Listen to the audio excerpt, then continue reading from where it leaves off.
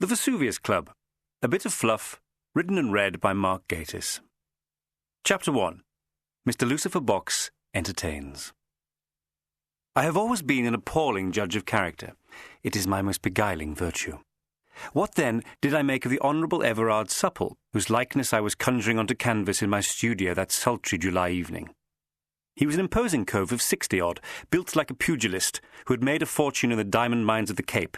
His declining years, he told me during the second sitting, when a client begins to thaw a mite, were to be devoted entirely to pleasure, principally in the gaming houses of the warmer and naughtier parts of Europe. A portrait, in his opinion, and his absence, would be just the thing to hang over the vast baronial fireplace in the vast baronial hall he had recently lavished 100 thou upon. The Supples, it has to be said, were not amongst the oldest and most distinguished families in the realm.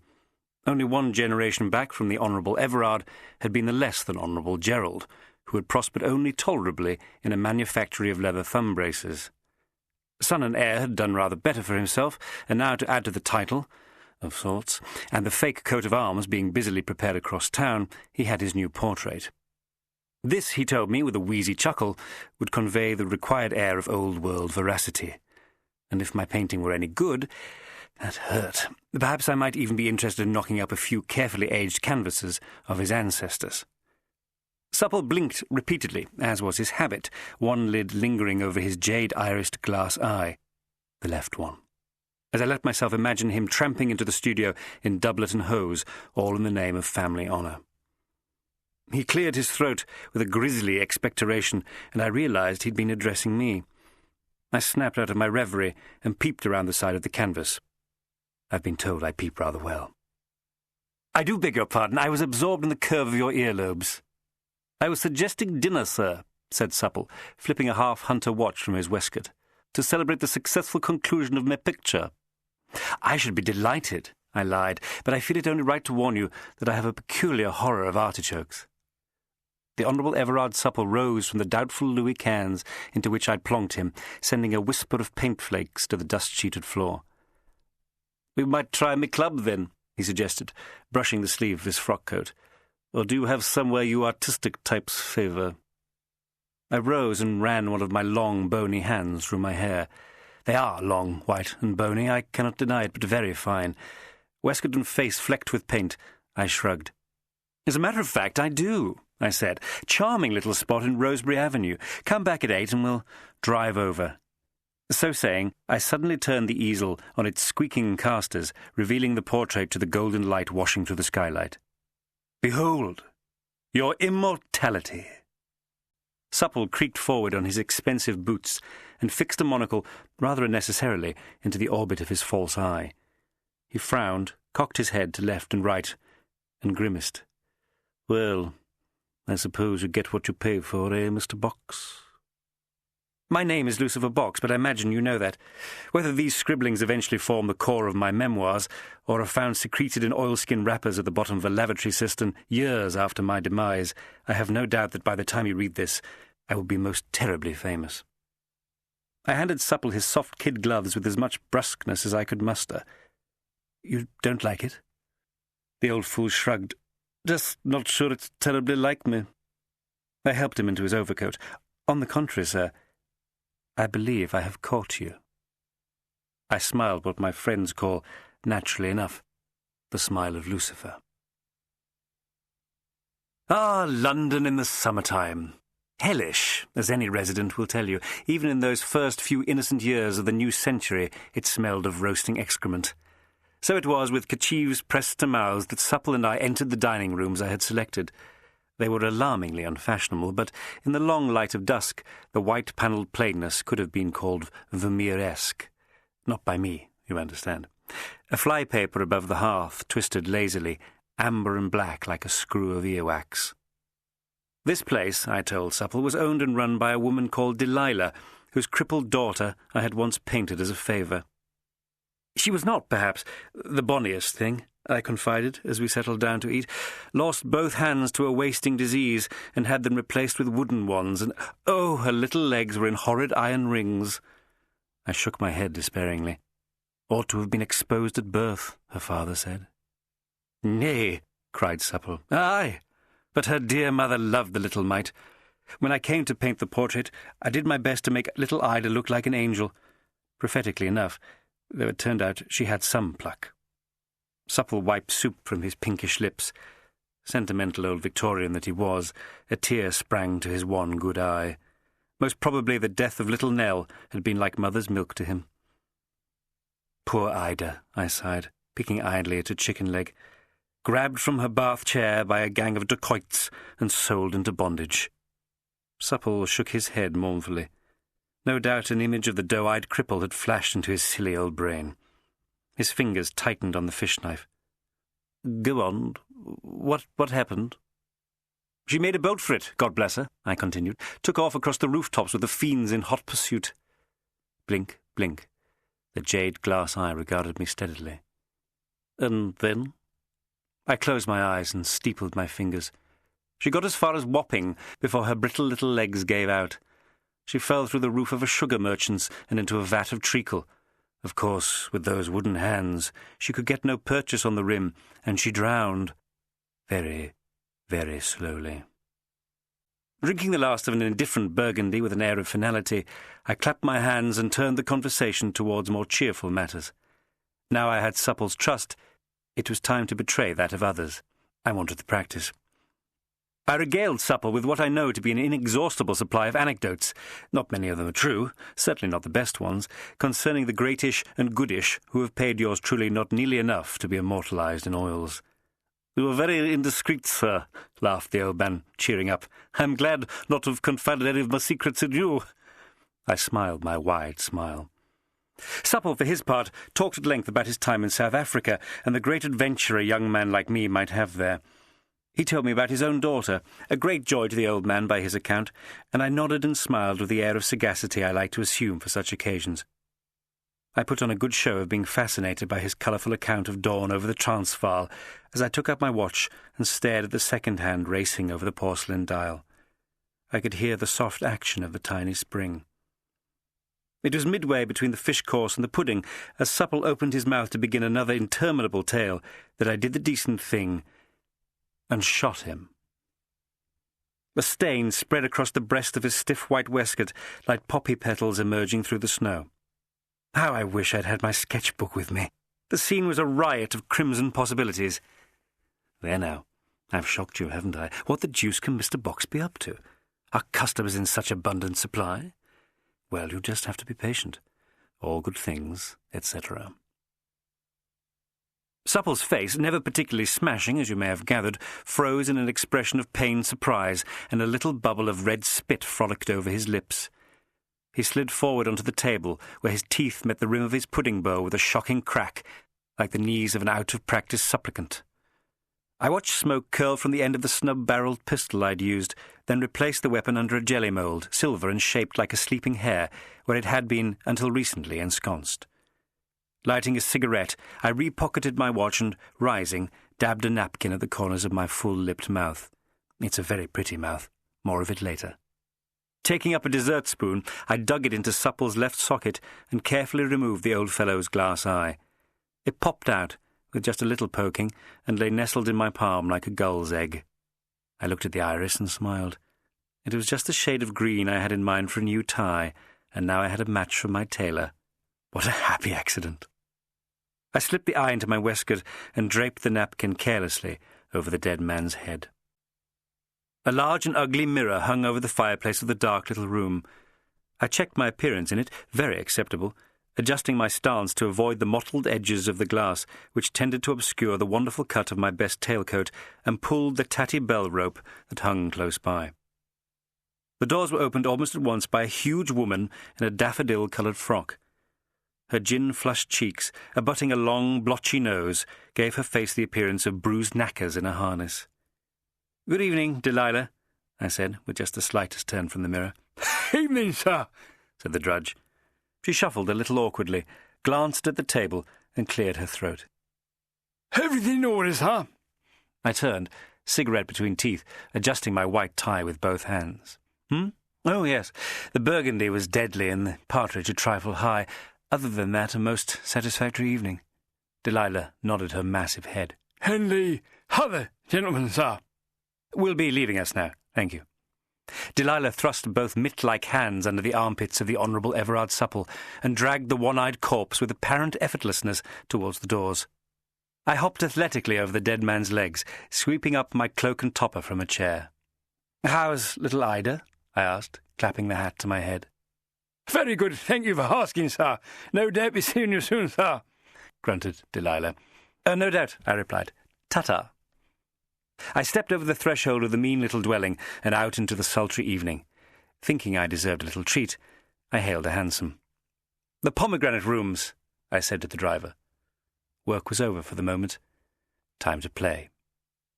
20 minutes later, I was dropped a short distance from said night spot and made my way towards its mouldering wedding cake facade. The slattern on the door opened it a crack and treated me to a quick view of her form.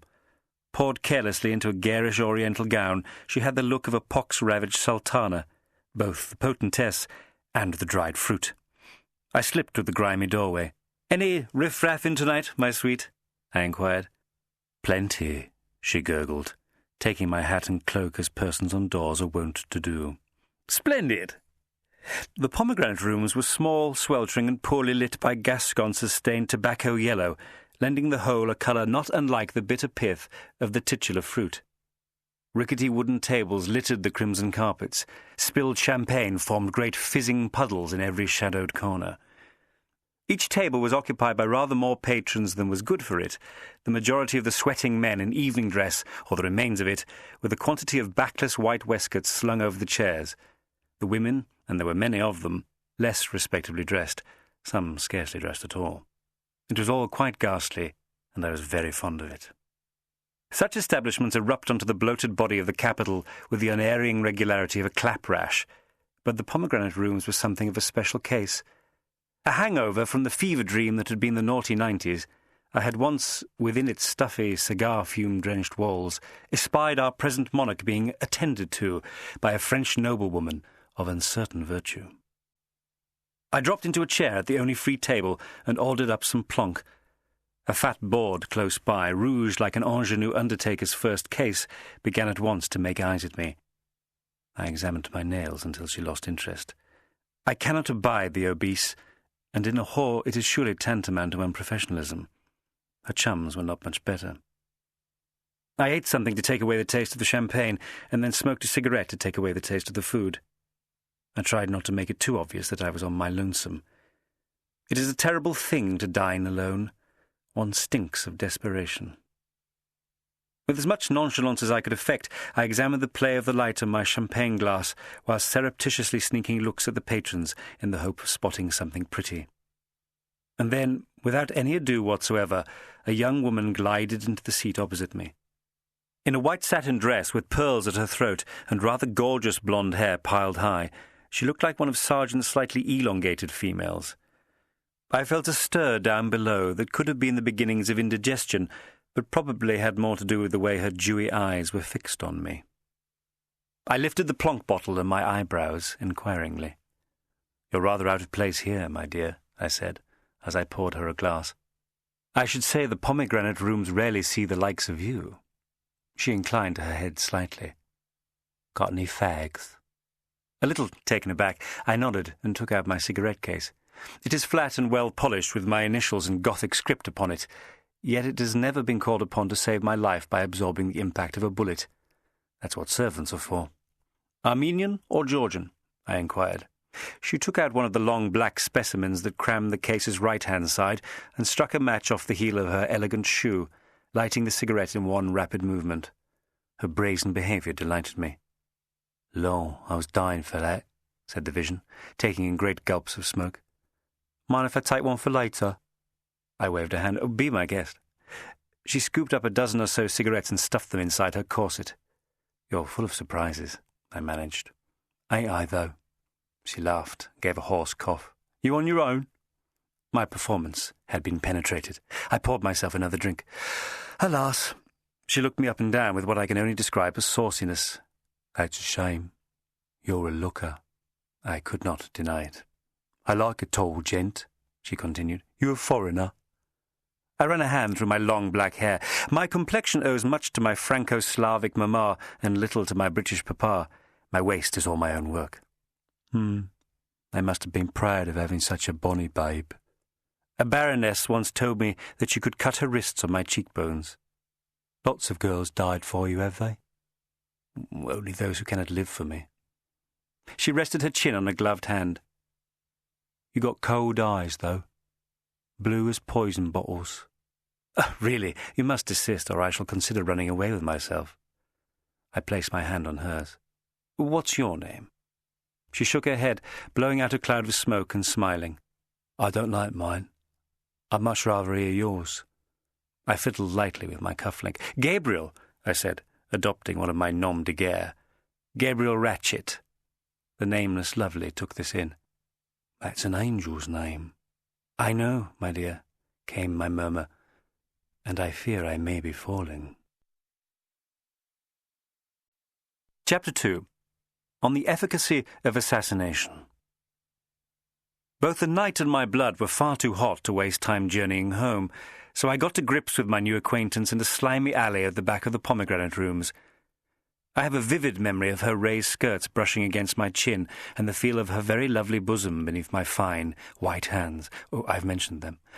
As I plunged on, my eye caught a bill pasted haphazardly to the wet brickwork. Nellie Best was playing at the Collins Music Hall. I might just have time between this coupling and my next appointment to make the second house. Nellie was on fine form, and so was I, hearing her belt out, "Who were you with last night?" as I strolled into the upstairs bar-room and topped myself up and hock. Groping for a seat and tripping irresponsibly over the fetching white ankles of a dozen young ladies, the hall became one great, wonderful blur of gaseous colour and light. I felt as though I had tumbled head-first into one of Sickert's delightfully déclassé canvases. The hollowed shadows enveloped me in grimy red plush, Nellie Best's canary yellow crinolines flaring before my grinning phiz like sunbursts. After several choruses too many of "Oh, what a silly place to kiss a girl," I tottered out into the balmy night and a cab. "Piccadilly," I cried, banging my cane rather unnecessarily against the roof. Shortly afterwards, I was deposited in front of the Royal Academy of Art. By day, I am naturally used to entering premises by the front door, but that night I took care descending the treacherously corkscrew steps down to the tradesman's entrance. Delilah, having finished her work at the dining rooms, was there to greet me with her broken-toothed smile. She ushered me through into a corridor tiled in black and white parquet.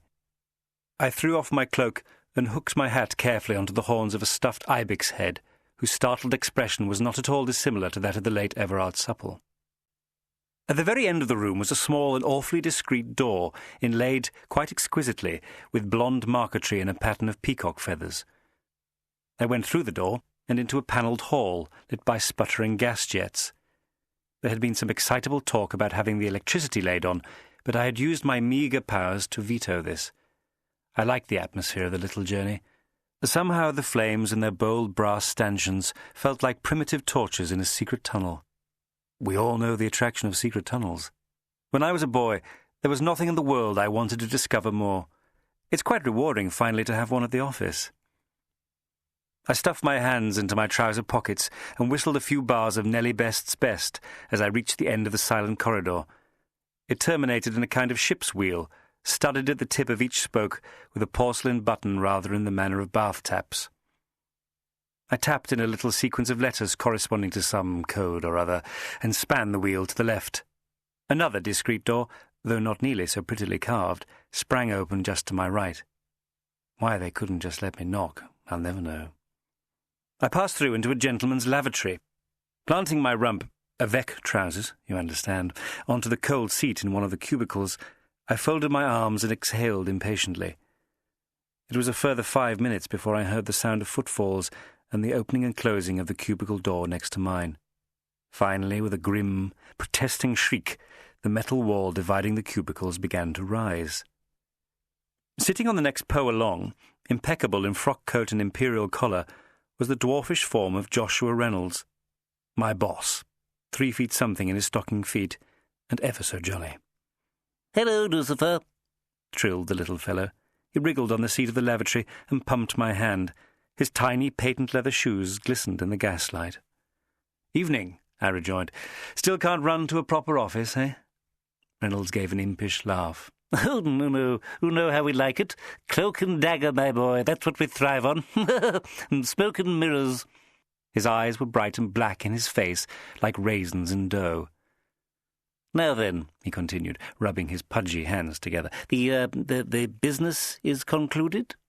I nodded and smiled my wide smile. "It is." "And the package has been sent to Sebastopol?" "Yes." And was the transaction accomplished without undue—" "If you mean, have I killed Old Supple, then yes, I have," I cried, shot him in the chest and watched him die like the filthy dog he was. The little man sniffed and nodded. He seemed to suffer an eternal cold in the head. "A modicum of thanks would not go amiss," I ventured. Reynolds laughed explosively. "What would you like me to say, my boy? That England owes you a great debt?" "That would do to begin with. The nation will be forever and profoundly grateful, that sort of thing. But will the nation ever know it? To them the Honourable Everard will remain a gallant servant of the Empire." "Is shot defending his own home by a vicious gang of roughs," put in J.R. "Is that what we're saying?" "So I gather." I shrugged lightly. "Yes, he will remain every inch the gallant lad, rather than the atrocious anarchist with plans to explode bombs under the Foreign Secretary that we know him to be, to have been." Well, my boy," said Joshua Reynolds with a twinkle. "That is why we call it Secret Service." "Ah, now, the cat's out of the bag. There you are, having paid your few shillings at Mr. Smith's Emporium at Waterloo Station, if my memoirs ever make it out of the cistern, fully expecting the entertaining ramblings of the great Lucifer Box R.A., foremost portraitist of his age. A man must have ambition. And what do you discover? That in between my little daubs I was living a double life.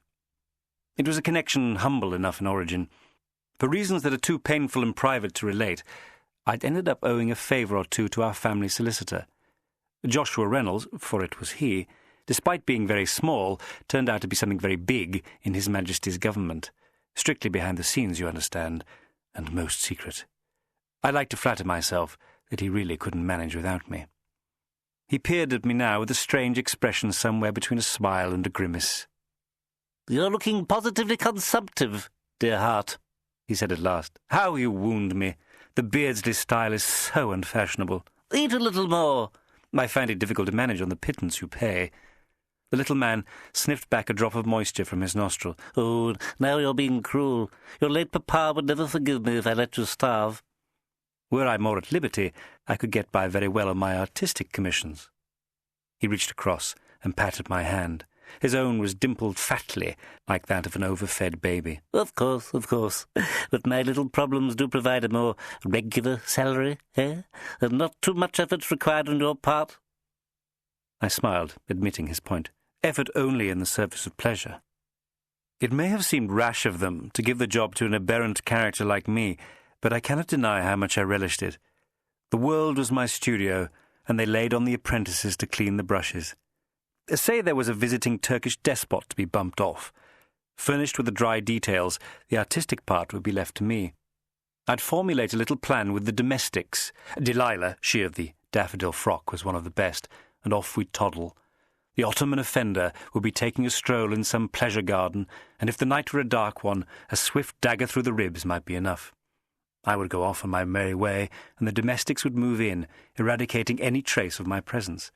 A day or so later, the stabbee would be found 100 miles away, in, let us say, Newcastle-under-Lyme, the victim of a crazed malcontent. The malcontent, usually the body of a vagrant, retrieved from the local mortuary, dressed up with a dagger clasped in his rapidly stiffening digits, was sometimes found there too. Within 24 hours, both corpses would be under Lyme themselves. Oftentimes, though, something a shade more baroque was called for, and Delilah and I would roll up our sleeves and embark on a coffee-fueled plotting session that was rather cheerfully like cramming for an examination. It was all terribly well done, and it lent one an immunity from even the vaguest threat of prosecution that was quite giddying. Artistic license to kill, you might say. Joshua Reynolds, who really was the most frightful old woman— well, no, he really was a dwarf, but you follow me— glanced at me as I sank back against the cold lavatory wall and grinned at him. For once there was a flicker of something less pleasant in those bright black eyes. Enthusiasm is all very well, my dear Lucifer, but we mustn't get sloppy, must we? We must always remember that nasty business of the Bow Road. I bristled at this, but held my tongue. As I say, some things are painful and private. I was a bit done in after all the evening's excitement, but it was clear the boss had more work for me. He blew his button nose and retrieved a file from his case. As he examined its contents, I examined my fingernails. In the morning, I thought, I would take a steam bath. "You got my note?" he said at length. "I'm afraid I haven't checked my correspondence. I was running late, you see, what with the murdering." The dwarf gazed in a puzzled fashion at the contents of his handkerchief. "Do you know Poop?" "Poop?" "Jocelyn Poop. Our man in Naples. We received a wire from him some days ago." He tossed me a square of buff paper. I read it over swiftly.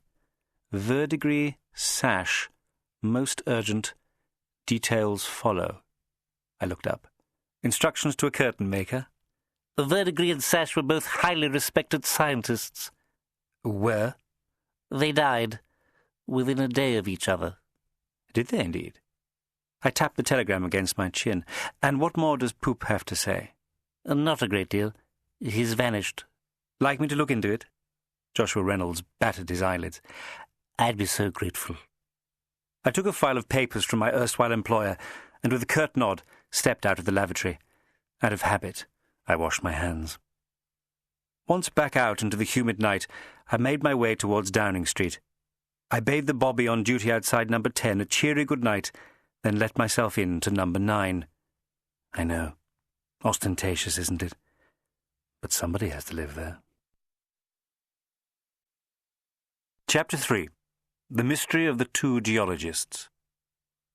My occupancy of number 9 is a long and not particularly edifying story.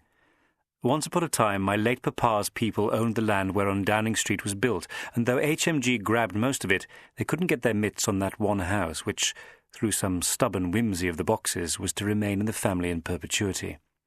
And now, as last of the line, number 9 had come to me. More than anything, I wished to be shot of the place, but the terms of my inheritance were strict, and so impecunious old Lucifer occupied 3 rooms, more or less, on the ground floor of one of the grandest houses in London. The rest of the pointlessly huge edifice was shuttered, sheeted, quietly rotting, and likely to remain so unless I started to sell a lot more pictures. On the positive side, it was awfully handy for town. I woke to find myself fully dressed and on top of the bed, surrounded by a litter of files on the missing Poop and the late Professor's sash and verdigris. I must have drifted off in either a haze of data or a haze of hashish. I really cannot recall. I was about to call for my man Poplar when I remembered that he had taken a bullet in the back 3 weeks before on the southbound platform of a Serbian railway station. No silver cigarette case, you see. I sighed hugely. I'd certainly miss old Poplar, and his passing left me in the unfortunate position of requiring a new manservant. Taking a small propelling pencil from my waistcoat pocket, I scribbled the words "Get help" onto my shirt cuff as an aide-memoire. It was to be hoped that my laundress would not interpret this as the desperate plea of a kidnapped heiress hidden amongst my evening clothes. A manservant was one of the perks of the job, yet Joshua Reynolds seemed in no great hurry to furnish me with a new one. If things didn't improve soon, I was faced with the grisly prospect of getting in Delilah to rinse out my undergarments. I bathed in preparation for my Turkish bath and sent a note round to one of my pals expressing the desire that he join me there. The pal in question was a fiercely handsome and failingly cheerful lad called Christopher Miracle. To look at, you would think him one of those fellows who go stamping off around the world in a peacoat, having peninsulas named after them. In fact, he was one of the most famous portraitists in England, and was said to possess an extraordinary patience and delicacy of touch. He had not been born into wealth, but had earned it, imagine, and the gulf that existed between our financial situations resulted in the kind of slow-burning resentment that fuels the best friendships. As a result of his status, he was quite staggeringly well connected, and I had a fancy he might know something of my missing professors. The summer day was bright as a flare and stultifyingly humid. I was hard-pressed to notice any change in atmosphere between the outside and the interior of the Wigmore Street baths where I later found myself. As blonde and enthusiastic as a Labrador puppy, Christopher Miracle bounced startlingly out of the wreaths of steam and thumped me on the back as a token of his affection. Box, old man, how are you? Looking distinctly peaky, I'd say. You getting enough nosh? I made a place on the warm marble beside me. You're not the first to speculate. He extended his long legs before him, the white towel around his waist pulling as taut and neat as a tablecloth. "Is there tea?" he cried, smoothing back a lock of wet blonde hair. "I must have tea." He snapped his fingers with the assurance of a born team captain, face already reddening in the heat, and sat with one leg up on the marble, as solid and impressive as the Velasquez Mars, having mislaid his helmet. Next to his frame, I did seem positively emaciated. We sipped at small glasses of sweet-smelling tea brought to us by a capaciously girthed Turk and fell into happy conversation, or gossip, if you prefer, denigrating the pompous and the talentless who we felt were being preferred over us. Merely assassinating someone's character made for a pleasant change. "By the way," said Miracle suddenly, "I'm having a party, or a ball, if you want to be grand, in honour of the return of Persephone, goddess of the summer. Possible you could come, or are you overcommitted? I collect invitations on the mantelpiece behind a bust of the late Queen. Just now, I fear Her Majesty will be pitched forward into the fireplace. I'd never miss one of your parties, though, Christopher. I trust there will be a superabundance of flesh." "Oh, I'm counting on it. I may invite one or two from my drawing class." "Drawing class?" "Oh, didn't I tell you? Oh, I've been taking a class for ladies in one of those mechanical institutes down in Chelsea. A weekly thing. Requires little effort on my part and has several benefits. Perhaps you should give it a bash." I sank back onto the seat and rested on my palms. "Benefits, eh? Let me guess," I mused. "Firstly, yes, it keeps you in regular contact with just the kind of idle rich who are liable to commission pictures from you." "Excellent." "Further enhancing your laurel-strewn reputation," I said, gazing thoughtfully at the steam-clouded ceiling. "Secondly, every now and then one such patron turns out to be a real stunner and game for a lark." Miracle laughed explosively. "Now, really, Box." "Thirdly, it allows you to put a little back into society by encouraging the artistic endeavours of those less talented than yourself." I smiled broadly. "I have, of course, put these benefits in order of priority." "Your reasoning, Box, is perfectly sound," said Miracle, with a grin. "I allow 12 of them in at any one time," he said, "probably for no better reason than it makes the occasion feel vaguely like a coven." "With you as the presiding demon?" "Naturally. They have tea, and there's a little chatter and not a little swooning around yours truly.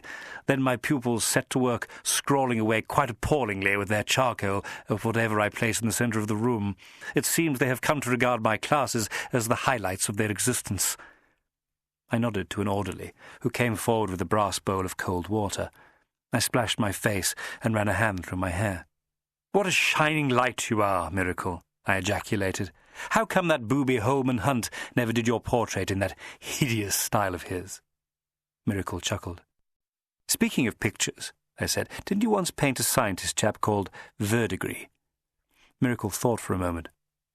"Believe I did. Great fat fellow. Eyes spaced too wide like a flatfish. Come to think of it, I heard he'd vanished, along with some old pal of his called Sash. I, too, had heard something of the kind. Don't know much about the other. Seems they both suffered a sort of seizure. Are you digging for something?" I shrugged. Alone amongst my friends, Miracle had some idea of my other life, but even then thought it no more than the hobby of an over-diligent gossip. "Geologists, I gather," I said at last. Miracle nodded. "Old Cambridge chums. Verdigris died the day after Sash. Very rum. Life's full of coincidences." "So they say," laughed Miracle. "Do you think these events are connected? I'll see what I can root out." For a while we sat in silence, steeped in the lethargy induced by the chamber's broiling heat. Occasionally the mists cleared, revealing the green and red tiled arches of the roof. The baths hummed with human traffic, the hissing of the coals, the distant ploosh of patrons in the plunge pools, the heavy sighing of thick-set, red-faced gents, towels wrapped like swaddling around their hard bellies. After a time, Miracle smiled, thrust out his lower lip, then patted my leg and rose. "Shan't be a moment. Nature calls." I watched him stride away through the billowing steam clouds and was so engrossed by the progress of a great heavy drop of sweat down my face that I almost failed to notice a veiny forearm suddenly clamp itself around my gullet. With a gasp, I sank my fingers into the flesh of the arm. Struggling to stand, I found myself hauled backwards by a wild strength. My back struck the slippery marble steps, and for a second or so my head swam. "Blackguard!" hissed a voice in my ear. "Scoundrel!" Well, I had been called worse. I twisted my head wildly to one side, attempting to catch sight of my attacker, but the clouds of steam showed only glimpses of glistening flesh and a pair of goggling, enraged eyes beneath thick black brows. His arm tightened around my throat. I kicked out at the brass bowl in a desperate effort to attract the attention of the attendants, but with lightning speed my assailant began to drag me towards a neglected niche. The towel slipped from my waist, and I felt my buttocks sliding over the seat. I croaked frantically. Would one of the elderly gentlemen in their steamy shrouds notice and raise the alarm? But a ruddy hand with hairy knuckles was quickly planted over my mouth. I was completely helpless. Salty sweat stung at my eyes. "No, you villain! Now I have you!" The fellow's breath was stale with tobacco. I was on my haunches, my senses whirling. Yet, at the very moment of defeat, I snatched a chance of victory. Using the brute's heaviness to my advantage, I shoved backwards against him and drove my elbow savagely into his midriff. He gave a startled cry, fell lumpenly against the tiles, and momentarily slackened his iron grip on my head and neck. It was all I needed. Springing to my feet, I whirled around and kicked him in the throat, my leg extended with the grace of a dancer, even if I do say so myself. His hand flew to his Adam's apple, but I gave him no quarter, pummeling his face with my fists and then, after taking a handful of his wet hair, cracking his face off the wall. "What is this?" I gasped. "What do you want with me?" The fellow was revealed now, a great, hirsute, middle-aged creature with long, oily moustaches and a face as red as a brick. Where had I seen the ugly bastard before? In the criminal archives of the Viennese police, perhaps? Or was he one of the Brotherhood of Blind Assassins who had sworn revenge on me after the affair of the Prussian martyrs? Those enraged eyes glared at me still. With a snarl, he put his head down and charged at me. I stepped swiftly to one side, but he caught me round the waist, and together we stumbled back into the main chamber. By now, of course, we had been noticed. As we whirled about, feet slithering on the wet floor, I had a confused impression of white towels and scarlet faces, mouths opened in wide O's of astonishment. The Turk who had brought Miracle's tea hovered around us, arms flapping, like the referee in a wrestling bout. "Can't we discuss this like gentlemen?" I gasped. He rose from my naked waist and jabbed a fist at my face. I sidestepped clumsily, feet skidding. "Gentlemen! You!" he spat. The Turk was at his elbow, his face a mask of misery.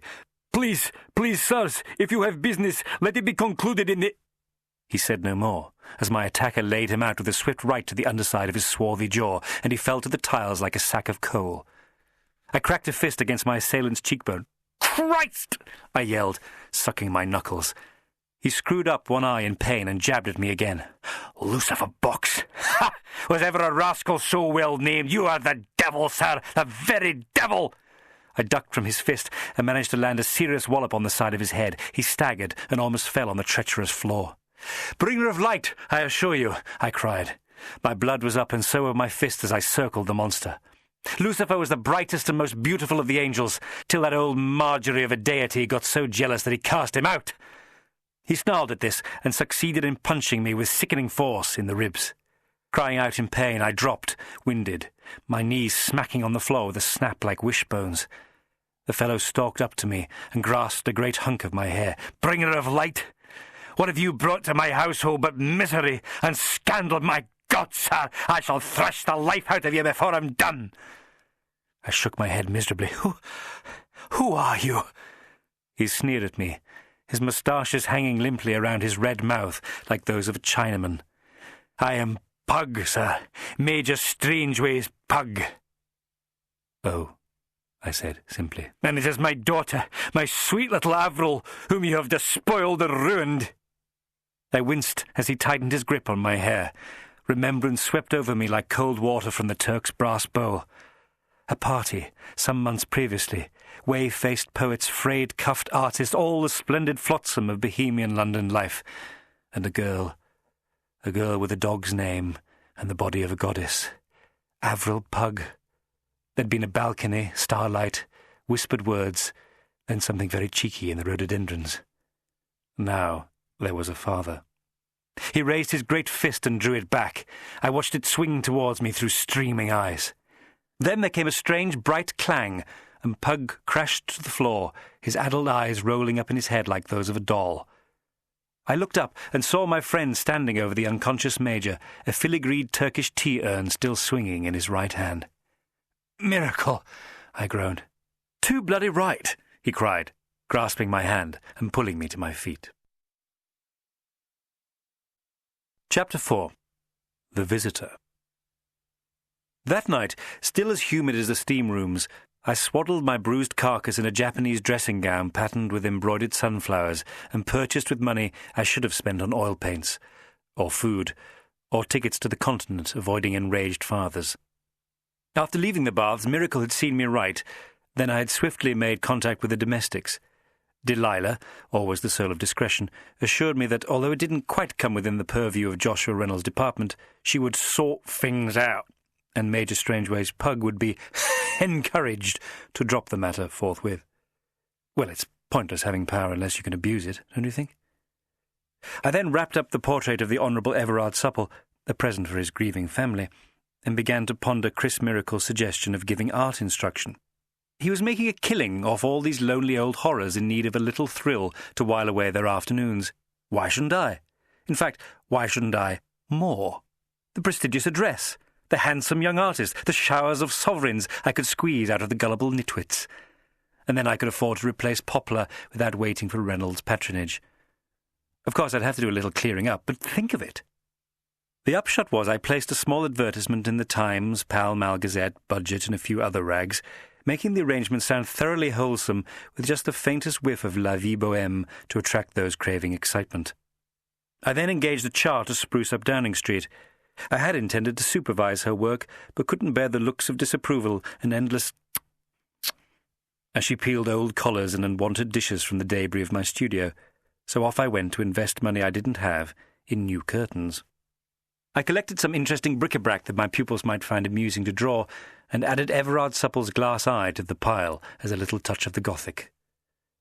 After that, with rather impressive zeal, I assumed the disguise of a dour-faced newspaperman.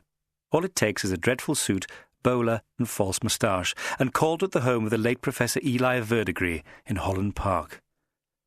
It was a house plunged into mourning, black crape blossoming from every niche and banister, a wreath of some stinking violet flower encircling Friend Miracle's rather bad portrait of the great man. He had indeed been a corpulent fellow, with curious wide-apart eyes and a dimpled chin of such prominence that he resembled a Habsburg. Under the pretence of preparing a eulogy of the professor for the Pall Mall Gazette, I was shown into a cluttered study for an audience. I'm afraid you'll have to make do with me," said a tall young man as fat as his father, ushering me into a chair. "My poor mamma is, quite beside herself." "It was very unexpected, then?" I whispered, laying on the sympathy as thick as impasto. "Entirely." He rubbed absently at the black armband around his sleeve. "My father has not had a day's illness in his life." I nodded and scribbled in a little notebook. "The doctor's opinion?" Verdigris Jr. shrugged. "They seem at something of a loss. Seizure of some kind, followed by coma and, death." "Dear me, the Gazette offers its sincerest condolences." The young fellow sniffed and looked up at me. "Everyone has been quite marvellous, though. The family, his colleagues and friends." "And the funeral?" "Day before yesterday. It was, it is over now." I gave him a sad smile. "Could you give me some idea of the nature of your father's work?" Verdigris' mouth tugged downwards. "Not really, I'm afraid. Frightful dunce where Papa's stuff is concerned. I can root out some literature for you if you'd care to wait." "That would be most helpful, sir." While he was out, I made a quick inspection of the fire grate in the desk. There was no evidence of anything being burnt in the grate, but on the desk I spotted a large appointments diary. I flicked hastily through the pages. What was I looking for? Well, anything out of the common, I suppose. But I found nothing save evidence of Verdigris' dreary affairs, and the rest of the study proved equally barren. The walls were lined with books and very indifferent landscapes in need of cleaning. I closed the diary carefully, brushed off a dusty purplish residue from the desk that had adhered to my sleeve, and dashed back to my chair. Young Verdigris came back in and handed me a thick, dust-jacketed volume. "Here it is, Papa's magnum opus. Tried my damnedest to get into it, but I turned the book over and looked at the spine. The title was picked out in gold. Magnetic Viscosity, I read, with some notes on volcanic convection. More light reading seemed on the agenda.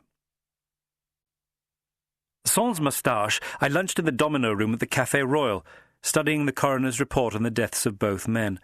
There were no traces of toxins, nothing at all to indicate that death had not been due to some freak seizure. But what connection was Poop's telegram driving at? And why had Poop himself disappeared? I resumed my disguise as Fleet Street's finest and took an underground train to meet the wife of Professor Frederick Sash, the second of the late scientists. I had tried to make some sense of Verdigree's book, but could not get on with it. It seemed terrible nonsense, or terribly clever. Mrs. Sash, a good-looking piece with a swan-like neck, received me graciously enough, although she had the infuriating habit of cutting one off in mid-sentence. As I sipped my tea, I glanced around the darkening drawing-room. "I see you have a copy of Verdigree's seminal Magnetic Viscosity," I said blithely. "Was your husband acquainted with—" "Oh, yes, from their Cambridge days. Eli seems to have passed away the day after Frederick. What in heaven's name can it mean?" I nodded sympathetically and scratched at my false moustache. "Of course there was no ill feeling between—" Mrs. Sash shook her handsome head. "There was some rivalry, naturally, both being in the same field, but no more than that. They were always on very good terms, though they had seen little of one another since their continental adventure came to an end. Continental? They once worked together in Europe for some little time." I scribbled in my notebook. "No previous illness? There had been nothing out of the ordinary." I was hoping to persuade the lady to absent herself briefly, as I had with Professor Verdigree's son, to facilitate a quick nose around the room, but my request for refreshment was answered by a delicate pull on the bell rope and the appearance of a dour-faced flunky. I paused with my pencil hovering over the paper. "This was your husband's study? No. He has a room on the first floor. Claimed it was too noisy down here." She passed a hand over her face. "He was at home all day, working up a theorem. The late post had just come when—" She sniffed back a tear. "You must excuse me for now, sir. We are somewhat upside down at the moment. There is so much to do." "One final thing, Mrs. Sash. Have I missed the funeral?" I had. It had taken place only the previous day, in Southwark. Mrs. Sash glanced down at her neat little hands. There again I was vexed. We were unable to use the firm my husband's family had always relied upon. "Firm?" "The undertaking firm, sir. Tulip Brothers. Retired, it seems, without so much as a note. The business has been taken over. I suppose it all passed off well enough. But there was something a little queer about them." "What makes you say that?" She sighed. "Well, whatever goodwill they inherited has been squandered, I can tell you. It was a rather amateurish display." "And what is the name of this curious firm?" Mrs. Sash crossed to a small bureau and produced a black-edged card. "I'm not saying it's necessarily worthy of a newspaper investigation," she said, handing it over, "but I found their attitude most peculiar. I'd be easier in my mind if someone were to do a little, digging?" For the first time, she smiled. I held up the card. "Tom Bowler, Superior Funerals, 188 England's Lane, London, North." I had changed and was stretching a canvas in my studio that afternoon, wondering how to infiltrate an undertaker's without a cadaver to present, when I heard a knock at the door.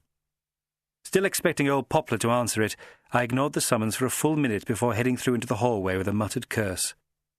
A singularly lovely personage stood on my doorstep, clutching a folded newspaper in her lace-gloved hand. "Mr. Box?" "I am he." She stepped forward, and the sunlight cast a glow over the russet-coloured dress that clung so charmingly to her figure.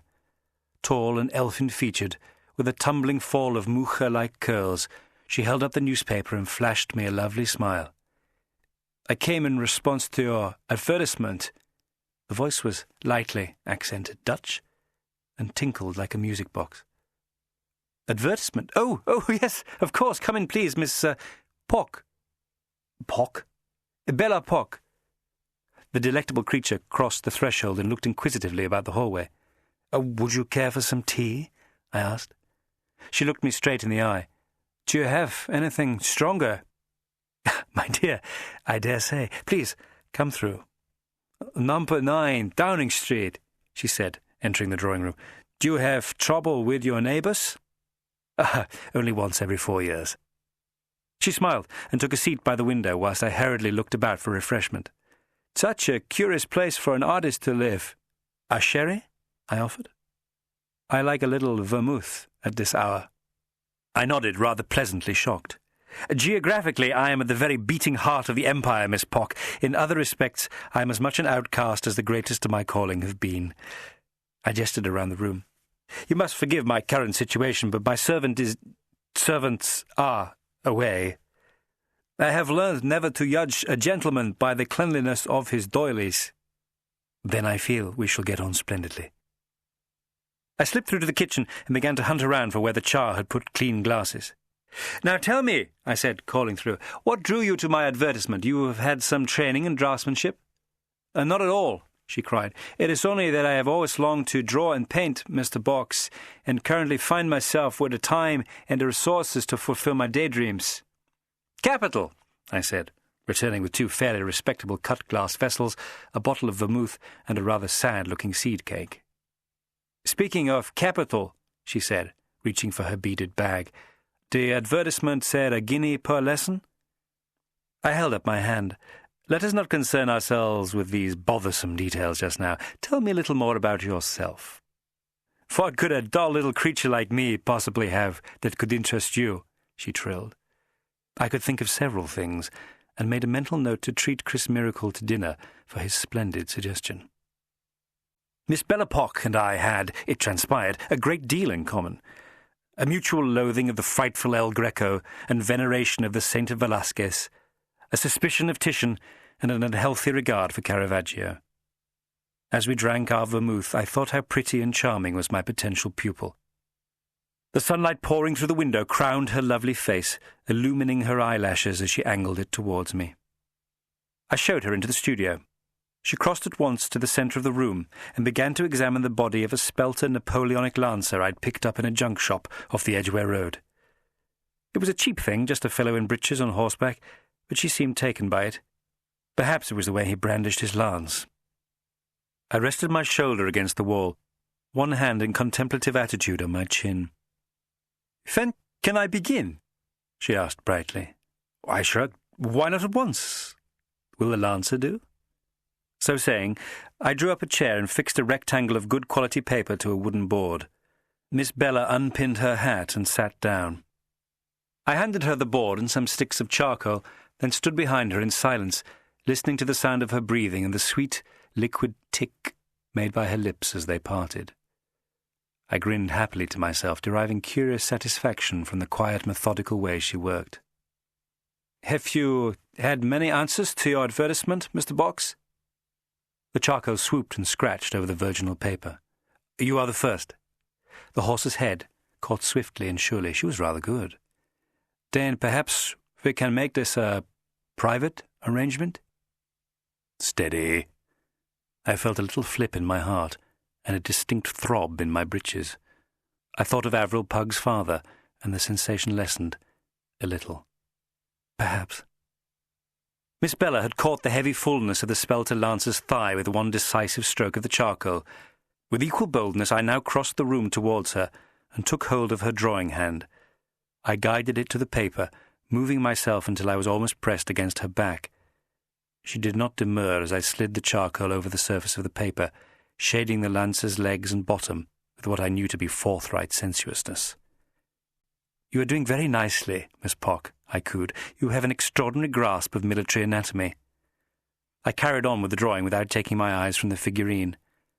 "A bottom is a bottom, Mr. Box," she said, "whether a soldier's or a parlour mate's." I suppressed a smile. "True, I suppose. Tell me, are you town or country-born?" I pressed myself closer to her. There could be no mistaking the broom handle in my trousers. With a slight dip of her lovely head, Bella Pock moved away from me a little and released her hand from my grip. "I am a farmer's daughter, Mr. Box," she murmured. I held up my hands in supplication and backed away. And you know a fox when you see one, I thought. Turning in her seat, she gave a little gasp. I looked to where she looked and saw that she was staring at the glass eye I had placed near the lancer. "How ghoulish!" she cried with her musical laugh. "Isn't it?" I said. "Shall I put it away?" "Oh, no. I am not so squeamish as you might think, but it does, as they say about the Mona Lisa, rather follow one about the room." She turned back to me, grinning, and presented the drawing board. "Well then, what is the verdict?" she said. "Guilty!" I cried. She gathered up her things. "Is there any hope for me?" I folded my arms and smiled. "I sentence you to commence your classes on Monday next, and may the Lord have mercy upon your—" I stopped very suddenly. My attention had become riveted on the newspaper that Miss Bella had brought through into the studio. I plucked it from her grasp. "Mr. Box?" she said with concern. "Are you quite all right?" In a column adjacent to my advertisement was a small item of news. "British diplomat murdered. Terrible discovery in Naples." A body found in the harbour at Naples on Monday last has been positively identified as that of Jocelyn Utterson Poop of His Majesty's Diplomatic Service. Mr. Poop, who was 33 years of age, had been stationed in the Italian city for over 4 years. The Neapolitan police say that the unfortunate man had been the victim of a murderous attack, leaving his skull crushed, probably by a stick or some such blunt instrument. "Mr. Box? Mr. Box!" The lovely Miss Pock placed a hand on my arm. "I am very sorry, my dear," I said quietly. "The lesson is over for today." Chapter 5. A Curious Undertaking. No clue? Joshua Reynolds, sitting in his accustomed place on the pan, raised his little hands palm upwards. "The Italian police have it down as a robbery gone awry. We shall have to wait and see. The body has been packed in ice and arrives tomorrow." "Poor devil," I said, leaning back against the pleasantly chill wall of the lavatory. "Saw Naples and died, you might say." "So much for Poop," said Reynolds glumly. "Have you made any progress with the dead professors?" I thrust my hands into my trouser pockets and kicked idly at the cubicle wall. "Some, I think. They were both concerned with the same branch of geological physics and had known each other of old. In addition, there was something odd about Sasha's funeral." Reynolds frowned. "Not much, all told." "Well, I had precious little chance to investigate Professor Sasha's effects," I continued, "so I planned to return for a root about." The little man gave a sigh. "How I envy you your adventures, Lucifer.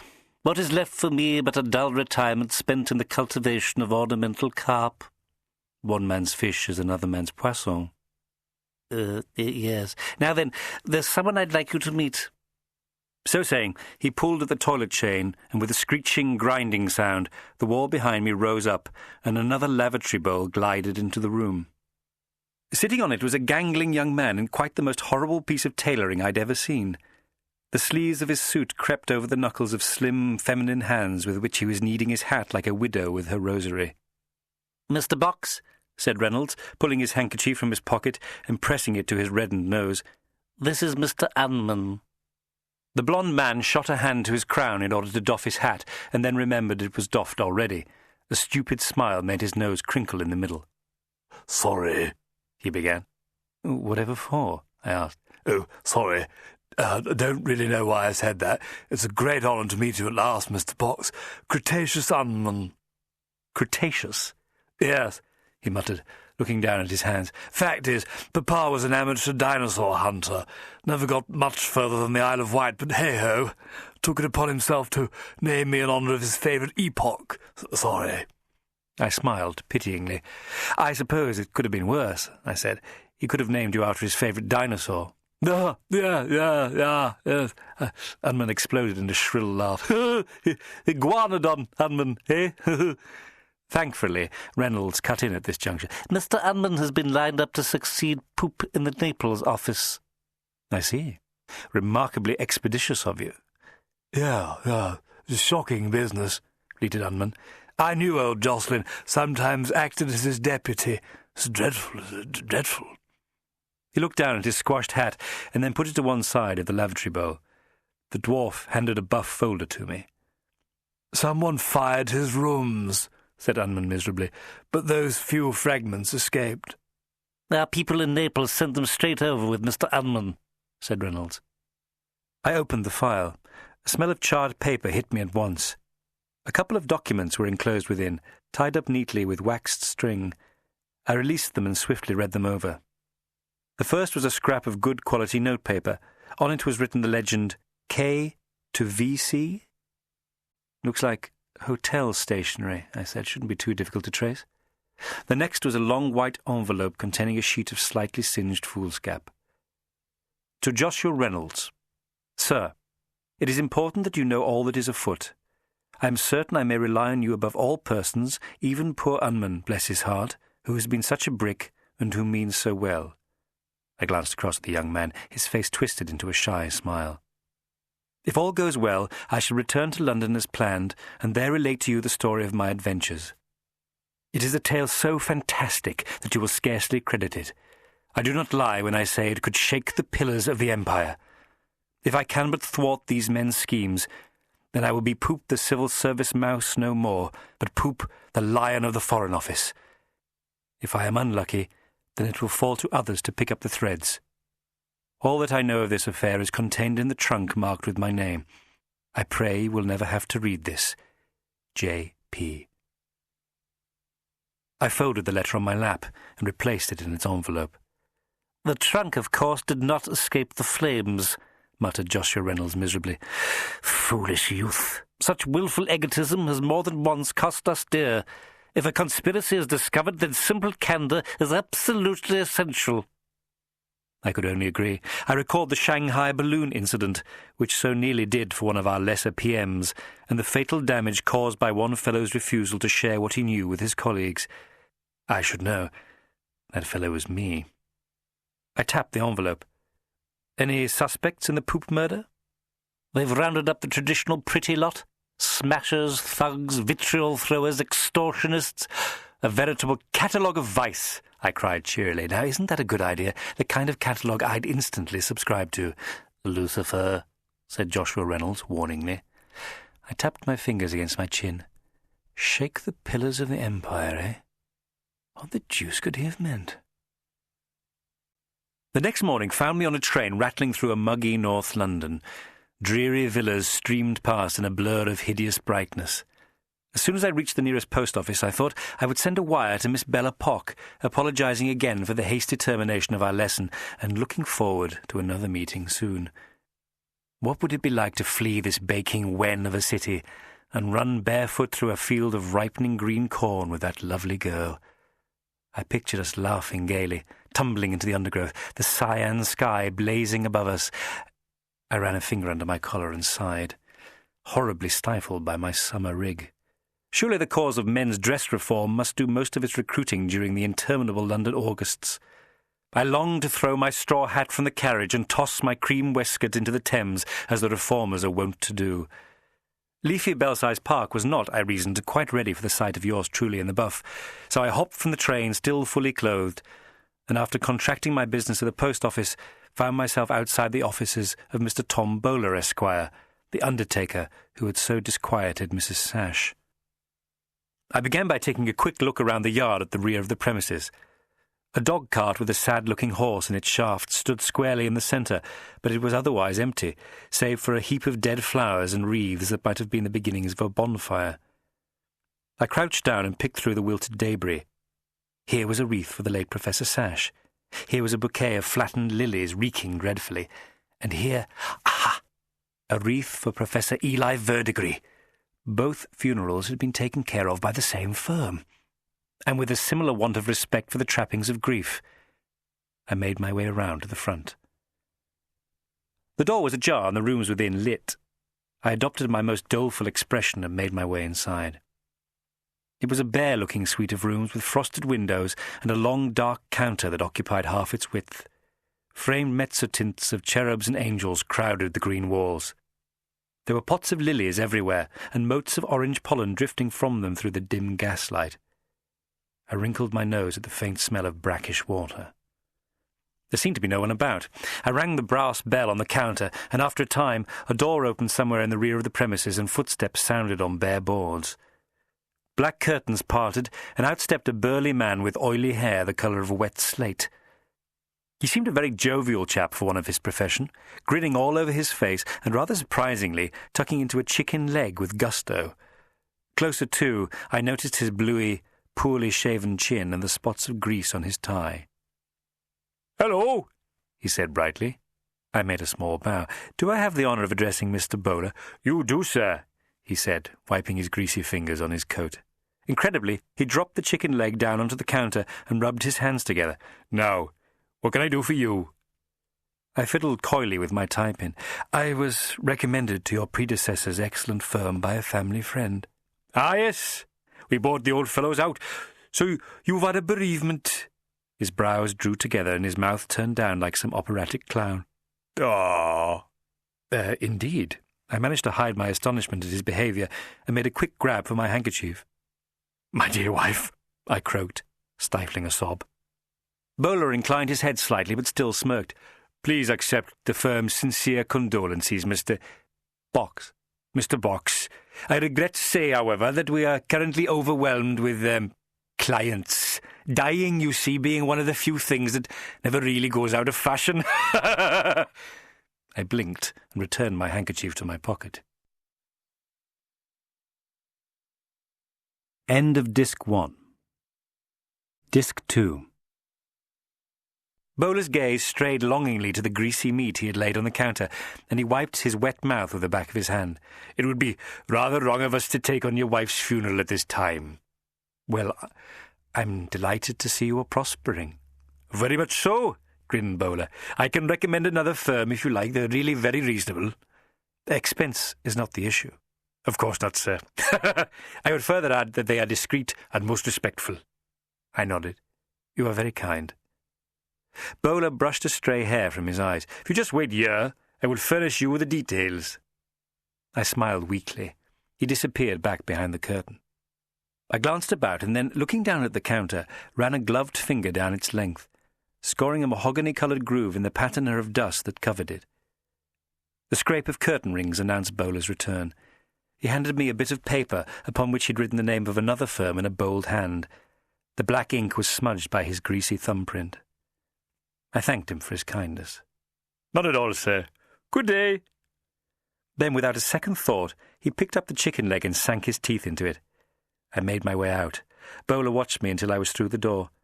Through the frosted pane, I distinctly saw him wave.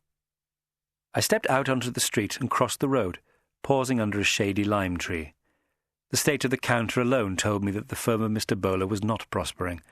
So why had he turned down my business and recommended a rival? And more revealingly, why had he signally failed to comment on the fact that despite my recent bereavement, I was dressed head to toe in white linen? And just then, a loud creaking close by drew my attention, and I stepped closer to the tree so as to remain unobserved. I realized that I was at the entrance to the undertaker's yard. As I watched, both the rickety gates swung open, and the dog-cart rattled through and onto the street. At the reins was a hard-faced fellow in a rust-coloured coat with a great scar across his nose. In the back of the cart lay a long wooden crate of similar dimensions to a coffin. I could see that it had some kind of shipping label plastered over its planking. I strolled from my hiding place as nonchalantly as I could, and managed to get myself into the path of the cart as it clattered into the road. Scarface glared at me. I doffed my hat. "I do beg your pardon. Could you direct me to the underground station?" He scowled at me for what seemed like a full minute before grudgingly jerking his thumb over his shoulder. Whipping up the horse, the vehicle lurched ahead. "Most kind," I rejoined, stepping out of its path before it ran me down. For a brief moment I was aware of nothing but the label shuddering its way into the distance. Then I crossed the pavement, made my way past the yard, and didn't look behind me until I had reached the station. Once there, I stood with my back to the gingerbread brown tiles, deep in thought. According to that shipping label, the crate was heading for Naples. That afternoon, I found myself standing on the jetty of a grimy wharf in the East End.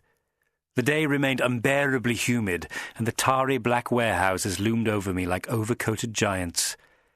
As I watched, another crate was hauled up from a small rowing boat. It was a scene far from the dreamy riverscapes of Old Man Monet. A noxious haze drifted over the drear Thames, insinuating its way like smoke into the nearest doorway, where 3 stout fellows and the even stouter Delilah now dragged the crate. I followed at a distance and doffed my straw hat. Respect for the dead, do you see, because inside that narrow, splintering box were the mortal remains of the unfortunate Jocelyn Poop, would-be Lion of the Foreign Office, now little more than 10 stones of rapidly deteriorating flesh. The interior of the warehouse was dim. I stepped back into the queasy green shadows of the gas lamps as Delilah planted her feet firmly on the floor and, jemmy in hand, began to wrench the planks from the improvised coffin.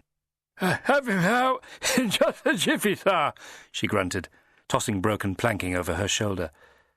Her 3 thick-set fellow domestics, meanwhile, prepared the butcher's slab onto which Poop was to be conveyed. Melted ice was already pooling about Delilah's boots, and I heard it cracking and splintering as though in a gin glass, as the brutish female began to lift Poop's body out by the shoulders. "Caw! What a stink!" cackled Delilah. "They don't know how to pack 'em, those bleeding high ties, do they, sir?" I clamped my glove to my mouth and shook my head. The stench was vile and almost overpowering. Hastily I gestured to the domestics to get on with it, and within a moment or two the dead man lay before me, his skin waxy, pockets of ice plastering the soaked fabric of his linen suit. There seemed nothing much to be gleaned from the reasonably intact torso. Poop's head, however, was quite a different matter. It was little more than a football-shaped outrage, black with congealed blood and matted with weed-like hair. Stepping gingerly forward, I peered at the gory mess and risked taking away the glove from my mouth. "Contents of the clothing, Delilah," I barked. "Right away, sir." She returned to the wharf to collect the rest of the delivery. I nodded towards the other domestics. "Get me a jug of water and a scrubbing brush." One of them nodded in acquiescence. By the time Delilah returned with a small leather satchel, I had cleaned up Poop's shattered noggin somewhat, exposing a hook nose and a rather unprepossessing moustache. Above the bridge of the nose, the whole of the forehead had been stoved in. It was more than a Cosh that did this, I mused to myself. Taking up the jug, I poured water into the wound.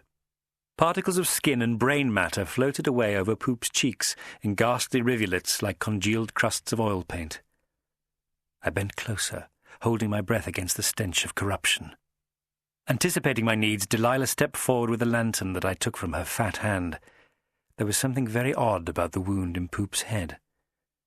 I probed with my fingers for some little time, then, sucking my teeth thoughtfully, stepped away from the corpse and folded my arms. "Delilah, I should be most awfully grateful if you could fetch me some plaster of Paris." "Plaster of Paris, huh?" "Yes, though where you lay your hands on some all the way out here—" She smiled her dreadful smile and gave a little bow. She was back within 20 minutes. As I said, the domestics were without peer. While the others prepared the mixture, covering themselves in floury clouds in the process, I laid out the contents of Poop's pockets that had been thoughtfully documented by the Neapolitan coppers. It was a sad little bundle. A daguerreotype of some ugly tart, probably his fiancée, 2 tickets to Rigoletto dated the night of his disappearance, and a quantity of soggy paperwork, all depressingly mundane. I searched in vain for any reference to V.C. What had his note said? K to V.C. Sounded like a chess move. People do play these agonizingly long-winded games over continents and decades. K corresponding to king, but to V.C.? Could be an accumulation of medals. Knight of the Garter to Victoria Cross? No, it's nonsense. Perhaps those opera tickets. Verdi's Cabal? Was there some link to the renowned tunesmith and his Rigoletto? Had Poop been done to death by a vengeful hunchback dwarf? I decided to leave it there for the time being, a good idea, as you can probably tell, and turned to the bowl of wet plaster prepared for me by the domestics. I took off my coat, rolled up my sleeves, and then carried the mixture over to the slab. With Delilah and one of her pals holding Poop's shattered head steady, I carefully poured the plaster into the great gaping wound. After setting down the bowl, I smoked a cheroot and waited for the stuff to dry. It is not a pleasant thing to make a mould from a fellow's dead bonce, but between us we managed to prise the set plaster from the sticky ooze of Poop's skull. I turned the impression upwards and dragged the lantern towards it. "Ah!" I ejaculated. "Do you see it? Do you see it?" Delilah ambled closer and screwed up her eyes at the plaster impression made by the object that someone had so unsportingly smashed into Jocelyn Poop's brain. "Well, I'll retire to Bedlam," breathed Delilah. "It's a face." Chapter 6. The Woman in the Veil. A face it was. Clearly discernible were waves of hair above a noble brow and hollow eyes, the bridge of an aquiline nose and a suggestion of lip completing the picture. It was either the most forceful headbutt in history or the impression of some kind of bust or statue. I took a rough guess that Poop had been attacked with a relic of the grandeur that was Rome, though precise dating was beyond me. I dispatched the plaster cast with the domestics, confident of a speedy identification by one of Joshua Reynolds' other agents, and also passed on a note to the little man himself, recommending that a watch be kept on the strange undertaking firm of Mr. Tom Bowler. As for me, it was time for that rooting around I had promised myself. Back at Downing Street to change togs, I found I was in receipt of a charming note from Bella Pock. "I look forward immensely to our next assignation," it ran. "I feel there is so much we shall do together." "Rather." I changed into a dark costume and pumps, bundling my other clothes into a heavy bag, then waited for Delilah to arrive in a brougham. There is a limit, you see, to what can be gleaned through what the yellow press like to call the proper channels. As you can imagine, it is only the improper channels that turn up matters of real interest. Having been unable to instigate a thorough search, I prepared, as promised, to have another look inside the home of Professor Frederick Sash. I am a practised housebreaker, and had done my best to look over the layout of the missing scientist's residence during my interview with his wife. I had myself dropped off a few streets away from the Sash residence, and then lay skulking in a clump of hydrangeas until the lights in the place were extinguished. It was another sweltering night, heavy with patches of unhealthy-looking mist, so that the shrubberies glowed oddly like spiders' webs. I slipped on a half-mask, and with a heavy jemmy in one hand and a dark lantern in the other, padded across the lawn, keeping low until I reached the shelter of the house. Once there, I flattened myself against the brickwork and paused for breath. The easiest point of entry to the villa, it seemed to me, was through a small diamond-paned window in the porchway. I crept around the wall until I reached this, then began an examination of the window. I had the jemmy all ready to prise open the woodwork, but then discovered that it was already ajar, no doubt left so due to the heat. I gently pushed the window open to its fullest extent and slid my terribly lithe and nimble frame through it. The porch led straight through into the great hallway, its ceiling made up almost entirely of skylights. I made my way stealthily past majolica pots stuffed with exotic plants and rows of walnut cabinets, crammed willy-nilly with quantities of blue china. I examined each cabinet in turn, but felt sure that it was Sash's study that I needed to explore. I made for the broad staircase, my rubber-soled pumps making not a sound as I ran swiftly upwards. A series of rooms led off a walkway that looked down directly onto the hall below. I was making for the first door with great urgency when I heard the unmistakable creak of a floorboard. I froze. After a moment, I edged slowly and silently back to the panelled wall, secreting myself in the shadow of yet another cabinet. I peered across the space, struggling to make out anything in the darkness. Yes, there, yes! There was a shape, undoubtedly human, moving stealthily up the stairs I had come up. It was difficult to be certain from the way it moved whether or not the stranger was an inhabitant or intent on something nefarious. Either way, I was in danger. I slipped my hand into my Norfolk and pulled out my revolver, then raised the dark lantern and prepared to slip back its metal door. A loud cough stopped me. The figure stepped into a patch of starlight, revealing itself to be Mrs. Sash, her long hair tumbled down over her neck, a glass of milk carried in one hand. She cleared her throat again and, oblivious to my presence, moved silently along the corridor to what I presumed was her bedroom. Once the door had closed behind her, I breathed a sigh of relief and moved on. 4 doors led off the walkway. One I could now eliminate. With the utmost care, I opened the dark lantern a crack and then, silently, the first door. Within I could make out lumpen black shapes, in all probability the sleeping forms of Sash's overfed children. One faced the ceiling and was snoring. The other had her hands tucked beneath her face like a child in a nursery picture. I stepped back onto the landing and gently closed the door. The next room revealed itself to be merely a linen cupboard.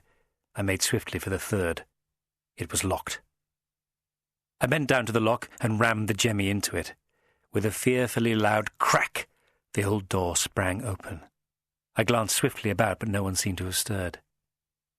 Once inside, I moved to the wall and discovered it covered by thick curtains. I checked to ensure I would remain unobserved, and then opened the lantern to its fullest extent. The room smelled of old leather. Books lined the walls. This looked rather promisingly like Sash's study. I swung the lantern around the room. The light picked out a bureau and a tall cabinet filled with curiosities. Moving on, I crossed swiftly to the bureau and pushed up the rolled top. 3 or 4 envelopes lay there, in all probability the late post mentioned by Mrs. Sash. The Professor would never open them now. I opened each of the drawers in turn. Nothing of interest caught my attention. They seemed merely to contain reams of dry scientific discourse. I plunged my hand into the back of the drawers and felt about in case there were any recessed panels or buttons.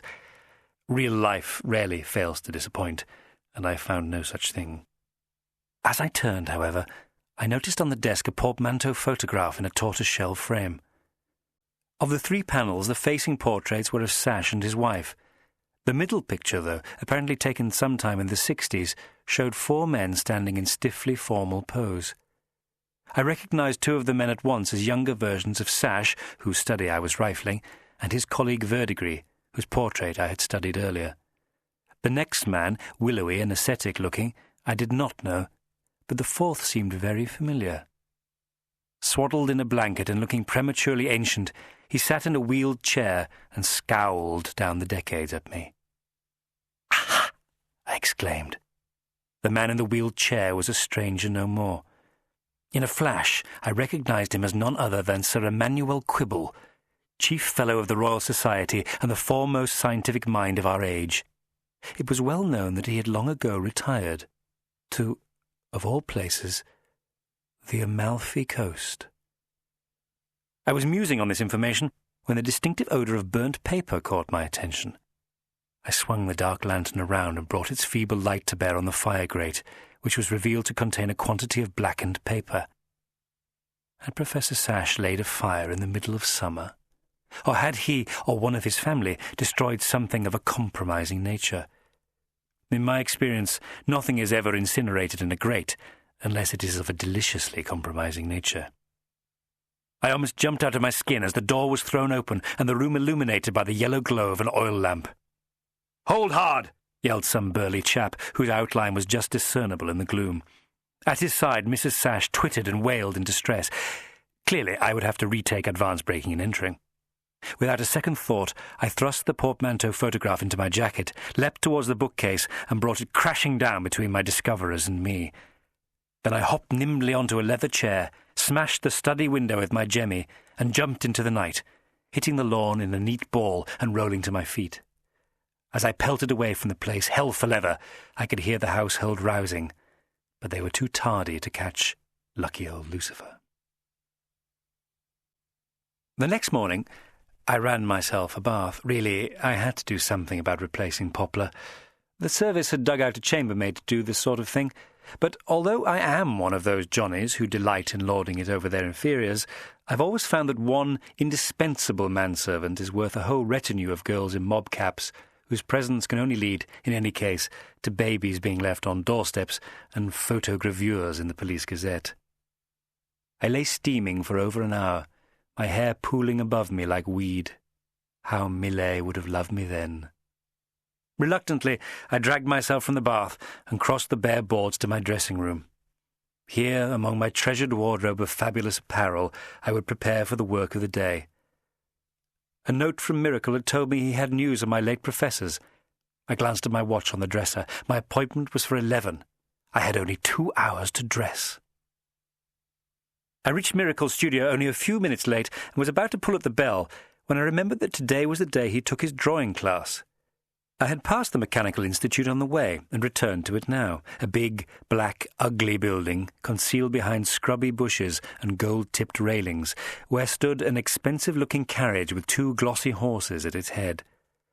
The creatures seemed restless, stamping at the cobbles, inching the carriage forward by degrees, despite the best efforts of the groom clutching at their bridles. A sharp, ammoniac smell assailed me. Sitting in splendid isolation against the upholstery of the carriage was a thin man, bald beneath his silk topper, his black-gloved hands bulging like burnt sausages as he gripped the head of his cane. "Can't you keep them still?" he snapped. "Can't you?" The groom was profuse in his apologies. The vehicle lurched forward again, and the bald man scowled. Then he took out a turnip-sized watch from his waistcoat and, looking at it, scowled again. Just as I reached the steps to the Institute, the door opened, releasing a torrent of ladies onto the street, resembling in their feathery, chattering finery nothing so much as the Regent's Park geese. I tipped my hat to them as they rolled by, averting their eyes and giggling. I had almost reached the door when a latecomer emerged, and I had to step back to avoid careering into her. Unlike her a la mode classmates, this lady wore a violet-coloured dress in the fashion of 10 years back. A large black hat with a heavy veil, like that of a beekeeper, completely obscured her face. She was holding a tan leather portfolio under her arm, and her hands, in long black evening gloves, fluttered around its handle as though she were in great distress. "I do beg your pardon," I murmured. I stepped to one side to let the curious apparition pass, and then turned to see that the bald man from the carriage was standing on the step beneath me, his sour face jutting towards me like that of an angry Mr. Punch. "Come," he barked, thrusting his arm through the crook of the woman's free elbow and pulling her past me towards the carriage, shooting back poisonous glances the whole way. "Charmed!" I cried, doffing my boater. The double doors swung open again, revealing Miracle. "Hello, Box," he cried, rubbing together his big hands. "Come a-spying, eh?" Without letting on how close to the mark Miracle was, I pointed my cane towards the carriage. The groom was lashing at the horses as the vehicle turned into the empty road. Who the devil was that? "Ah," grinned Miracle, "the veiled scribbler. She's a curiosity, that one. Name of Mrs. Knight. Mrs. Midsummer Knight. A dream, is she? According to one of the ladies who caught a glimpse of her in the conveniences, more of a nightmare. Poor devil. Husband might be described as something of a brute. Never lets her out in society. She hardly says a word." "Why the veils? Does he beat her?" "Burnt in a fire years back, I gather." My friend plunged his hands into his pockets and jutted out his lip thoughtfully. "It's a funny thing, Box, but my teaching seems to have had an adverse effect on her." "What do you mean?" Miracle shrugged. "Only that she began well, but of late her work has been shocking." Perhaps schoolmastering is not for you after all. And, Miracle, before you fill me in on the nefarious secrets of our missing professors, you should know that you cannot afford to be so ineffective. I took your advice. I now have a pupil of my own." We spent the rest of the morning ensconced in Miracle's studio, drinking far too much and smoking a brace of cigars. His place was quite lovely, possessing a domed glass roof that let summer sunshine flood the pale green walls. Shadier nooks housed Miracle's superabundance of landscapes — I abhor landscapes — and still lifes. The Frenchies call them nature morte, and I can't think of a better description. As the day wore on, and we began to radiate a mildly tipsy bonhomie, I allowed him to prise out of me the story of Miss Pock. "You sly dog," grinned Miracle. "What is she like?" I waved a hand extravagantly. "A delight, captivating. I was thinking of inviting her to your party. Hope you don't mind." "Mind? I cannot wait to meet this paragon." "You must promise to behave now, Christopher." I smoked my cigar contentedly. "You'll think me foolish, I know, but there is something very particular about her. Uncommon." "Such as?" "Well, she drinks vermouth in the afternoons and has no fear of being in a gentleman's company unchaperoned." 10 a penny at the Café Royal." "Touché. But she pays to be with me." "Pooh! She pays for her lessons, not your company." "Perhaps. Do I detect more than the usual predatory instinct at work, Box?" cried Miracle. "Can it be—" "Never. You have fallen for her?" I did not look him in the eye. Miracle smiled. "I shall refrain from tormenting you further. Now, it is high time to get down to something like business. I suppose so, I sighed. What have you to tell me? Miracle sat forward in his chair. Professors Verdigris and Sash were at the same Cambridge College between 1866 and 1869. Star pupils of their intake, it seems, along with 2 others. Let me guess. One of them was Emmanuel Quibble? Quite so. How did you... I have sources of my own, I smiled. The other? A chap called Moraine. Maxwell Moraine. I nodded thoughtfully. Was this the 4th man in the photograph? Miracle leant back on the dark red leather. Their chosen field was something rather bewildering to do with the molten core of the Earth. They formed some kind of research team, went out to Italy. Italy, eh? And did they call themselves anything? The Verdigris Collective, something like that? Miracle shook his head. Not as far as I know. Do you know what happened to, what do you call him, Moraine? Apparently he went mad and died out there. Quibble, of course, rose to great heights. Indeed. Terribly hard to get an audience with the old man, from what I hear. Oh, nigh on impossible. Lives in Naples, I gather. Practically a recluse. I know you won't let me down. Miracle gave a little laugh. There's a limit to what strings even I can pull, old man. Nonsense. I have the utmost faith in your ability to flatter the most Doric pillars of society to their very capitals. I can be in Italy for, what shall we say, next Thursday? Chapter 7. The Verdigris Mausoleum. I returned to Downing Street to find a communication from the domestics. The firm of Tom Bowler, Belsize Park, was apparently engaged in an unusual amount of activity at the dockside. Inquiries suggested that the firm specialised in the repatriation of Englishmen and Italians who had died abroad. Coffins were shipped over in packing crates, intrinsically valuable, it seemed, as they were returned empty to the point of egress, namely the port of Naples. I determined to have another nocturnal poke around, this time at the undertaker's, and, after sobering myself up with a pot of coffee, put on a black suit with a waistcoat of burnt orange to do so. I stepped out into Whitehall, where Delilah was drawing up in the firm's cab. For the purpose, she had traded in her signature yellow frock for a cabbie's coat and gaiters. "Evening, Mr. Box, and where is we off to?" I gave the Belsize Park address, and we were away. As we clattered along, I pressed my face to the window and closed my eyes. Night had come, and the air was sickly with a yellow smog that covered the city like some monstrous slug trail. I tried to make sense of recent curious events. All clues pointed to Naples. Poop had died there and had foreseen catastrophic events. It was the place where the mysterious crate of Mr. Bowler had been destined, the place where Sir Emmanuel Quibble, last survivor of the Cambridge Four, was now in residence. But what would I find when I got there? I was jerked from my reverie by the sudden acceleration of the cab. Rapping on the ceiling, I was answered by Delilah's heavy features peering down at me through the hatch. "Beg pardon, sir," she wheezed. "I believe we is being followed." I pulled at the heavy leather strap of the window and peered out. I had no clear idea of where we were, but could just make out the silhouette of another cab swaying alarmingly as it juddered around the corner. "How long has this been going on?" I demanded. Delilah coughed into her grubby collar. I could just catch the glint of the street lamps in her eyes as she swivelled round to look back at our pursuers. "A couple of miles, sir. I've tried to throw him off the track, but it ain't no good." I dragged the window upwards with a firm tug. "Do what you can, then." "Right-o, sir," she answered brightly, relishing the challenge. "I could try to... Look out!" I was conscious of a loud report from outside the cab, as though someone had stepped heavily onto the surface of a frozen pond. "What is it?" I demanded, peering upwards. Delilah spluttered as though mortally offended. "He bloody well shot at us, sir." This sounded a bit much. What murderous thug had I attracted now? I pressed my nose to the glass and did a quick reconnoitre as we rattled furiously along. I thought briefly of leaping from the carriage and taking Delilah's place, but instead turned my head to address her once more. "On then!" I cried. "Anywhere! Lose him!" As the hatch thumped back into place, Delilah whipped up the horse with a mixture of endearments and obscenities. We lurched forward with renewed vigour, and I was flung against the dark leather.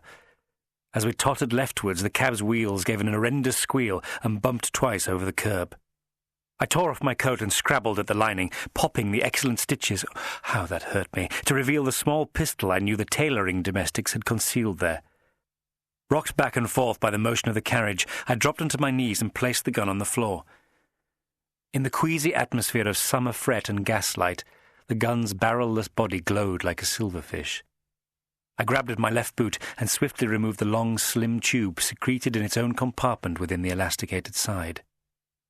As carefully as I could, the cab bucking over the cobbles, I screwed the tube onto the front of the pistol. Within moments I was in possession of a very effective long-range weapon.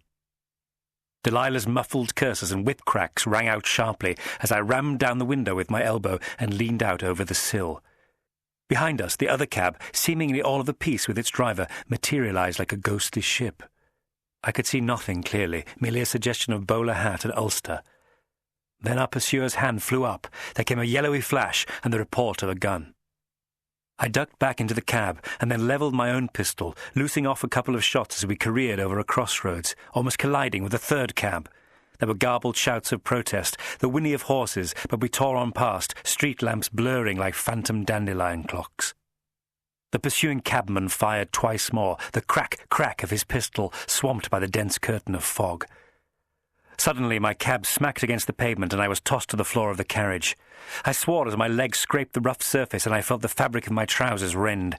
Struggling to right myself as we reeled ahead, I managed to get one barked knee onto the seat and, leaning up, pushed open the hatch in the ceiling. "Try to keep us steady," I began, then pulled myself up to peer through the hole. Delilah had sunk back, her corpulent face a mask of agony. She gripped her chest with a gloved hand. He got me, sir," she gasped, then suddenly pitched sideways, diving into the fog like an uncertain swimmer into the Serpentine. I reached out to grab her, but it was too late. I knew I had only moments before the vehicle would career out of control. I kicked at the door and swung myself out and onto the body of the cab, hanging on for grim death. Chancing a glance behind me, I saw the murderous driver of the other cab taking aim once again.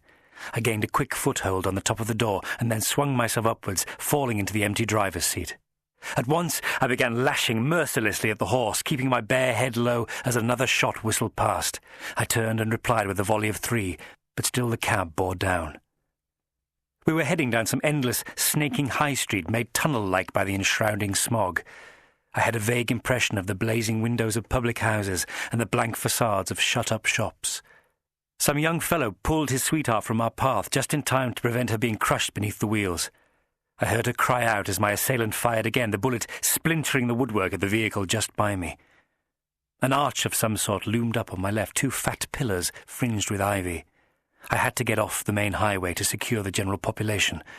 Between the pillars stood a pair of iron gates, thankfully open. With a lash of the whip, I urged my horse through and into the gaping darkness beyond. Looking back, I saw that my pursuer had not been discouraged and was only 100 yards behind. As he swung through the arch, he too was lost in the black of the night. Nevertheless, I had surprised him, and as I urged the horse onwards, I tried to take stock of my situation. All through the frantic pursuit, my mind raced. Who was behind this murderous attack? Could this have something to do with the mystery on hand? Or perhaps it was that murderous fool Major Strangeway's pug, still set on avenging his lovely Avril. No longer on cobbles, I appeared to be travelling over some kind of muddy track or pathway. The road was as narrow as a footpath, and branches lashed at the side of the cab as I urged it forward. Jerking round, I fired the last of my bullets behind me, and then almost fell from my perch as something reared out of the Stygian gloom. It was an angel. I fancy my face must have been a pretty sight, but I recovered quickly. An angel it was, but stone and sacred to the memory of some poor bastard as far as I could make out. I thrashed and swore at the horse. The rapid appearance of a dozen stone crosses and then a massive, ugly mausoleum confirmed that I had passed into some great municipal cemetery. The pathway forked right and I drove the coach on, meanwhile feeling in my other boot for the clip of bullets I kept there. It was a devil of a job trying to reload the pistol and still prevent the cab from crashing into the gravestones that projected from the wet ground like scattered dragon's teeth. I had just managed it when I was startled again, this time by the sudden appearance of my enemy right ahead of me. Somehow he had cut me off. Perhaps he knew this necropolis well. It was as though some hellish beast were bearing down on me, the driver's scarf flapping behind him like a pennant in a gale. I dragged at the reins and managed to steer the cab to the left, but it was too late. The two vehicles clashed like galleons, and I heard the bodywork rend and protest as we ground against each other on the narrow lane. But then suddenly I was past him, and still going. The black night exploded into unnatural light as I loosed off another 2 shots. My assailant seemed to stagger in his seat as his cab retreated, but in an instant he had turned and fired too, taking the nose off a rather comely stone cherub in the process. I now had some advantage in that my enemy's cab was rattling away from me in the wrong direction. There came a frantic whinny from his horse as he flogged at its flanks. "Yah! Yah!" He was turning, or attempting to. Meanwhile, my own vehicle had not slackened its pace and was thundering heedlessly through the hollows of the cemetery. Mausoleums streamed past like the townhouses of the dead. What to do? According to the manual, or to Lady Cecily Midwinter's Espionage Academy on the Old Kent Road, where yours truly had been apprenticed, I should abandon the cab and secrete myself amidst the thick gorse that enveloped the memorial stones. If my would-be assassin came back this way, I could pick him off from my hiding place among the angels. These thoughts were flashing across my mind when suddenly the mist thinned and I saw the enormous outline of a grand building only a matter of 50 yards ahead. It was a bleak-looking chapel of some kind, its towers sparkling eerily, its great black doors securely barred against all comers, and I was heading straight for it. Wrenching the reins until I felt the hot leather tearing at my palms, I tried to steer the carriage away from the chapel. The horse gave a great snorting cry and lurched right. I reeled from the impact as the side of the cab slammed against the old wooden doors of the building. There was a tremendous booming crash, and I felt the whole cab splinter and the ground hurtle up towards me. My chest hit the iron-hard mud, and I felt the wind comprehensively knocked from me. Dazed and sick, I lay on my front, staring miserably ahead as the pursuing cab drew up alongside the chapel. The figure, swathed in ulster, scarf and brown bowler, seemed smaller now as he clambered down from the driver's seat. In one gloved hand, he held his pistol. I tried to roll over, but the breath was only coming back to me with agonizing slowness. Just ahead and out of reach lay my own pistol, the long barrel protruding from a clump of weeds. I flung up my arm and tried to drag myself towards it. The figure advanced remorselessly, cocking his weapon and reaching up with his other hand to pull down the scarf from his face. Was it that vengeful fury, Pug? There was a hole the size of a tanner in the shoulder of his cape, but no sign of blood. Had I winged him, or merely ruined his coat? Lungs bursting, I tried to sit up and sling myself into cover. "Damn it," I gasped. "Who are you, ruddy maniac?" The figure stopped and seemed to consider me. Then, echoing across the cemetery with the eeriness of a banshee, came a cry. "Hello? What's going on? What are you doing there?" 2 men, holding yellow lamps high above their heads, hove into view to my left. Their appearance had a startling effect on my attacker. Swiftly, he slipped his pistol into the folds of his ulster and raced back towards the cab, pulling himself up into the driver's perch. He whipped up the horse and rattled away. The lamp-bearers ran towards me, as welcome as real angels. "Good Lord, you all right, sir?" said one. His companion, heavily bearded and mean-looking, was less forgiving. "What the blazes has been going on?" he demanded. Ignoring him, I struggled to my feet and grabbed for my pistol. I aimed at the retreating cab, but in moments it was out of range. I turned on my heel and wrenched the lamp from the bearded man's hand. "Here, what are you doing?" "His number," I hissed. "The cab number. Can you see it?" Nothing was clear, though, in the sickly yellow light, and the cab soon vanished into the murk. I stood for a moment, swinging the lamp round in an arc and illuminating the devastation I had wrought. My cab was almost cracked in two. The horse stood nearby, placidly chewing grass at the foot of one of those broken columns that tell of life cut off in its prime. Happily, that life had not been mine. "Here!" cried my bearded rescuer. "You was bloomin' shooting! What the hell do you think you're about? This is a place of rest!" The cemetery watchman took me to a little cabin, where I was treated to a tot of rum by the kinder of the two, Lukey by name, and furious glares from his mate, name of Bob. I assured the good burghers that all expenses would be met.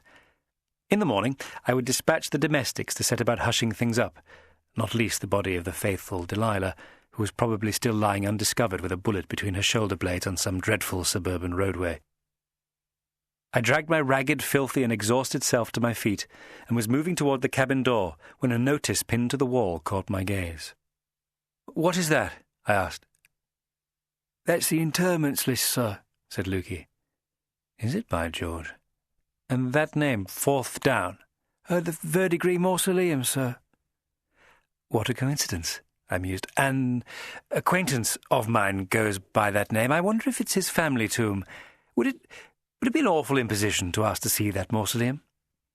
The bearded one positively glared at me and cleared his throat of a noisome expectoration that landed in a hissing green lump on the coals of the fire. "The Verdigris? Indeed it would. After what you've been up to tonight, you're damn lucky we ain't called the Bobbies." Lukey laid a hand on the other's arm. "Now then, Bob, what's that temporary yawn? You said there was something funny about that funeral in any case."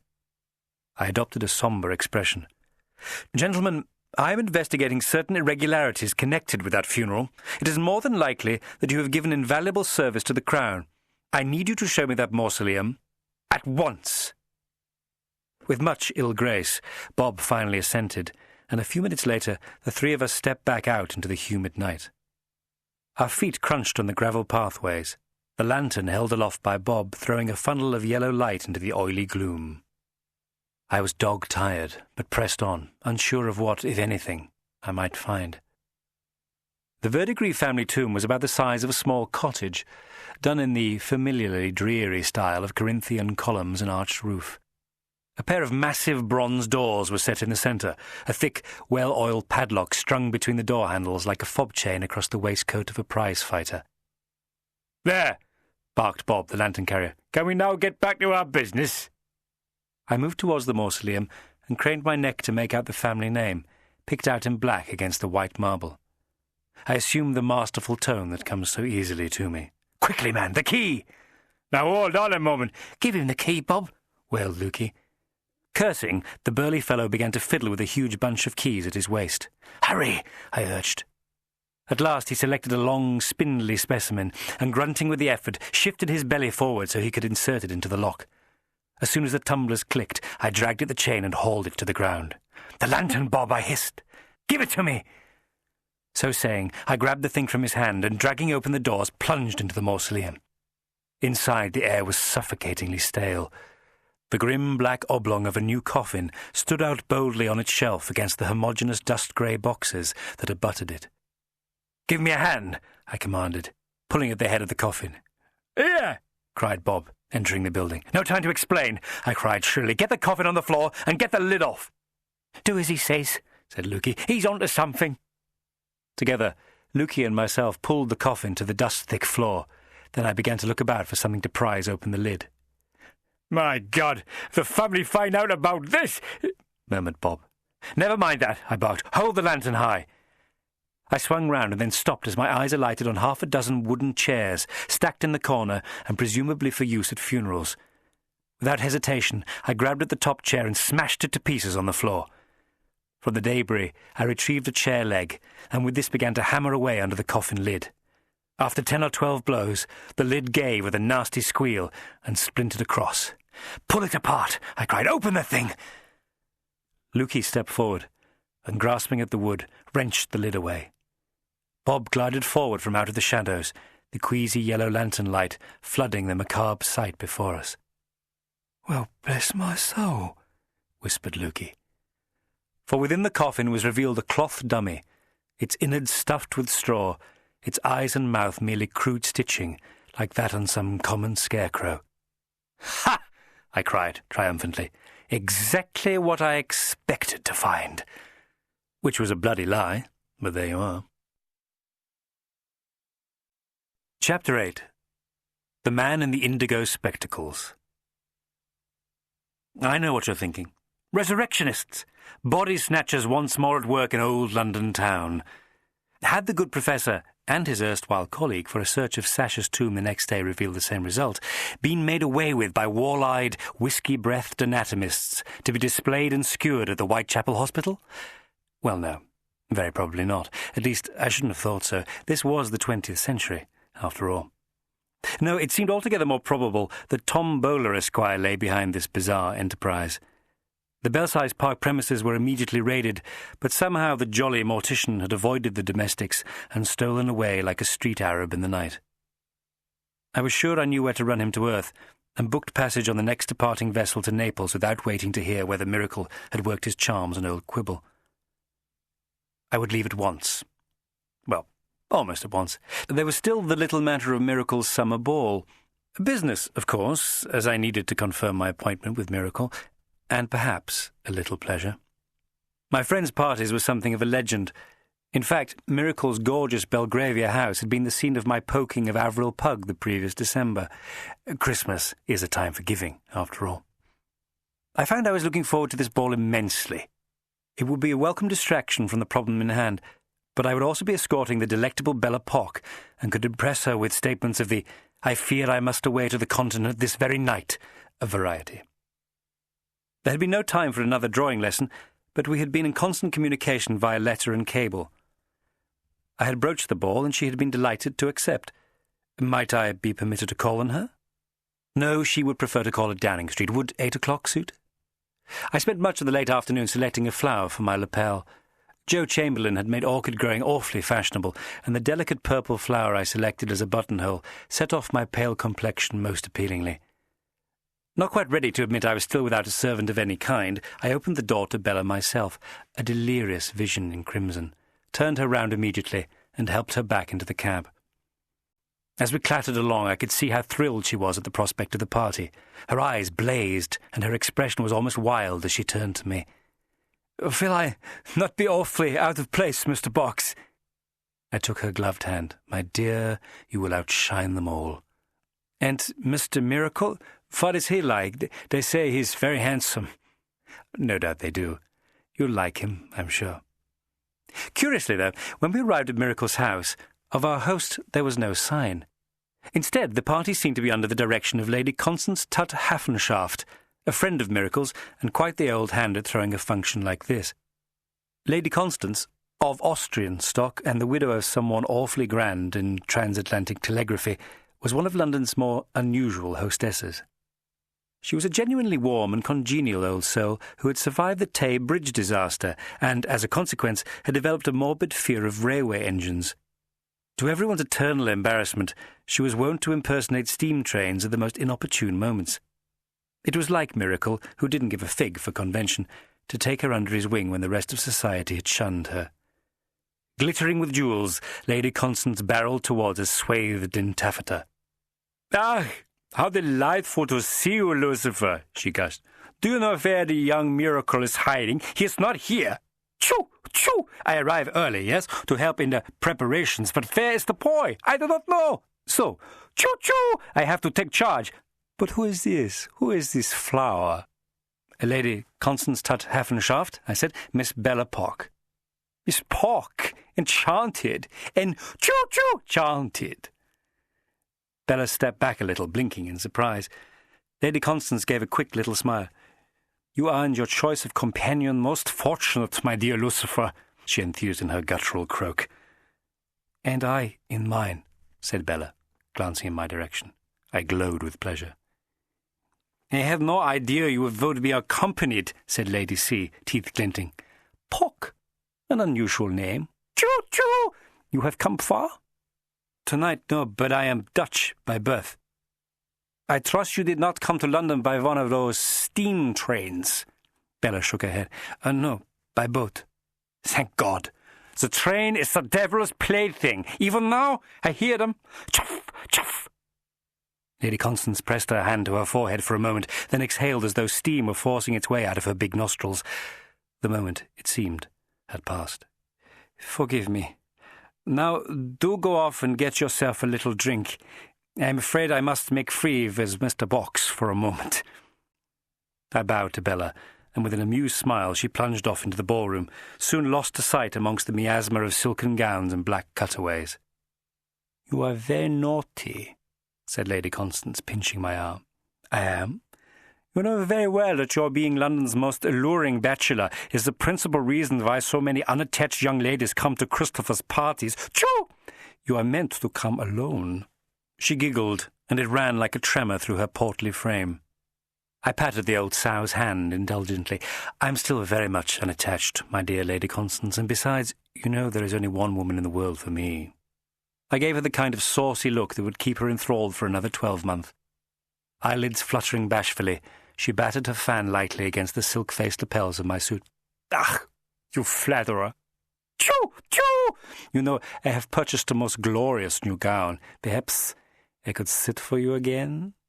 This was good news. I had painted her perhaps a dozen times, all for excellent remuneration. During our sittings, for some reason, the railway mania abated, and she fell into glorious, blissful silence. Looking towards the crowd in the ballroom, Lady Constance took my arm and began leading me in. "But you have done wonderfully, Lucifer. This girl, Pock, she's like a flame. So beautiful." "I must concur with you there." "And you are fond of her, yes? I could see it at once when the two of you stood together. I must have every detail. I am starved of gossip. Hoof, hoof! Now, we must hurry and disengage your Miss Bella from those old goats in there before her virtue, choo, is entirely compromised." The ballroom was hung about with paper lanterns and summer flowers. Chattering faces, reflected to the infinite by the huge quantity of gilt mirrors, looked out at me as I sauntered towards Bella. I stepped across the threshold, and the old thrill lit up my innards. What did these blandly respectable folk know of me? Could they tell that beneath my crisp white gloves were fingernails that had so recently scrabbled in grave dirt? Could they guess for even a moment that I was about to embark on a perilous mission that might save their very way of life? Of course not. But what did that matter? At that moment, the guilty pleasure that comes from leading a double life coursed through me like salts. I caught sight of Bella once more. She sat, a splendid curl of long scarlet silk, wrapped about with a stole of Arctic fox. An ugly young pup with unwashed hair hanging to his collar stood to her right, jabbering away. She gave a little start as I appeared and clicked my heels. "Bella," I said. The greasy fellow swung towards me with a questioning look. "Do forgive me," I said. "Lucifer Box, I have come to rescue my friend Miss Pock from your miserable attentions." "Shall we, my dear?" I extended the crook of my elbow. She took it and rose with a small smile, leaving her beau blustering in fury. "You are a rather terrible person, Lucifer," she said. "You're the second person to say that this evening." "And certain to have a bad end," she added. "It comes of having a bad beginning. You didn't need rescuing?" "Oh, of course. He was so dreary and had breath like a spaniel." "Well, it was my duty, and my right. You are, after all, my partner for the evening." She glanced towards me, and the chandeliers glittered in her violet eyes. "Indeed." "Then let's have some sham and then a dance. Quickly now. I can see Lady Chuff-Chuff heading our way, and the band have struck up a polka." So, in the sweet heat of the evening, we whiled away a very pleasant hour or so, conversation and blood quickened by Mum. Bella's gaze was locked on mine, and as we swirled effortlessly around the ballroom, I fervently wished myself free of all responsibilities. Must the dread burden of saving the Empire always fall on me? I was standing with my back to the room when I saw Bella glance over my shoulder. A little shiver prickled up my spine, and I turned and saw a queer-looking fellow standing at the hearth. He was a very tall, barrel-chested man in spotless evening dress, standing with legs apart, thumbs tucked into the pockets of his white waistcoat, nodding and occasionally smiling at some pleasantry. Thick, oily curls, streaked with white, sprouted from his massive head. Perched upon his prominent nose was a pair of curious, indigo-hued spectacles. He seemed ill at ease and was constantly flipping his watch from his waistcoat. Almost as though he sensed my looking at him, the great head flicked upwards, the light turning his spectacles a flashing white. "Good Lord," I said. "Who's that?" "That is the Duce Tiepolo," said Lady Constance, appearing at my side with further champagne. "I met him once before in Biarritz. I had heard he was in town." "Who?"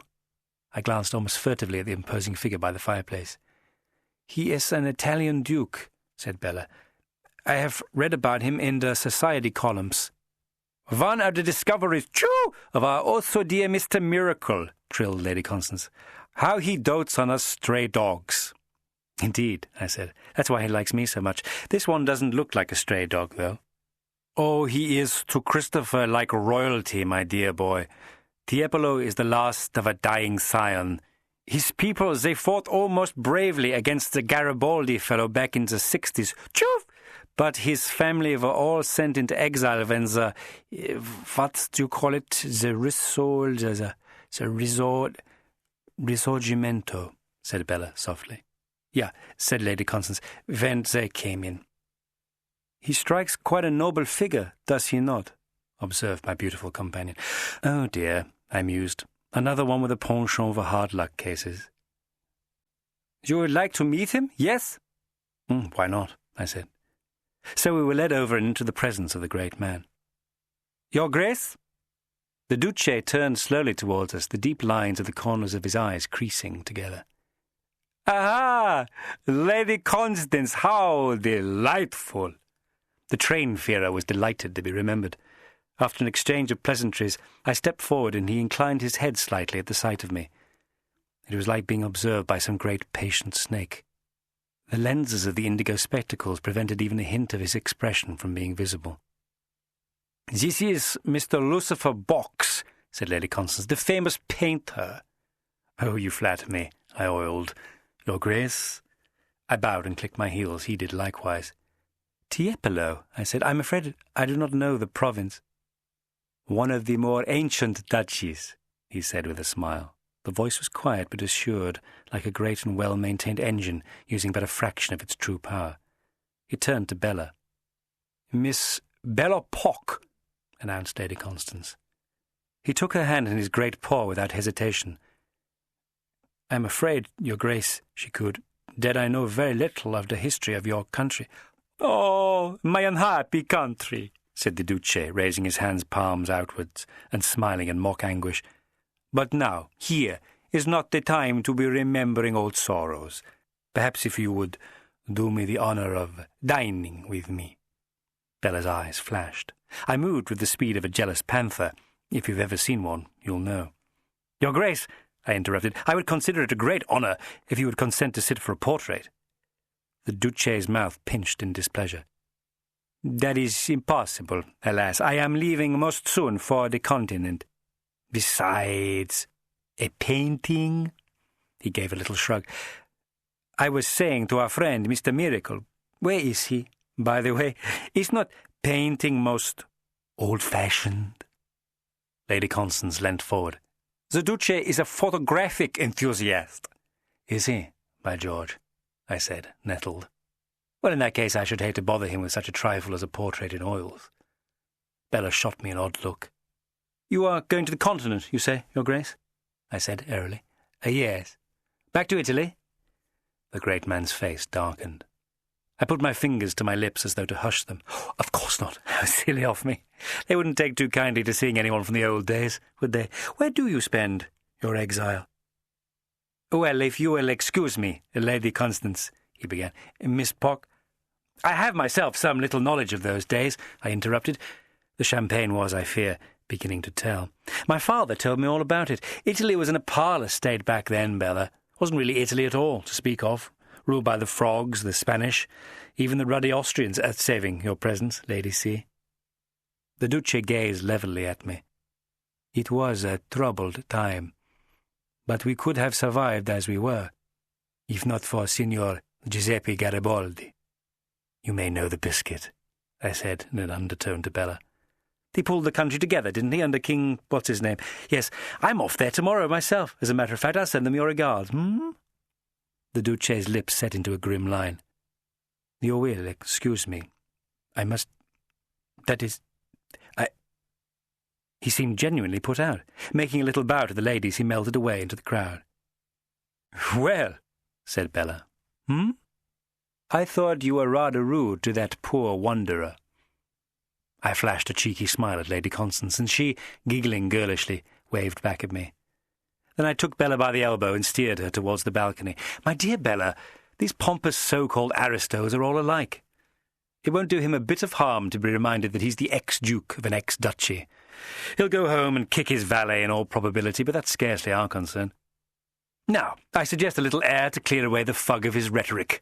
Besides, I found that I didn't take to the idea at all of someone else dining with you. She cocked her head to one side impishly and gave me the benefit of her most devastating smile. We walked through the French windows and out onto the warm terrace. Balustrated steps led down on either side to Miracle's vast gardens. "It's very beautiful in the moonlight," said Bella, gazing out at the hedges and fountains. I concurred. "By day this place is a riot of colour. I once painted Lady Constance against the bougainvillea over there." "Did she like it?" "She was chuffed." Bella giggled, then shivered a little, and I slipped out of my coat. "Allow me." She took the coat and draped it about her shoulders. "Perhaps you would care to paint me one day. You wouldn't prefer the Duke to photograph you?" "There's no beauty in chemicals and paper, Lucifer," she murmured. "Indeed not. I would consider it a very great honour to paint you, Bella. How would you like it done?" "Perhaps I could be Jeanne d'Arc or Hélène," she said, thrusting her shoulders back and lifting up that fine, proud head. "In Troy? Or being ravished by Zeus? Oh no, that was later, wasn't it?" I moved just a fraction closer to her. A tiny pulse was beating in her throat. "I think I should like that," she said quietly. "To be painted or to be ravished?" She laughed, her charming, tinkling laugh. She did not move away as my arm brushed hers. "Zeus was fond of all that, was he not? Forever appearing as swans or showers of gold." "I know so little about you," I said suddenly, "but I do not wish to pry." "Pry away." "You really are Miss Pock." "I really am. I was engaged once to a count, would you believe?" I looked at her in the starlight. Her eyes glittered like fragments of amethyst. I could believe princes, kings, and emperors might lose their wits over her. "I must confess that I have posed for a portrait before." "Oh, yes?" "Yes. The Count. He paid for a portrait." "How did it come out?" "Indifferently." "And what about the Count? How did he come out?" "Equally indifferently." "My dear," I began, taking her hand, "I am distressed beyond measure to have to go away." "To Italy?" I nodded. "Business or pleasure?" I looked down and contemplated her delicate gloved hand. "Oh, business only. Nothing but the most vital business would take me away from you at this juncture." "You would rather stay in London?" "I would rather stay with you," I said quietly, "and continue your instruction." I reached out and took her hand in mine. She turned, the curve of her cheek illumined like a crescent moon. Her lips parted, and I could feel the warmth of her breath. All at once there came the crunch of running footsteps on the gravel below, and a figure lolloped towards the terrace. Both of us turned at the sight of him, his handsome face flushed, his cravat all askew. It was Christopher Miracle. He clattered up the steps and stopped, swaying slightly, when he clapped eyes on me. "Box!" he cried. "Miracle, where the devil have you been? Lady Constance has been manfully holding the fort. Thank God you're here. You must help me. Dear God, it's terrible, terrible." I laid a hand upon his arm. "My dear Christopher, what is it? What's happened?" He shot a glance at Bella. "Miss Pock," I said calmly, "perhaps it would be better if you returned to the party." She shook her head. "I would far rather be of assistance, if I can." Miracle gripped my arm. "She's vanished, and they think I have something to do with it." "Who has vanished?" asked Bella with a concerned frown. Come, Christopher, let's get you somewhere warm. Bella, would you check there's no one observing?" We slipped him back through into the ballroom, and by sticking close to the heavy curtains, managed to steer him into a panelled corridor without anyone seeing us. I tried a door, and we found ourselves in a darkened study. Bella lit a lamp as I settled Miracle into a chair and pushed a tumbler of scotch into his shaking hands. The glass clattered against his teeth. "They say I was the last person to see her. Now she's missing, and the police don't say it, but they suspect some foul play, I'm sure of it. Miracle, calm yourself. Who has gone missing?" He looked at me with a puzzled expression. Have I not said? Why, Mrs. Knight, of course, Mrs. Midsummer Knight." "Who?" The woman I told you of, remember? You must remember." "What, the veiled creature?" Miracle nodded, his head drooping between defeated shoulders. "Come along, sir," said Bella gently. "Drink up and tell us all about it." Miracle nodded and rubbed his tired face. "Yesterday it was time for my usual drawing class. I arrived early, and so, for the first time, did she. Mrs. Knight, that is. That spectre of a husband of hers was just dropping her off." I nodded. "And then?" "I escorted her up the steps of the Institute. She said her husband had some urgent business out of town, and so had brought her before her usual time. Was this acceptable? I said of course it was, as long as she didn't mind busying herself until the other ladies arrived." "What time was this?" 9:30. As soon as we were inside, she excused herself and disappeared into the conveniences. And that was the last I saw of her, I swear it." "She didn't come back into your room?" "I went about my work and I forgot all about her. At 10, the other ladies came. The Misses Fullerlove were at each other's throats. My mind was elsewhere." "Did none of the others notice her absence?" I asked. He shook his head. "No. At least none of them remarked upon it." "And when did the business begin to assume a more sinister aspect?" said Bella. "Well, at the end of the lesson, when the husband arrived. Of course, I had no idea where she might be. There was the most frightful row, and the police were called. A glove was then found, unquestionably belonging to Mrs. Knight, a blood-stained glove, Lucifer, in the ladies' conveniences." "And the peelers suspect foul play?" "We were alone in the building for half an hour before the others arrived. Knight himself saw us on the steps of the Institute. I don't know where the devil she is, but I had nothing to do with it. God help me, I'm sworn on my honour not to leave town." I exhaled noisily. "Well, this is a pickle.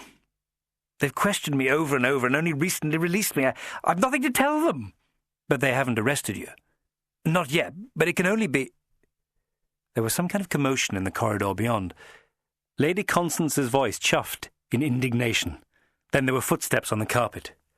Bella looked at me with a fearful expression as we heard first one, then another door being opened and then firmly shut. Miracle shuddered, his eyes wide with terror.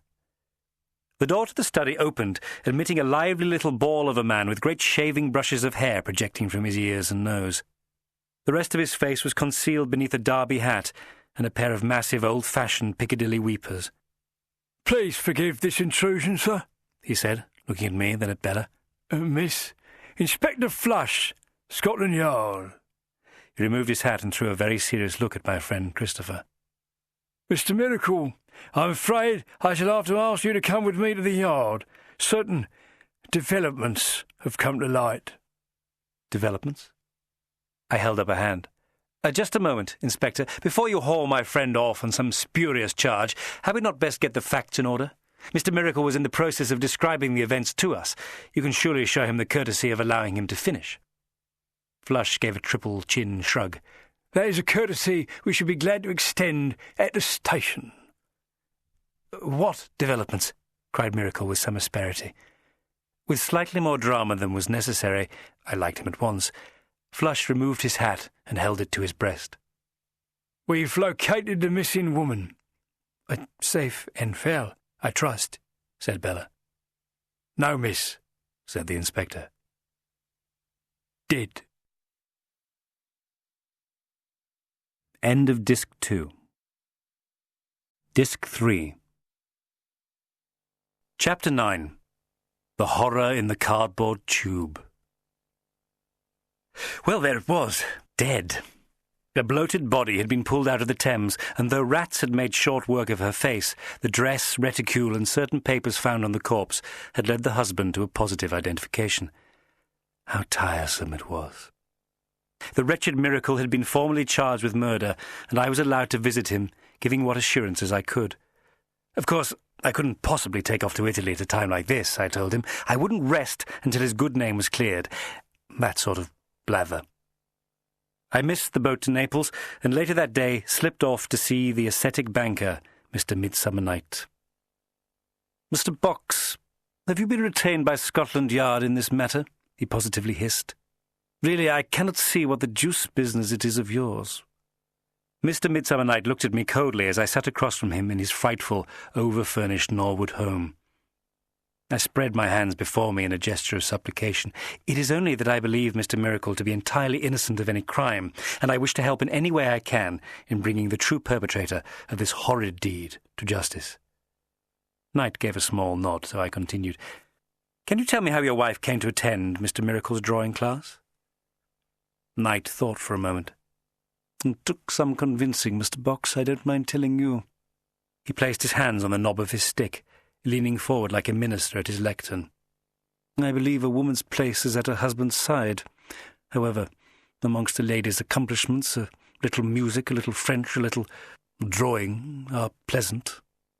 You seem to imagine your wife was in training to become a provincial governess.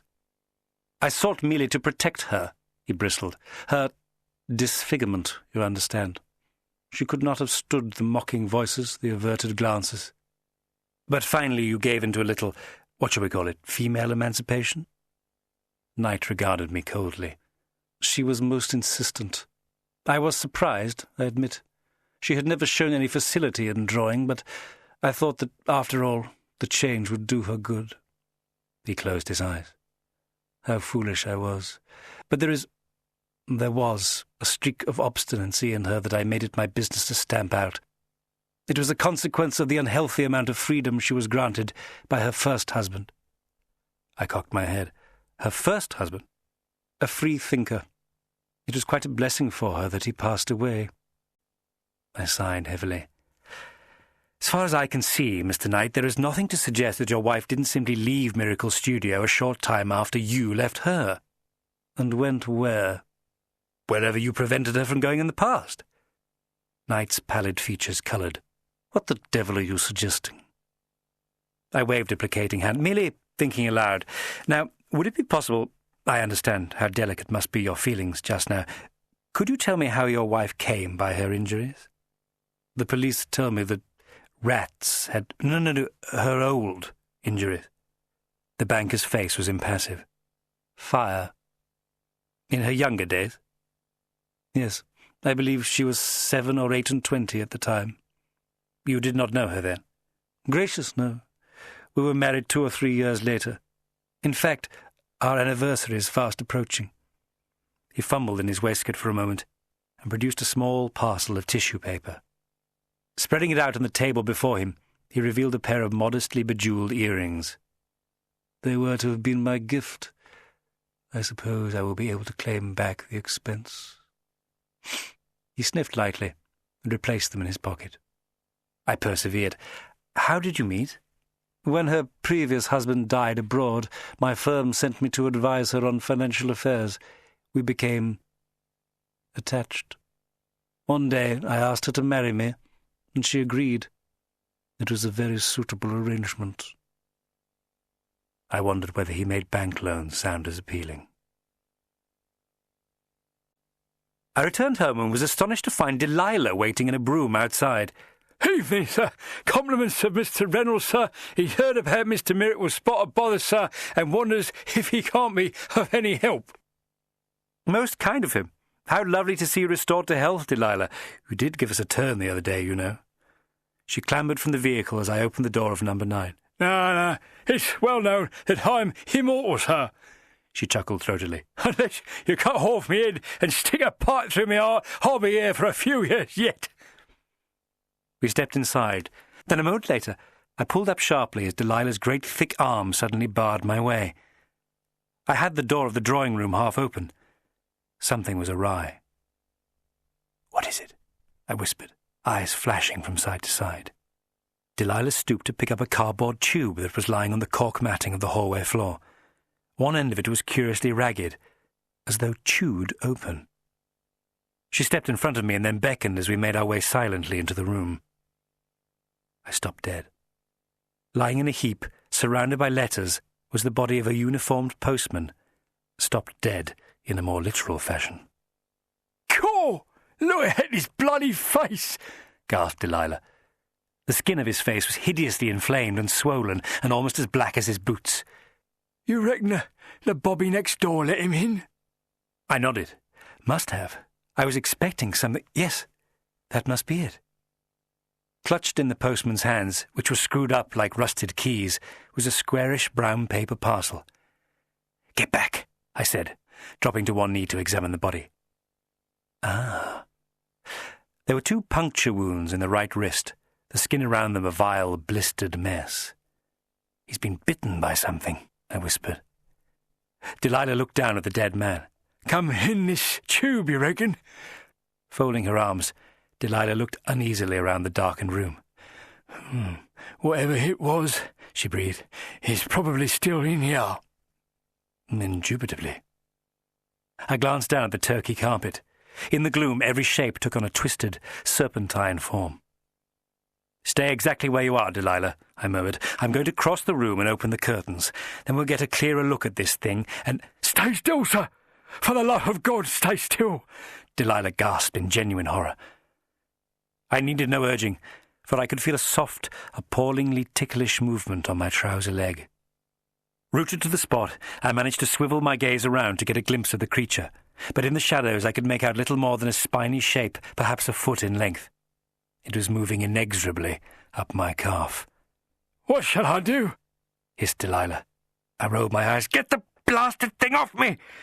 Shuddering involuntarily, I struggled not to cry out as the creature undulated again and, with its horrible, creeping motion, reached my thigh. "Light!" I whispered. Nodding, Delilah crossed clumsily to the window and carefully raised the blinds. Milky light flooded the room. Delilah's cry of disgust did little to assuage my fears. I risked a look down. Clamped, there is no other word for it, to my leg was the most disgusting animal I have ever laid eyes upon. Yellowy black in colour, it was somewhere between a scorpion and a centipede, its thick carapace glinting dully like amber beads on a string. Its head, upon which were mounted the vicious pair of pincers that had undoubtedly done for the postman, was moving slowly from side to side in a ghastly, skin-crawling oscillation. "What is it?" cried Delilah. "Don't know. Don't care," I managed to gurgle from between compressed lips. "We have one advantage on our side, though." "What's that?" I peered for a moment longer at the insect-like abomination. Every part of me thrilled with horror at its touch. It was all I could do to stop myself from grabbing the thing and wrenching it from me. "I think it's blind," I hissed. "Must avoid agitating it." Delilah nodded slowly. "Where's your cane? I could knock it off." "No!" I swallowed hard, trying not to let my agitation show. "It'll bite before you could get to it, you dolt!" The creature moved again, its swaying legs pattering hideously against the fabric of my suit. "Come over here," I said carefully. Delilah obeyed. "Now, stand behind me." Beads of salty sweat were puddling in my eyebrows. Delilah assumed the position, as it were, standing about 10 inches behind me. "Now what?" she said in a high, dry voice. "Now you must take down my trousers." "Hey?" I tried to steady my breathing. The creature slid further up my leg until it was practically nestling in my groin. "Don't argue, woman," I said at last. "Reach around and unbutton my braces, one at a time." She did as she was bidden. Her right hand reached out and slid around my waist, under the waistband of my trousers, and found the first button. Her thick, ruddy hands were shaking as she tried to maneuver the loop of the braces from around the button. Without a sound, she brought her left hand to bear on the problem, and after much agonizing fumbling, managed to release first one loop, and then the next. My trousers sagged slightly. "Must keep them up," I croaked. "They fall too soon. Those fangs will be sunk in me in seconds." "Righto," breathed Delilah. "I'm moving to the other side now. Can you—" I could. I moved my own hand down with agonizing slowness and grasped the waistband to keep the trousers taut. Delilah was already at work on the left-hand braces. The loop slid gently from one. The other was proving more difficult. "Oh, this one's a bugger," she muttered. "Bleeding tailoring department in their fiddly ways. Have to go carefully, or else—" My heart rate accelerated sickeningly as the second button popped from its stitching with a loud snap, and my trousers drooped distinctly. The insect's head shifted and cocked, almost as though it were listening. Its feelers paused in their feeling. Delilah had moved her attention to the back buttons, but I could see from the creature's activity that we had no time for such details. "It's going to strike!" I screamed. "Quickly, Delilah, on my word! Pull them down and swamp the bloody thing!" I seemed to draw back from my own flesh as I watched the monster's gleaming head rise, its razor-like pincers juddering and dripping. "Now, Delilah, now!"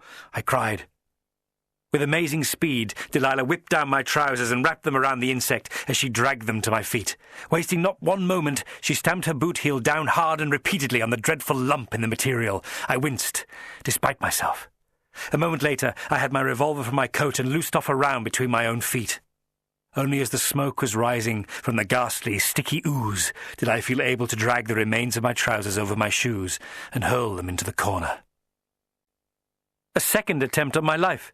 It seemed that someone was absolutely determined to prevent me getting to the heart of this baffling matter. But who?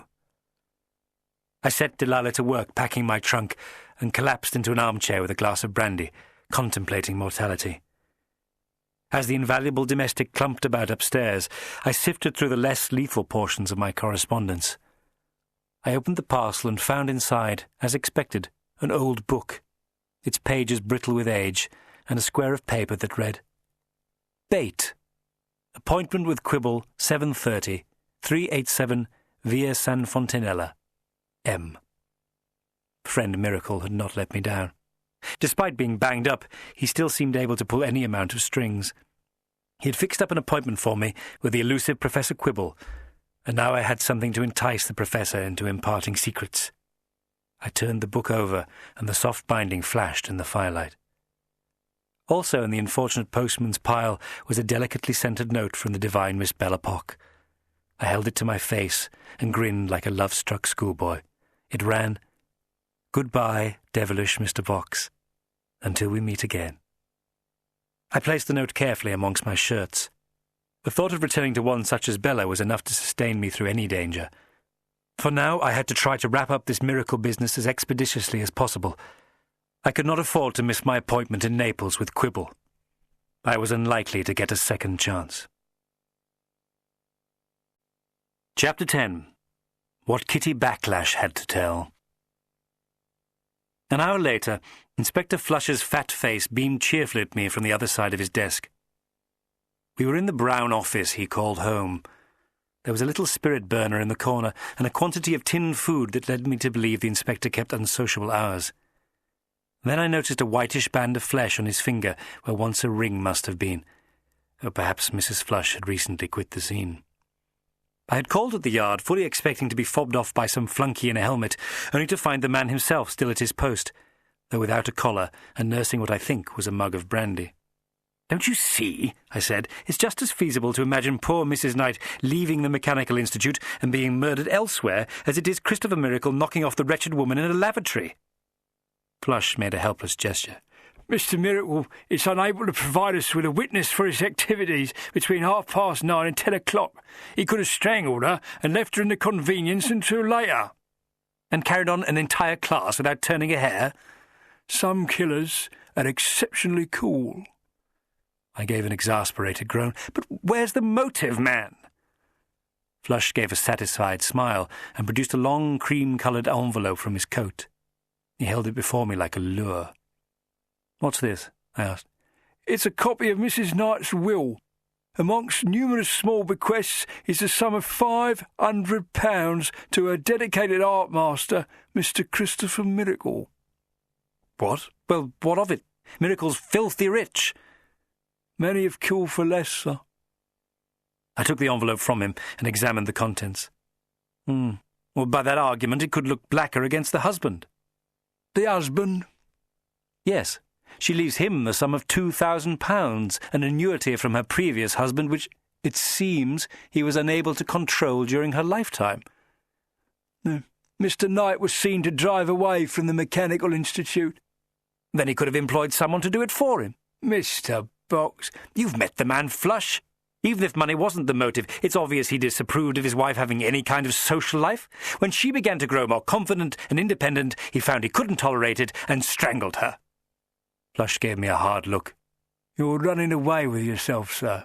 What about the glove? I waved my hand impatiently. Easy enough to steal a lady's glove. And where did this blood come from? The coroner says she was strangled, I believe.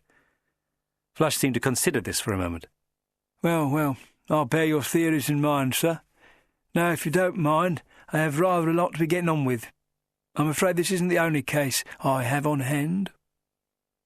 I was shown out into a dreary corridor.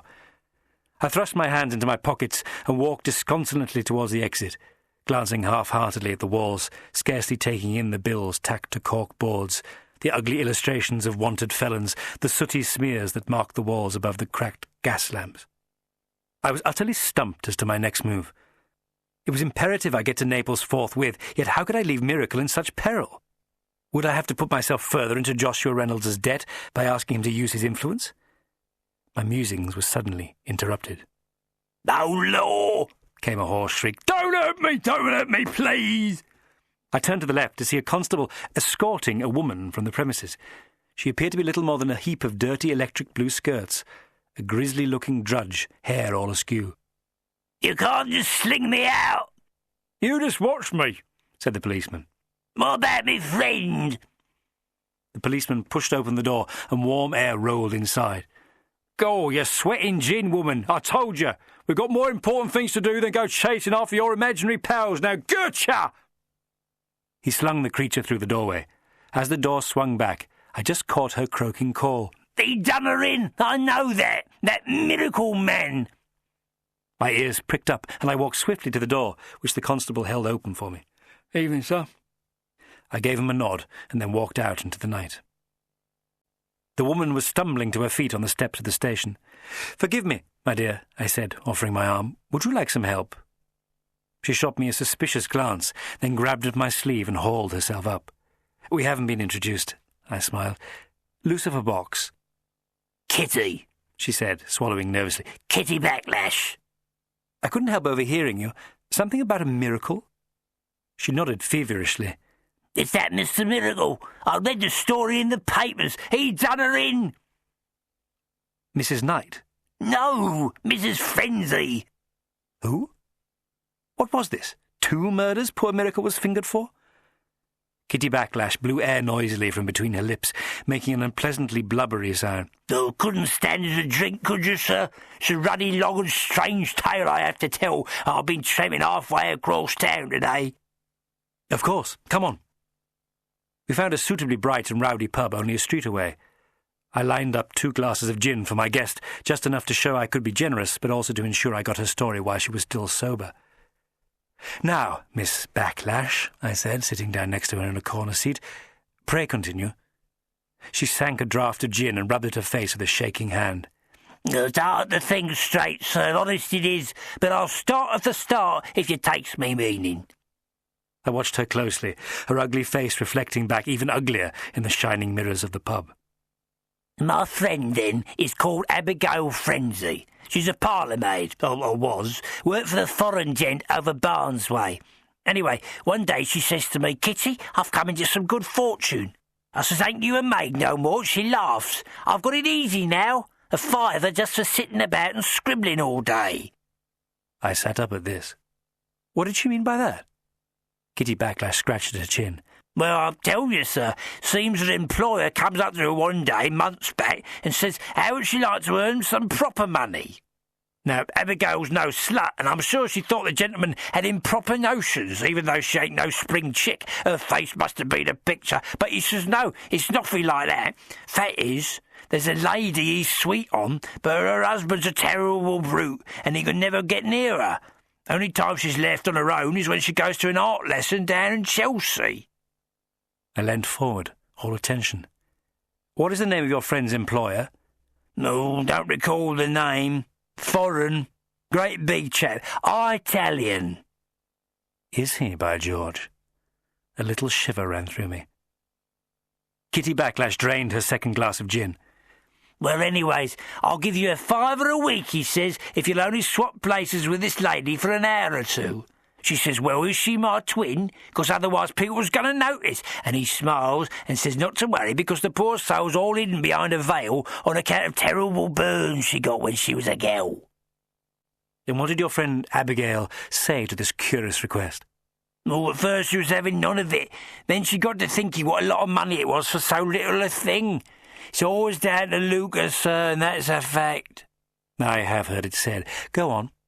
"Well, sir, she went ahead with it. Her master had it all worked out. The lady in question would be dropped off by her husband. She always wore the same violet dress and veil. As soon as she was inside, she went to the labs, pardon me for speaking so, sir, and out the other lab would come my friend Abigail in another dress just like hers. One in, one out.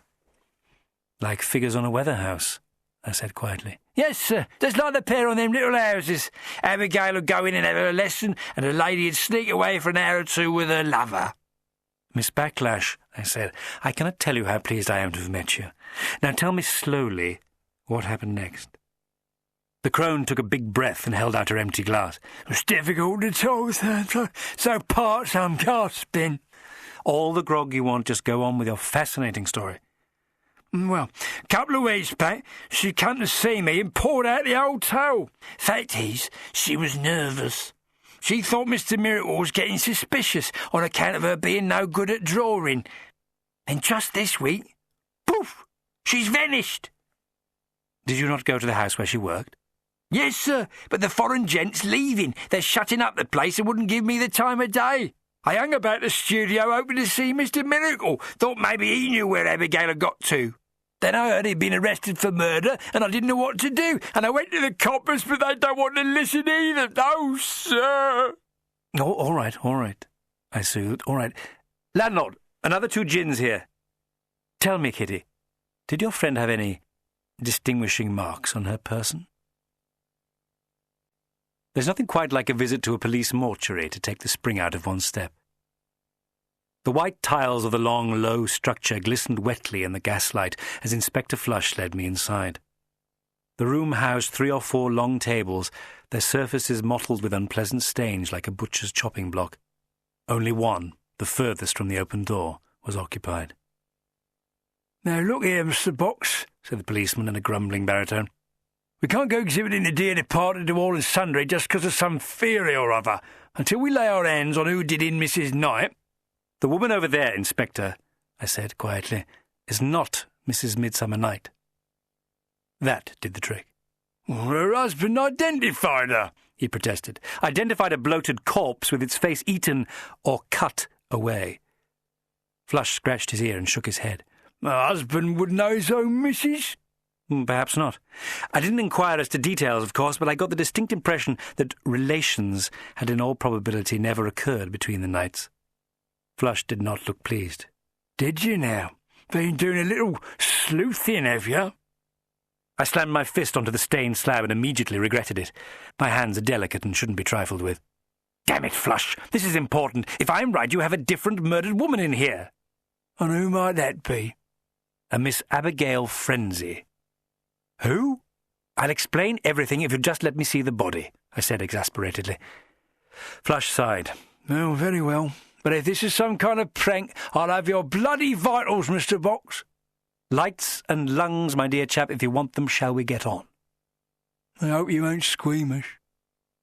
Now, I have always wondered how one gets into undertaking as a profession. Who, other than chaps who get some sort of morbid thrill from it, would want to do such a thing? Like choir masters and their desire to improve young boys, one always suspects a sinister motive.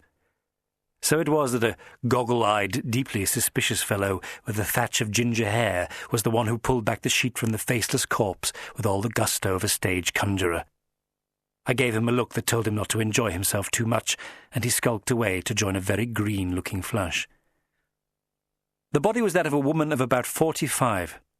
Her torso was stained purple by the wet dress, I realized at once, and her rather fine hair matted and weed-clogged. Vermin, or a blunt blade, had indeed been busy on her face, for it was little more than a gory hole. This entire case seemed to be a study in wet reds and blacks. I stooped to examine the neck, which was livid with the bruises of the strangler's hands, then turned the corpse's head slightly. It made a horrible, stiff, clicking sound, like a bag of coral being smashed against a wall. "You have a lens?" I barked at the goggle-eyed assistant. He produced one. I took it and stooped to examine the ears of the corpse. "You see." Flush took the lens and peered through it. "See what?" "The lobes are not pierced for rings." "So?" "Unlike those of Mrs. Knight," I cried triumphantly. "How the devil—" I took the liberty of having a little chat with her charming husband. He had recently purchased a pair of earrings, as an anniversary present. Flush blushed. I pressed on. Whoever killed this woman was careful to destroy her face so that we would think it to be the body of Mrs. Knight. What? Wait, pleaded Flush. What is all this? Who is this Abigail Friendly? I tapped the lens against my chin. The point is, if this is the substitute, then where is Mrs. Knight? I drew the sheet back over the horror on the morgue slab. Perhaps she is still alive, I announced almost to myself. Flush, if you will come with me to the Swan with Two Necks around the corner, I will introduce you to a very interesting lady by name of Kitty Backlash. After that, I trust you will release Mr. Christopher Miracle without delay. The upshot was that Mr. Knight was sent for and Miss Kitty Backlash interviewed. Rather pleased at my virtuoso display, I waited in Flush's office for Delilah to arrive in the brougham. Kitty had given me the address of her missing friend's foreign employer. Now all I had to do was nip down there and collar him before he disappeared. Exactly who he was I could not be absolutely certain, but suspicions were forming. Which great big Italian with a connection to Miracle had I recently encountered who was just preparing to shut up his house and leave for the continent? After apprehending the Duce, I felt confident I could leave this curious case in Joshua Reynolds' capable little hands while I pursued the business of the missing professors. Brooding on this, I thumbed through Mrs. Knight's particulars once more. Here was the account of the trip to Chelsea by the grim husband. Here was the last will and testament showing the annuity from the first husband. A free thinker, Mr. Knight had said. I glanced thoughtfully at the reams of print. Then I saw it. I read the words over 4 times before I sank back into the chair, my blood running cold. In faded black ink was the name of Mrs. Knight's first husband. The other man in the photograph of the Cambridge Four. Maxwell Moraine. Chapter 11. The Library of Emmanuel Quibble. All the nice girls love a sailor. That they also like secret servicemen is fortunate, as yours truly is no Jack Tar. Some days later, while my fellow passengers took in the broad curve of Naples harbour on the prow of SS Mandragora, I was lying in my cabin 2 decks below, head wrapped in a wet towel, becoming intimate with the porcelain of the lavatory bowl. There was a knock at the slatted wooden door, and some flunky entered. Mr. Box, sir? No, we're here, sir. Naples, sir. Arrived safely. Come to tell you as instructed. You just take your time, sir. I'll arrange transportation. The door closed behind him. Like some valetudinarian, I was carried from my cabin and hurried into a carriage, scarcely noticing my surroundings at all, as my stomach continued to lurch and my head to spin in defiance of having reached terra firma. I planted a kerchief to my mouth, the stink of a dockside hitting me at once, and was carried the short distance to my hotel. A sulphurous yellow building loomed before me, and I caught snatched glimpses of the great hot sun and the sapphire of the sky before being ushered into the lobby. For a long moment I stood, swaying on my feet in the sudden darkness, while the concierge attended to the details, but soon I was being helped into the cool lift and ferried up to the sanctuary of my room. The page unlocked the door and I stumbled past him, collapsing gratefully onto the bed. As I slipped into blissful sleep, I saw him lowering the blinds over the windows, and the great blocks of blinding yellow light were shut out. Sleep came, and more sleep. I dreamt of burst-open coffins and straw men staggering from within them, of a coach chase through the landscape paintings on Miracle's walls, and of a monstrous regiment of veiled women unwinding the stained bandages which encircled their heads in some horrid Salome-like bacchanalia. Blinking awake what seemed like months later, I found the room around me cool and dark. One of the veiled women seemed to have followed me through from my dreams, her shroud-like garments fluttering in the breeze, until I sat up on the bed and made sense of the curtains. Feeling hugely better and absolutely ravenous, I raised the blinds and gazed out onto the harbour below. Warm air as fragrant as incense washed over me. The weather, foul for most of the crossing, had cleared, revealing the most glorious blue sky and a strong, healthy sun. The wide road before my hotel was crowded with carriages and strolling couples, white parasols flaring painfully in the light. Close by loomed the ugly Castel del Ovo, and from its rocky foundations skinny brown fisher boys as slippery as eels were diving into the foam. Dominating all, naturally enough, was the great volcano of Vesuvius, a fantastic hazy blue shape, its lower slopes verdantly fertile, its summit betraying only the faintest wisp of smoke, like a signal from the Vatican chimney. Shading my eyes against the glare and breathing deeply, I flipped my watch from my waistcoat pocket and smiled in genuine contentment. I had a noon appointment with Cretaceous Unman, giving me just enough time to bathe and change. I unpacked and set out my hairbrushes and cologne on the dresser. For sentimental reasons, I had brought with me the spelter lancer that Bella had drawn on that memorable day. It would serve to remind me of that lovely personage until this curious case was over, and I could return to her side. I always think best in the bath. With the steam drifting about my ears, I mulled over recent events. As you may have guessed, dear reader, the Duce Tiepolo had indeed been the employer of Miss Kitty Backlash and behind the whole substitution scheme. But Inspector Flush's men had found Tiepolo's house shuttered and empty. The whole business might have been entirely unconnected to this affair of the Professor's were it not for the fact that Mrs. Knight had once been married to Maxwell Moraine. But how the devil was I to unravel this tangled skein? A couple of hours later, resplendent in a new dove-grey suit, I descended and launched myself upon old Napoli.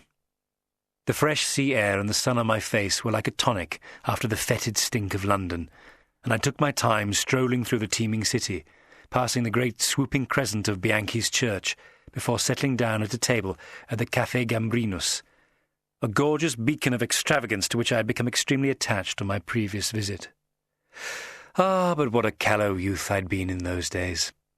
I recalled the dazzling mirrored interior, fancy cakes and bitter black coffee, Guy de Maupassant arguing over his bill, and, of course, the foiling of an attempted assassination of the Prince of Wales by means of a poisoned meringue that had been one of my first triumphs. The café overlooked the opera house and a square that thrilled with bustling life. A grinning gelati seller was peddling water ices a few feet from me, his mouth packed with broken brown teeth. Filthy urchins, laughing hysterically and as bothersome as mosquitoes, were pestering visitors almost to the point of distraction. The aria in rehearsal at the opera house soared over all, a wonderful baritone that somehow blended perfectly with the smell of fresh rolls and coffee. I took out the old book that Miracle had sent me as a lure for Professor Quibble, and had just ordered a pressé from a fat waiter in a crisp white apron when Unman arrived. He greeted me, stumbling over a chair and giving me a handshake as weak as a baby's. Unman was what you might call a natural bland. "Oh, Mr. Box, I'm so glad to see you. Joshua Reynolds wired to say you were on your way. Hot on the trail of Poop's killer, I trust." "Perhaps. Have you traced that notepaper?" "Yes. K to VC was written on the rather good stationery of the Vesuvio Hotel." "But you have a residence in the city. What was Poop doing in there?" Unman shrugged. "No idea. Keeping an eye on someone, perhaps." He rubbed his hands together excitedly. "But you must let me be your guide here, Mr. Potts. I can use every scintilla of my local knowledge." "Your contacts will be essential, Unman," I said, sipping my pressé. "I'm interested in the activities of a woman and her husband who lived here back in the 70s. "I see." He took out a pocketbook and pencil. "Their names?" "Mr. and Mrs. Maxwell Moraine." He wrote the names down with great care. "Does this have a bearing on the death of Poop?" "I'm not sure yet. I think, though, that whoever did for him may well be on my trail." "Good Lord!" "There have been 2 attempts on my life," I said with studied casualness. I gave him a quick sketch of the chase by coach that had terminated in the cemetery and the incident of the venomous centipede. I omitted the attack in the steam rooms by Pug. At first I thought them unrelated to this business, but I'm not so sure now. They were not merely vulgar attacks, and I'm certain they will try again, this time with even greater cunning. You too must be prepared for the gravest danger. I set my jaw firmly. "Great Scott!" breathed Unman. The poor sap swallowed such stoic babble whole. I hoped it would keep the tick out of my way. He was, of course, the kind of dependable idiot upon whom the diplomatic is founded, but really, was this the best they could do these days? If the king had any inkling of the state of things, he'd probably pop another button off his waistcoat. Also, I need to know if someone called the Duce Tiepolo has recently re-entered the country. Unman paused in his scribbling. Illicitly? I should think so. The new regime chucked him out. He has some curious connection to the business in hand. I snapped my fingers and ordered Unman a cup of coffee. When it came, he drank it in one swift gulp. Finally, I continued, I want whatever information you can dig up about the firm of Thomas Bowler, undertaker of London and Naples. Unman nodded, scratching hurriedly in his pocketbook. Will you stay for lunch? I offered, stomach rumbling. Can't, I'm afraid, he jabbered. Office in a frightful mess. Got all old Dosselin's papers to sort through. Quite big shoes to fill. Now, I'll get onto these names just as soon as I can, Mr. Box. I'll cable the Santa Lucia if there's any news. Got to dash. He glanced down at Poop's book. Holiday reading, eh? Might I ask... You may not. Most secret. I flashed him my wide smile. Good day to you. With a nod, Unman was gone. At length I ordered scrambled eggs and spiced sausage and turned my attention to the book. It was some kind of novel, from what I could glean, and it must be precious indeed if it were to whet the appetite of the famous Sir Emmanuel Quibble. The venerable scholar had always been, according to my researches, an exceptionally gifted man. He had shown extraordinary facility for music and the arts before turning his mind towards scientific matters at the ripe old age of 7, after conducting a remarkable experiment with a song thrush and a vacuum tube. Tragically, only a few years later, he had been thrown from a gelding, sustaining a spinal injury that kept him confined forever after to a wheeled chair. Ill health had turned into a kind of mania, and now he was said to positively thrive on his allergic reaction to the 19th... I keep forgetting. The 20th century. In recent years, the old fellow had withdrawn entirely from the world, moving to Italy and taking solace in his unrivalled library of arcane literature. Now I was being granted the rare privilege of entry to this inner sanctum. What would I find there? I sat for a while with eyes closed, listening to the muffled aria that thrilled through the sunshine. How I loved Italy! The heat assuaged by salty air, bright with dragonflies humming over starched white tablecloths. I caught sight of a woman a few tables from me. She had her back to me, and I took the opportunity to drink in the details of her exquisite carriage. She wore a splendid canary yellow creation with a high, transparent collar, tight against her throat, and her hair was hidden beneath the brim of a huge oval hat. Of course, there are few things in life more deceptive than a person's back view. How many times have you yourself spotted someone at the theatre or on the underground whose magnificent bearing and gorgeous swan-like neck have lured you into a state of unconditional lust, only to discover as they bend to read, to adjust a shoe, or step off the staircase, that they have a face like a Transylvanian fishwife? I ordered tea with lemon, and sat with my chin on my hand, surveying the lovely, graceful woman before me, who would, any moment now, turn and reveal herself to be a Gorgon. The woman seemed to be listening to the aria as well. Her head was cocked attentively. I imagined she was smiling. At last she shifted in her seat, and the sunshine illumined her face. My teacup clattered onto its saucer. The woman was Bella Pock. I rose and, raising my hat, stepped into her line of sight. Shading her eyes, she smiled sweetly at me, as though we had simply run into one another at the Café Royal. "Lucifer!" she cried. "I'm so delighted. I had anticipated traipsing all over Naples to find you, and yet here you are, large as life." She gestured to a chair, and I sank into it. "I don't suppose this is a coincidence?" "Not a bit," she said with a grin. "You really can't expect a girl to return to her drab little existence after becoming involved in Mr. Miracle's adventure. Whatever's going on, I yearn to be part of it. Please say you'll have me." Which is the sort of invitation one longs to hear from such as Mademoiselle Pock. I shook my head, however. "There's nothing going on. As I told you, I have business here in Naples which I hope to combine with a little sketching. You know it is vital for we daubers to refresh ourselves now and then." She looked hard at me. "Don't be so disappointing," she said. I sighed. "I'm afraid I must escort you back to your hotel, Miss Pock," I said. and then put you on the first boat back to England. You certainly shan't put me anywhere. Bella, I want to be at your side, Lucifer. On no account, I snapped. But if there's nothing to fear, then why ever not? Am I such an embarrassment? Of course not. Well then. She sighed and sat back in her chair, the brim of her hat eclipsing the dazzling disk of the sun. Whatever can I do to persuade you? Well, she didn't have to do much in the end.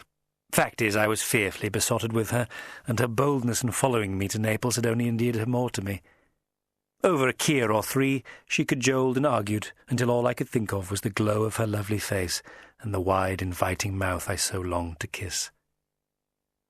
"Very well," I said at last. "If you mean to stay, then you are welcome. But this is no holiday for me.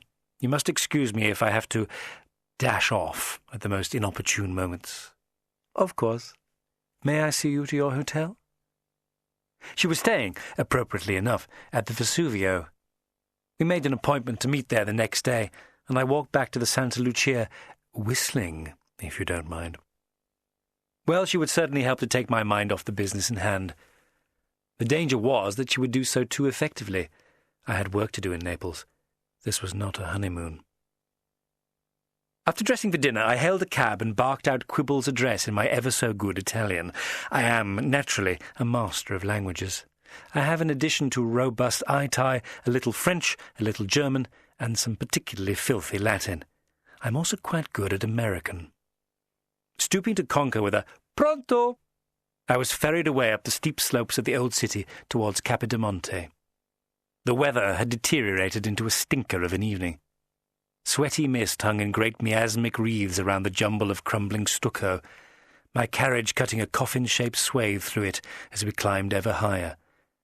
The humidity was so thick that the traffic seemed scarcely to move at all.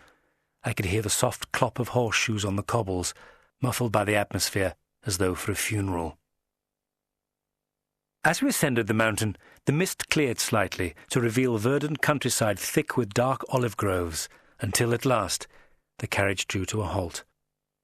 6 or 7 lonely cottages clustered around the edifice of a mansion like mournful piglets around a long dead sow. It must have been a grim place at the best of times, but on an oppressive evening like this one, I felt positively mournful as I bid the driver wait and made my way up the weed-throttled gravel to the gates. Thick creepers were enmeshed in every part of the ironwork, as though a mob trying to get in had been turned by some spell into a jungle of rain-rotted vegetation. I pulled at the bell and ran a finger under my stiff collar. Presently the gates juddered open, squealing as they were hauled over ground thick with the sediment of dead leaves. "Good evening," I said to the ancient butler who emerged around the edge of the gate. "Good evening, sir. Mr. Box, is it? Sir Emmanuel is expecting you, sir." "You're English?" "Naturally, sir, as are the entire staff. My name is Stint. Might I advise you to loosen your garments, sir?" "I beg pardon?" "It is a trifle warm within, sir," he wheezed. He was like a column of smoke in livery. Pale eyes, pale face, wispy white hair and whiskers. To my very great surprise, he appeared to be shirtless beneath his threadbare uniform. Stint kicked the front door to open it, so swollen was the woodwork. Once inside, he ushered me down a stifling corridor, the once bright blooms of its wallpaper faded into bleak greys. Piled high in heaps all along the walls, their cloth bindings waxy with age, were hundreds of books. "It's very, dark, Stint," I said at last, removing my coat. "No lamps, sir." He shook his white head mournfully. "Sir Emmanuel does not care for the light, you see. I have been trying to persuade him as to the virtues of the electricity, but that, as they say, will be the day."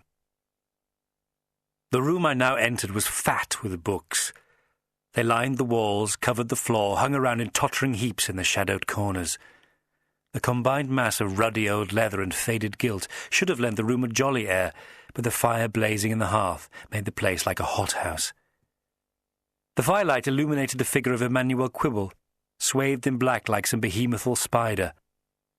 The impression was reinforced by a number of mahogany reading stands that projected from his chair on telescopic appendages, thus allowing him to consult as many as 8 or 9 volumes at any one time. He wheeled himself forward with one china blue hand. The other, inevitably, clutched a book over his blanket-covered lap. He was probably 60-odd, yet contrived to look twice that. What little hair he had was of an almost translucent blonde, as though old straw had been carelessly applied to his scalp with gum. Forever in the habit of licking his lips, an angry red halo had developed around them, and his eyes were nigh on invisible behind a pair of ancient, filthy, thickly lensed pince-nez. Chuckling at the sight of me, he held out his hand and I gingerly gripped the perished apple knuckles. "Sir Emmanuel," I cooed, "it is indeed an honour." "Oh, of course it is. Lucifer Box, eh? Can't say I've heard of you.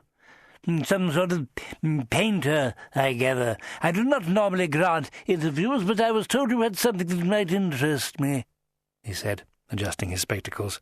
"Well, pray be seated. Do not mind those volumes. Move them along. There is a very pretty space there by Bleasdale's Tales of Surgical Misadventure. There now." I squeezed myself into a chair by the roaring fire. "Are you cold?" he asked suddenly. I was already perspiring horribly. "Quite comfortable, thank you." Quibble shook his head mournfully. "It's like a tomb in here. I can never get warm. The servants complain that I stifle them, but how can they object to a fire in December?" "It is July, sir," I said carefully. "Is it?" He began a high, cackling sound, exposing tiny peg-like teeth. "Perhaps I am too cold-blooded. My doctors tell me I have a thin hide." I smiled indulgently. "I wonder you don't have yourself dust-jacketed." "What's that?" He cupped a withered hand around his ear. "You ought to equip yourself with a dust jacket, Sir Emmanuel," I shouted, "like one of your famous collection." He liked that, and cackled some more. "Capital idea. I know just the men for the job. Grindrod and Spicer of Camden Town. Let me see." He extended his stick-like arms before him, and looked them up and down as though contemplating the measurement of a suit. "Yes, blue card with calfskin endboards. I think I should go very well just above your head, Mr. Box, between Patterson's pathology of the goiter and Rabelaisianism. Can I tempt you with a Madeira? No? Then perhaps we shall eat." He rang a little glass bell. I lifted my Gladstone and took out the book that Miracle had sent me. Quibble eyed it hungrily. What is it? Let me see." I lifted the volume and held it up to the firelight. The title glinted like gold in a stream. Quibble let out a little cry and wheeled himself towards me with feverish speed. "It isn't. Can it be?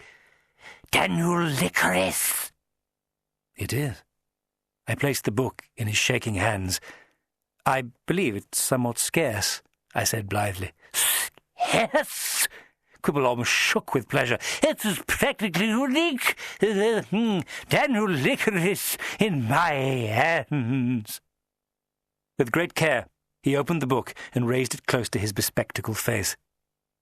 "Being an account of the journey of an itinerant gentleman in His Majesty's East Indies," he read. "Haggerty Todd's lost masterpiece. Where did you find it, Mr. Box? Where?" He wriggled in his chair like a wormy baby, his tongue flashing around his raw mouth in a little circle. "I have my sources," I said tantalizingly. "Perhaps we can come to terms over dinner." "Oh, yes, naturally, you must be fed." He rang the bell again with renewed urgency. A servant came to the door. Quibble barked orders at him, then turned again to me. "Mr. Box, would you mind?"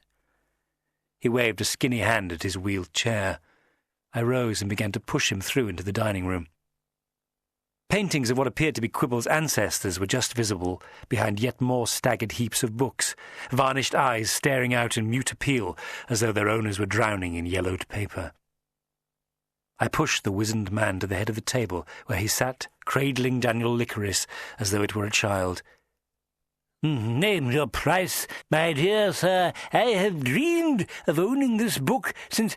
It's not money I want, Sir Emmanuel, I murmured, but information. Information?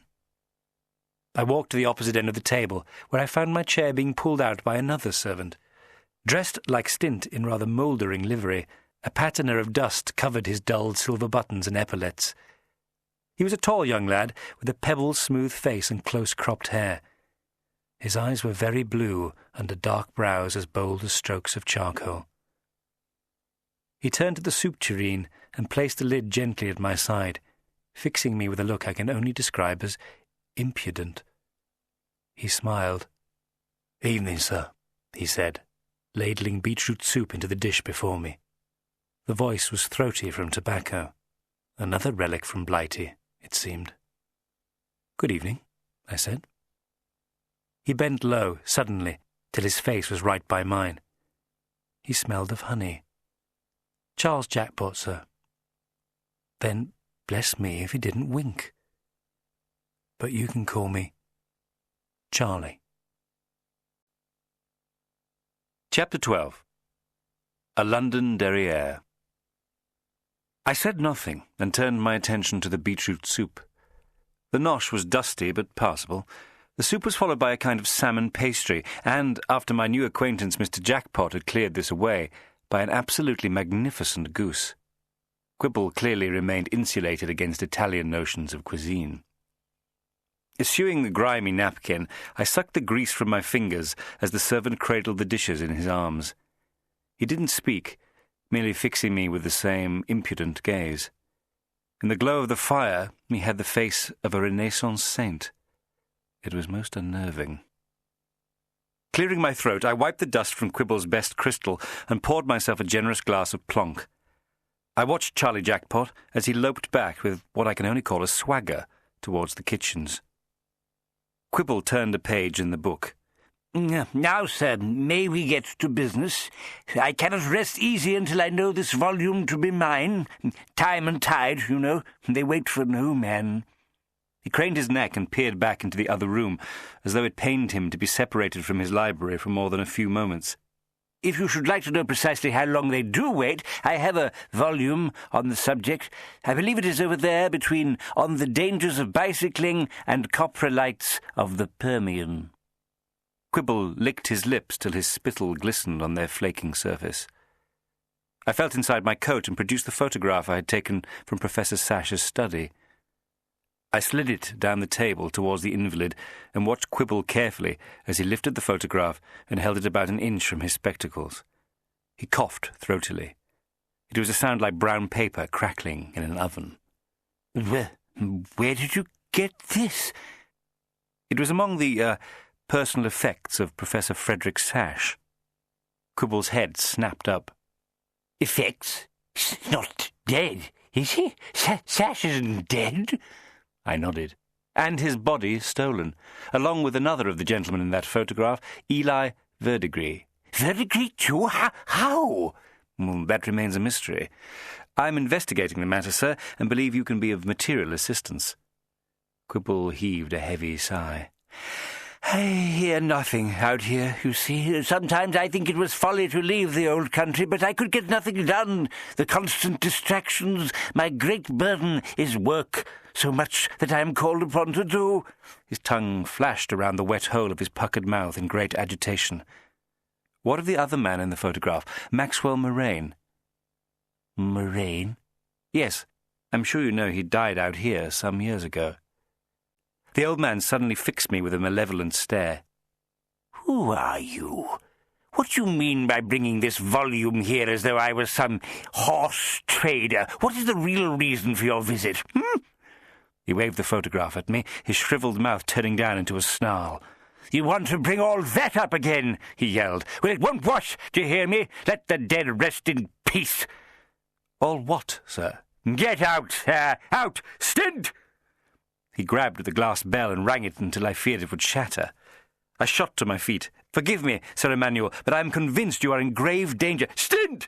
The door sprang open, and the pale servant was framed there. "Sir?" Quibble writhed in his chair, shaking his bulbous head till cowlicks of sparse hair tumbled from behind his ears, and his book tentacles rattled. "Show this person out. You are never to admit him into my house again."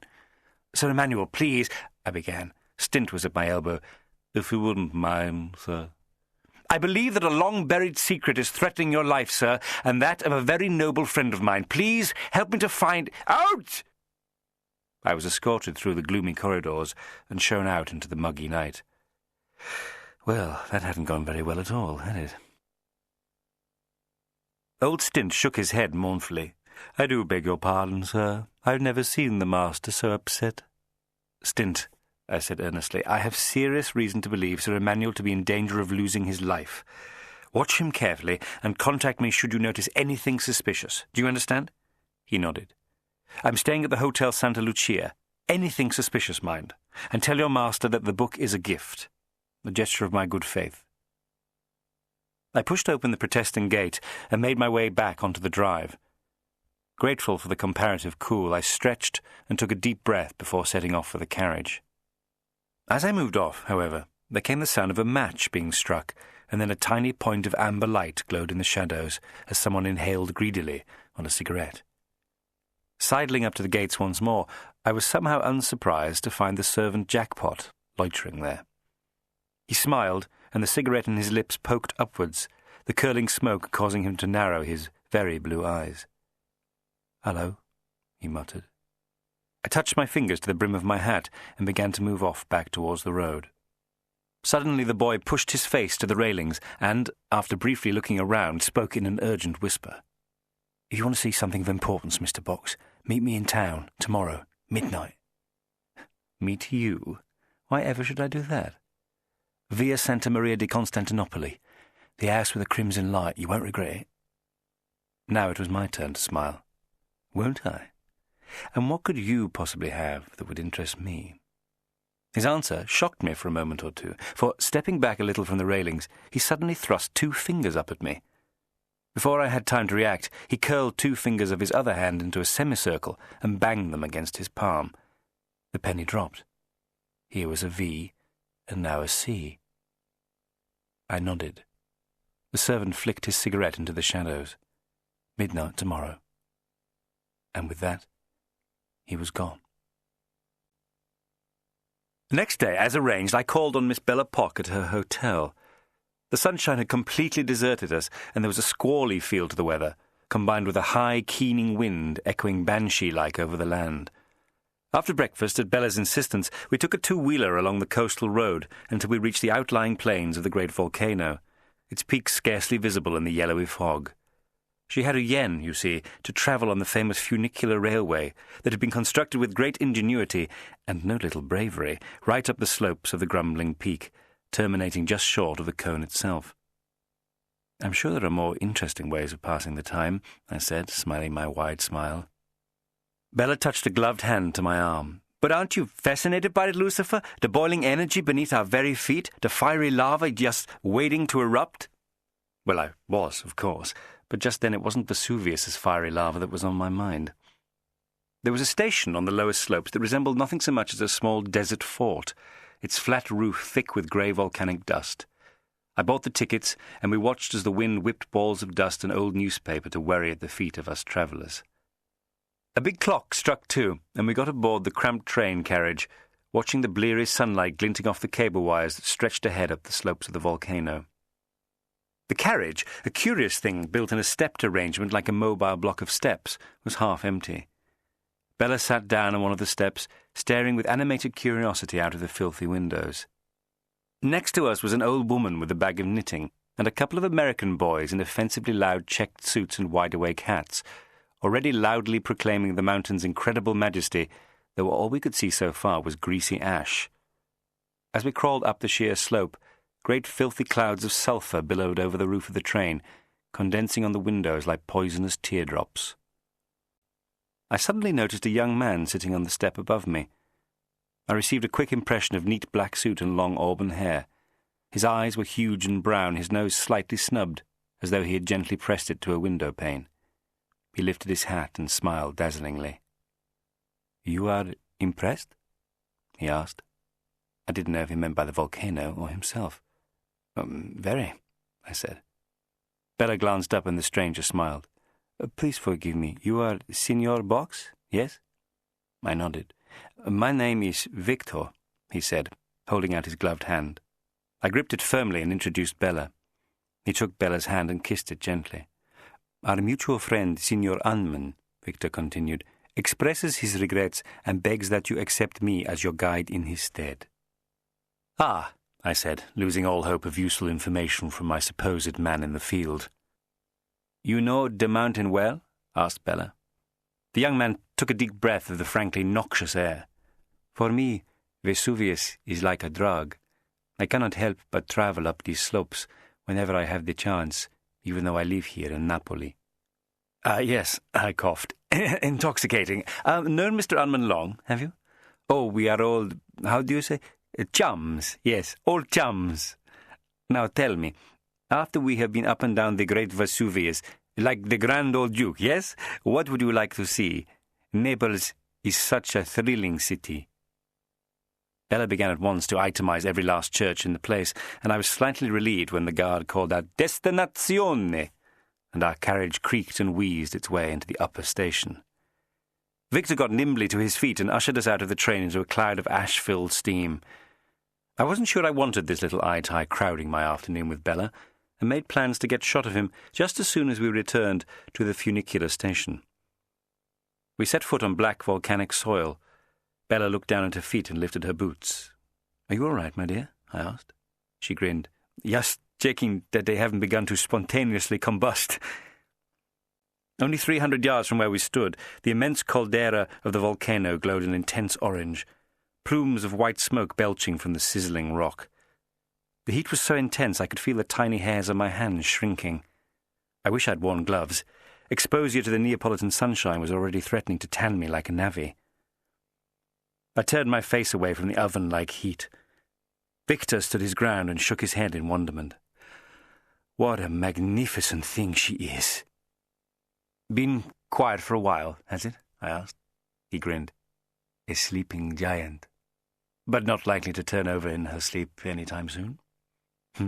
"You never can tell," chirped Victor gaily. "Come, let us go closer." He led the way forward. It was easy to spot the fairly fresh lava flows that lay in petrified streams all around us, and I shielded my eyes against the glare from the boiling ground. Victor closed his eyes. Smoke curled over and about his slim frame like ghostly vipers, and we stood for a few silent moments amongst the blackened landscape. Bella clambered onto a great square boulder of volcanic rock and pointed down at the verdant plain. "What is that?" Far below us lay a collection of whitish buildings, scattered like child's blocks in the greenery. "That is Pompeii," said the youth. "Look there if you wish to see what fearful power the earth truly has within her." We lingered on top of the volcano for some little time, with our new acquaintance chatting amiably throughout. Bella seemed quite taken with him, but I felt curiously out of sorts. Perhaps it was the impending appointment with the mysterious servant Jackpot. At any rate, I was grateful to get back into the funicular and begin the descent. Bella noticed how preoccupied I'd become. "You seem troubled, Lucifer," she said, crossing to where I stood by the misted window. I patted her hand. "Forgive me, my dear. Not quite comfortable in my own skin today, if you see what I mean." She nodded, smiled. "It seems a shame. It's such a bonny skin." Our eyes locked for a moment, blue to green. We had the whole evening yet. Was this an invitation? All thoughts of a jolly tumble with the divine Miss Pock were temporarily banished, however. As the funicular pulled into the station, I happened to glance through the milling crowds at the exit. At once a huge barrel-chested figure caught my gaze. Dressed in a heavy black coat and hat, his indigo-coloured spectacles lending his face a skull-like air. "My God!" I breathed. "Tiepolo!" I raced to the exit door of the carriage and banged the heel of my hand against the woodwork as the vehicle clanked with painful tardiness into the station. "What is it?" cried Bella concernedly. I craned my neck to see the Duce Tiepolo's bear-like figure receding into the crowd. "Forgive me, Bella," I yelled, wrenching open the door. I turned and addressed the young man, Victor. "Sir, would you be kind enough to escort this lady back to the Vesuvio Hotel? Can't explain now." I was just aware of Bella's vaguely baffled expression and young Victor raising his hat as I tore from the funicular and out into the station. Barging through the crowd of tourists, I clattered down towards the plane, just in time to see Tiepolo slip into the back of an expensive-looking motor car, which chugged away in a cloud of yellow dust. End of Disc 3. Disc 4. I returned to my hotel and changed into evening dress for my appointment with Jackpot, dashing off a note of apology to Bella. I found a pleasant cafe by the quayside where I downed a few Kier. The Duce Tiepolo was here in Naples, and to risk recapture he must have a very good reason. But what connection did he have to Mrs. Knight, her first husband Moraine, and by extension to the professors? That old Quibble was in danger I was now certain, but why, if Naples were the locus of this mystery, had he not already been done away with? Perhaps he was the source of the danger. Yet his reaction to the deaths of his old colleagues had been genuine enough. Quibble was no dissembler. "You want to bring all that up again," he had raged. All what? There had been no word from Unman regarding the import-export business of the curious undertakers, but here at last was a lead of sorts. This young man, Charlie Jackpot, appeared to know something. I clapped my topper to my head and set off for the ancient heart of the city. The steady chirrup of insects kept me company as I walked the gaslit avenues of Decumano Maggiore, its cobbles worn into ruts by the traffic of the centuries.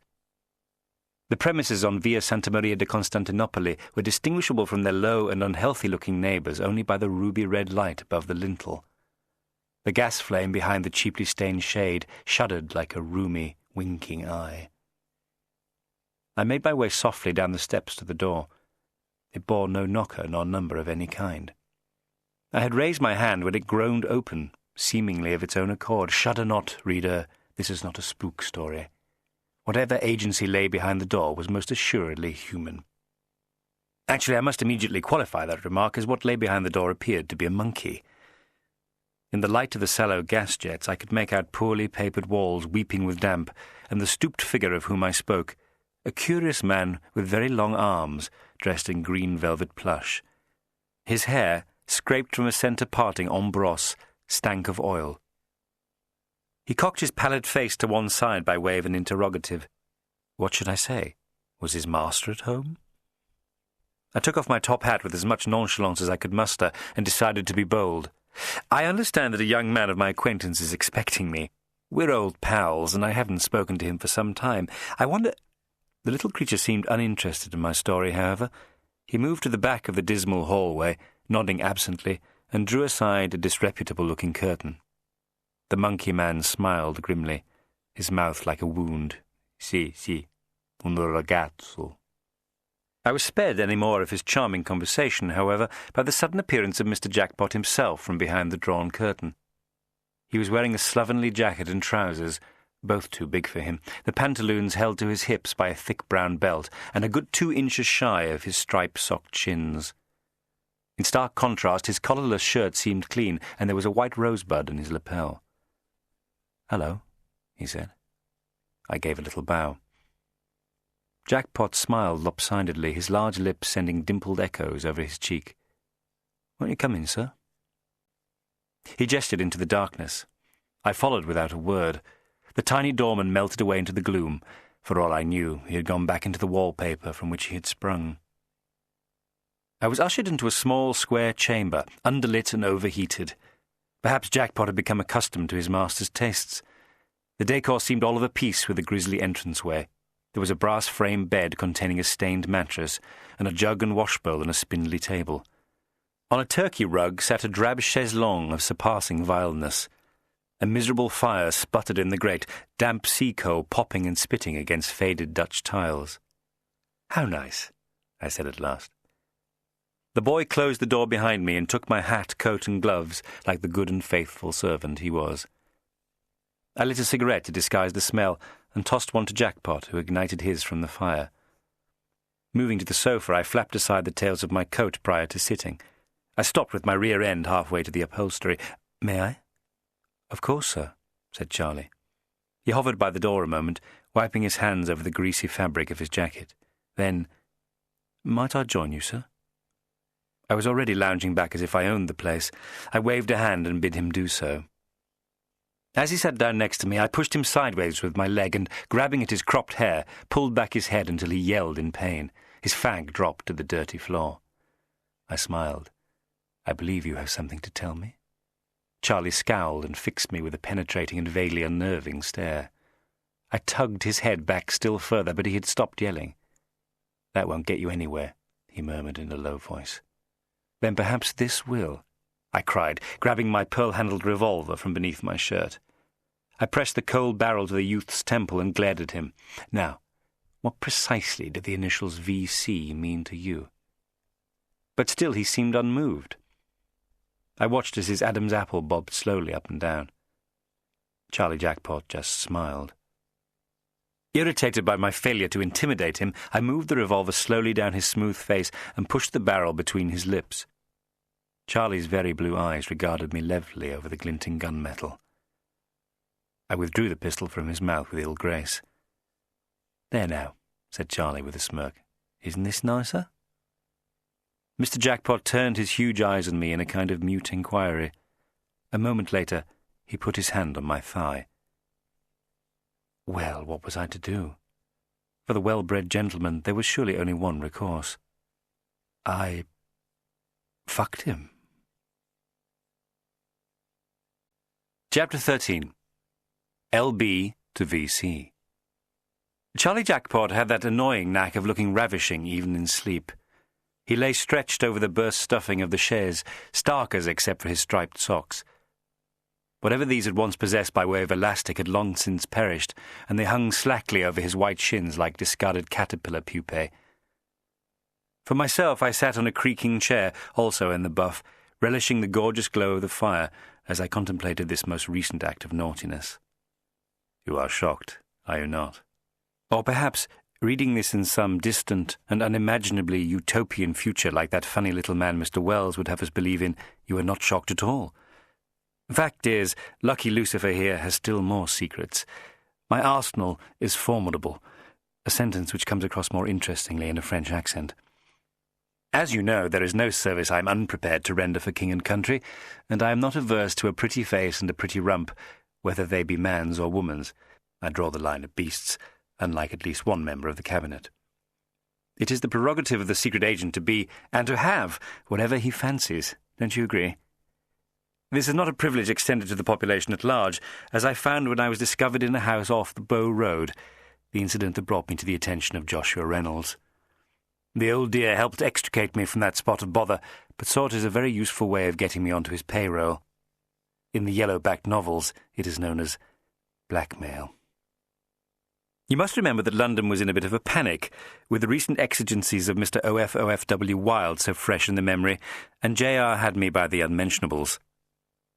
The compensation was that my divers assassinations took me all over the globe, where the love that dared not speak its name was positively encouraged to bellow from the rooftops. Such as in old Napoli, it seemed.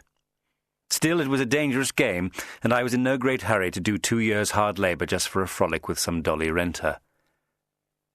Charlie opened a sleepy eye, exhausted, poor thing, and smiled his simian smile. Reaching over to my discarded coat, I retrieved my cigarette case and lit a fag for myself and then for him, padding naked over the cheap carpet to the chaise and delicately inserting the cigarette between his kiss-crushed lips. Charlie sucked in the smoke as though his life depended on it and let it rise over his mouth like the curly tips of a ghostly moustache. "Ta," he said softly. "How much do I owe you?" "Owe me?" "For services rendered." The boy dragged on the cigarette. "My pleasure." I bowed my head. "Then tomorrow you must at least allow me to buy you a bun." Charlie draped himself across my lap with his knees up. Gazing into my face, he idly scratched his balls. I could feel his hot feet against my thigh. "Expect you're wondering why I was so forward with you," he said at last. "Forward? You know, this evening at the old fellow's place." I blew smoke into his face. "Young men often throw themselves at me. I've come to regard it as something of a burden." "I'd seen you before," he grinned. "Really? At Ascot? Windsor? I was in Menton last summer. Perhaps we met there." He scowled again, rather pleasingly, and wiped at his nose. "Do you know where you are?" Yes, a filthy knocking shop for undiscerning tourists." Charlie got to his feet and perched on the edge of the table, crossing one foot over the other. No, there's a little more to it than meets the eye. I grunted sceptically. In my experience, there's very rarely more to these places than meets the eye. This one's different, he said quickly. Better even than that big yellow house in Islington. That was where he'd first spotted me. A Halloween mask held by a very pretty couple called Flora and Walter Paste. I had come as the Prince of Darkness, of course, and come across a fetching succubus in very tight fleshings. It had been a night of grand indiscretion. Lorks. No wonder Jackpot had been so damned impudent at quibbles. It's supposed to be strictly members only, but I know a trick or two. Get your togs on. I am not in the habit of obeying orders. All right. But it's the only way you're going to find out about the VC. I pulled up my braces. Very well, shall we get on? Charlie dressed quickly with the abandon of one who cares little for his appearance. Curbing my natural instinct to spend at least an hour getting back into my clothes, I graciously allowed Charlie to help me with my collar studs and cuffs. I shrugged on my cutaway, and moments later, looking only a little the worse for wear, followed him back out into the corridor. Several identical doors studded the shoddy walls, plaster hanging like rotten cloth in the spaces in between. The place reeked of damp. There was no sign of the ape-like doorman. Charlie walked on ahead, ignoring these doors, all of which undoubtedly led to similar bleakly furnished rooms. As we advanced, I became aware that we seemed to be moving almost imperceptibly, but inexorably downwards. Also, the corridor's decoration stabilized, so that smooth expanses of crimson wall began to emerge, as though we were travelling along an artery and had left behind some morbid and diseased junction. I flipped my watch from my waistcoat. Nearly 2 o'clock in the morning. From ahead of us came a curious subdued hubbub, music, chatter, what I can only call carousing. We had come to the end of our journey. Before us stood a massive set of ebony doors. They looked very old indeed, banded in iron and carved into grotesque, leering faces. Charlie gave me a strange smile and then hammered on the doors like some scruffy black rod. The doors shuddered open. I caught a vague impression of a hulking doorman with whom Charlie exchanged either words or a kiss. Then I was ushered through. Beyond the doors was a vision of hell. Don't fret, 'tis Lucifer's domain, after all. The chamber we had entered was very large and lit by dim gaslight. A series of swooping arches stretched away into the darkness, and I realized dimly that we must be in some kind of adapted tunnel system running right under the roadway above. The walls were expensively rendered in a brilliant display of the Art Nouveau, black and gold tendrils curling like some monstrous plant from floor to ceiling. Tapestries and great swathes of scarlet cloth billowed overhead like the skirts of a giantess. Upon them was wrought in, well, exquisite is not quite the word, well-observed detail, classical pornography of the most astonishing variety. Priapic-old lechers pursued virgins with a passion around a witch's sabbat, dominated by a frightening goat-headed devil.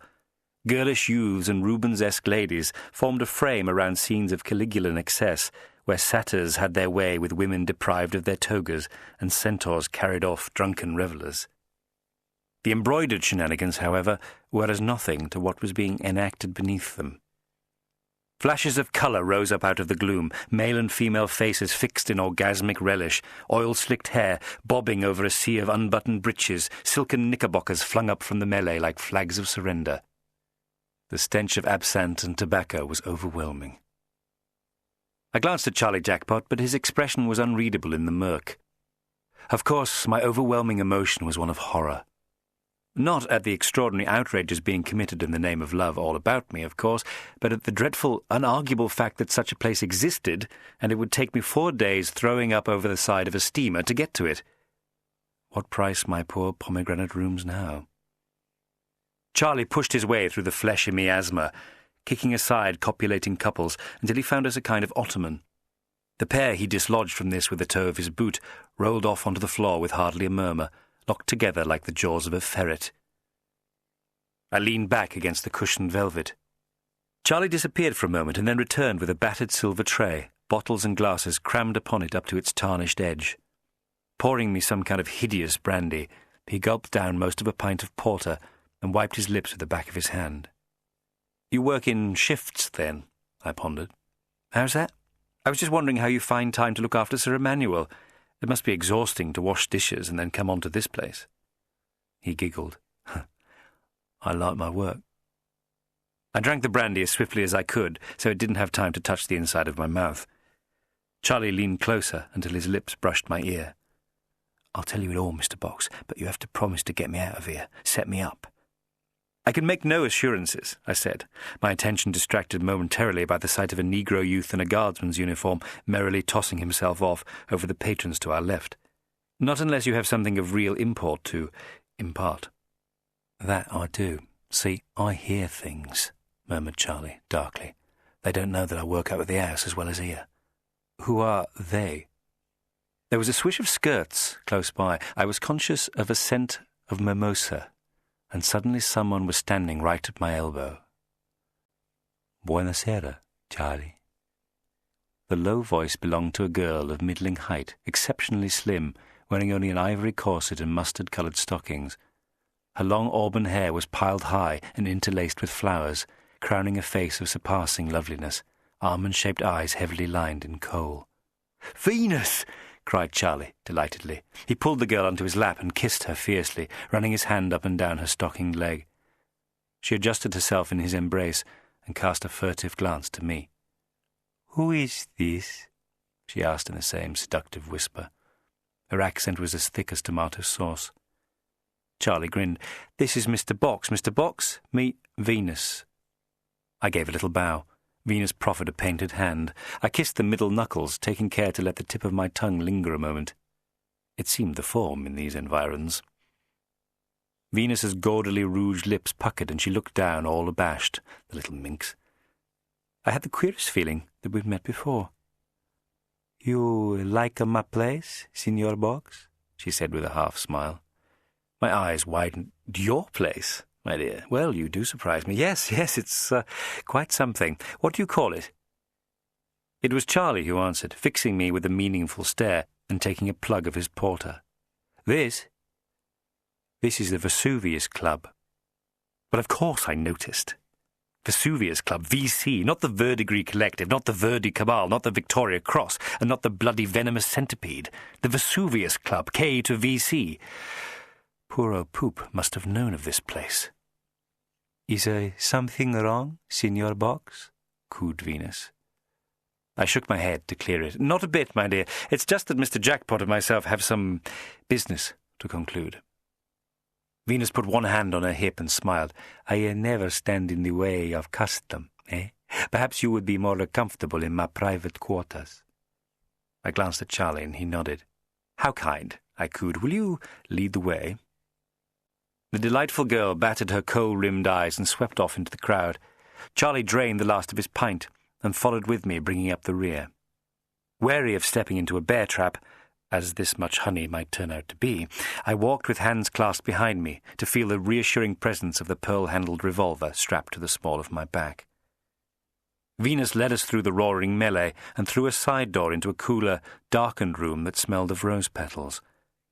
She lit the lamps, revealing a scarlet boudoir of impressive proportions, divided by silk curtains and scattered about with fat oriental cushions. A dressing mirror dominated the far wall. "Please make yourselves at home," said Venus, sitting down on the dresser and crossing her legs. Her mustard stockings flashed in the half-light. "Most obliging of you, miss," I said. Venus cocked her head again. "Charlie and I, we are old friends, yes? And any friend of his—" Charlie grinned at her and, picking up a bottle of sham, wrenched out the cork. He poured 3 glasses. Venus drained hers in one go, span her champagne glass between her delicate fingers, and fixed me with a slightly intimidating stare. What had those fiery eyes seen in their few years? She made me feel positively callow. "I hope to see much more of you," she said. With that, she swept past us both, paused to kiss Charlie briefly on the cheek, and then was gone. "Christ, ain't she something?" cried Charlie.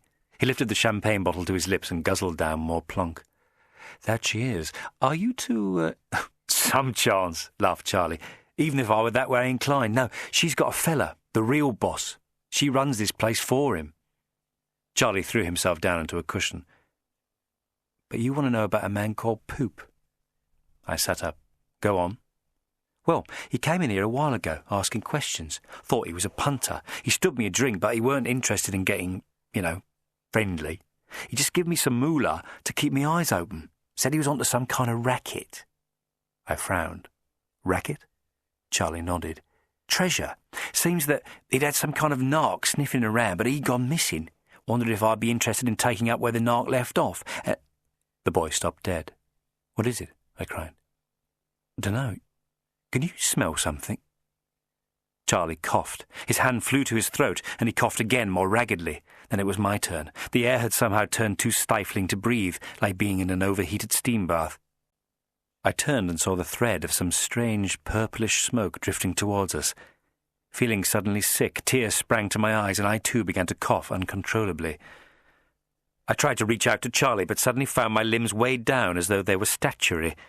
Scarcely able to move, I half stumbled, half fell to the floor. Through a mist of stinging tears, I could just make out Charlie's broad back. He tumbled to the floor, scrabbling at the air as though it were attacking him. With a titanic effort, I hauled myself onto one knee and peered blearily about the room. What devilry was this? A Venus flytrap, and us, the flies. Clutching at the oriental cushions, I staggered to my feet and tried to head towards the door. Every step seemed to take an eternity. It was as though I had divers' lead shoes upon my feet. Coughing constantly, I put my hands to my face and slapped myself in an attempt to clear my befuddled brain. My mind seemed to be swirling and tumbling and swimming madly, as though I'd drunk a quart of absinthe. Reeling around, I found I had lost the door. It was as though I'd been transported to some other room, so strange and alien did Venus's boudoir appear. The dressing table stretched crazily before me on stilt-like legs. Great heaven! The furniture appeared to be moving. The drawers of the dresser gaped open like hungry maws, snapping at my legs as I lurched and stumbled across the floor. The oil lamp loomed largest of all. It was then, with my eyes almost popping from my bursting head, that I saw that the lamp was the source of my terror.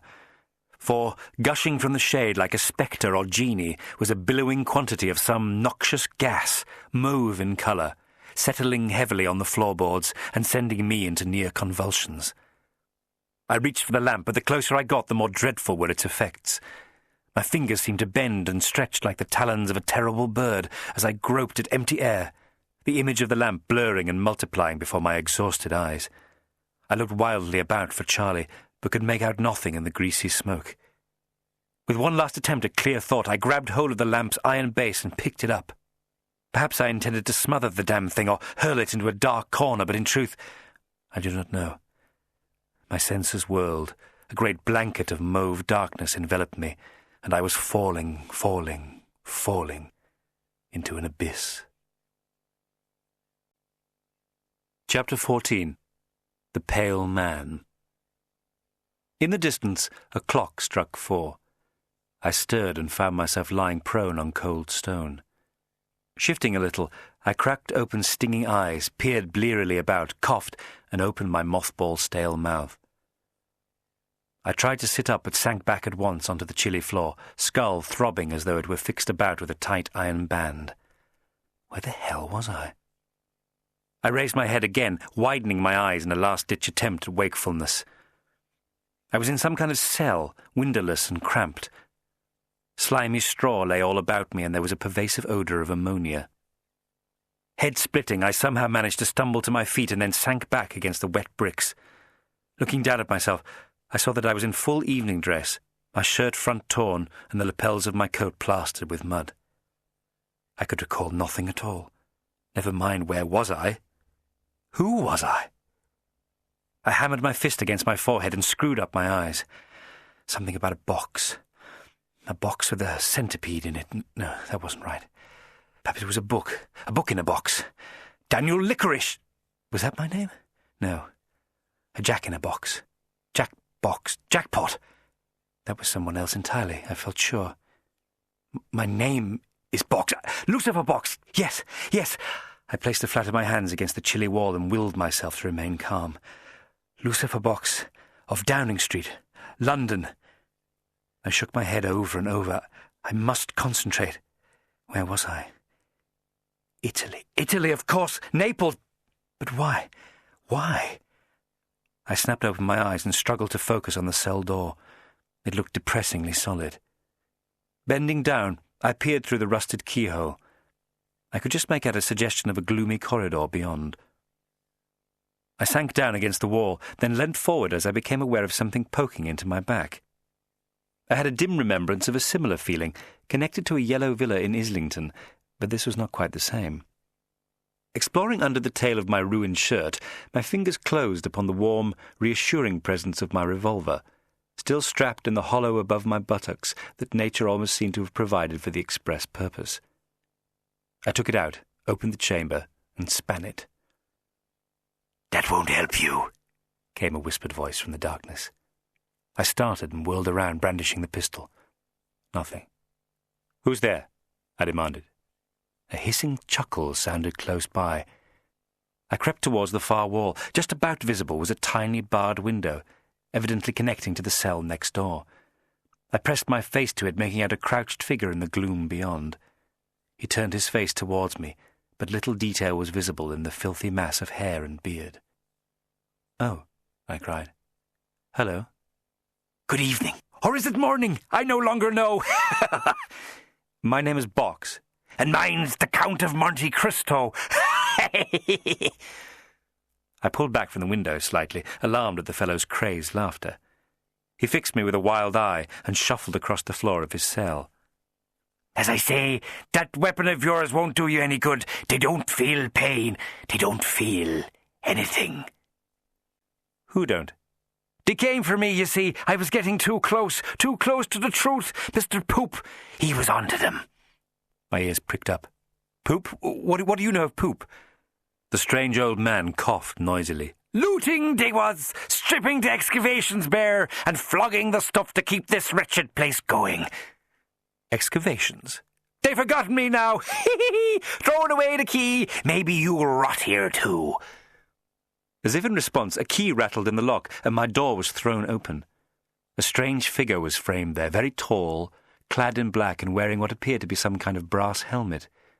I rubbed at my eyes. Was this still part of my strange purple dream? Had the notion of a lead-shoed diver sprung to life before me? My neighbour in the next cell jumped to his feet and pressed his grimy face to the bars. "Look out! They've come for you. Don't resist. They don't feel anything. Hee-hee-hee." The extraordinary helmeted figure stumped across the cell towards me and opened his great arms as though offering an embrace.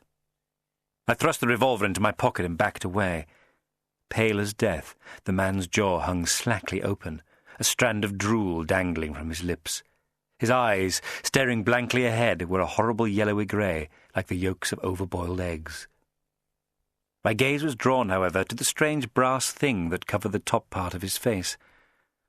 On the closer inspection I was now afforded, I could see it was like a Norman helmet, though the upper part was made of glass and glowing a weird, sickly purple. Great brass screws were inset at the temples, effectively clamping the helmet to his head. Stepping quickly to one side, I raced towards the door, bargaining that the brute's sluggish gait would count against him. "No good," croaked my neighbour through the barred window. "He'll get you."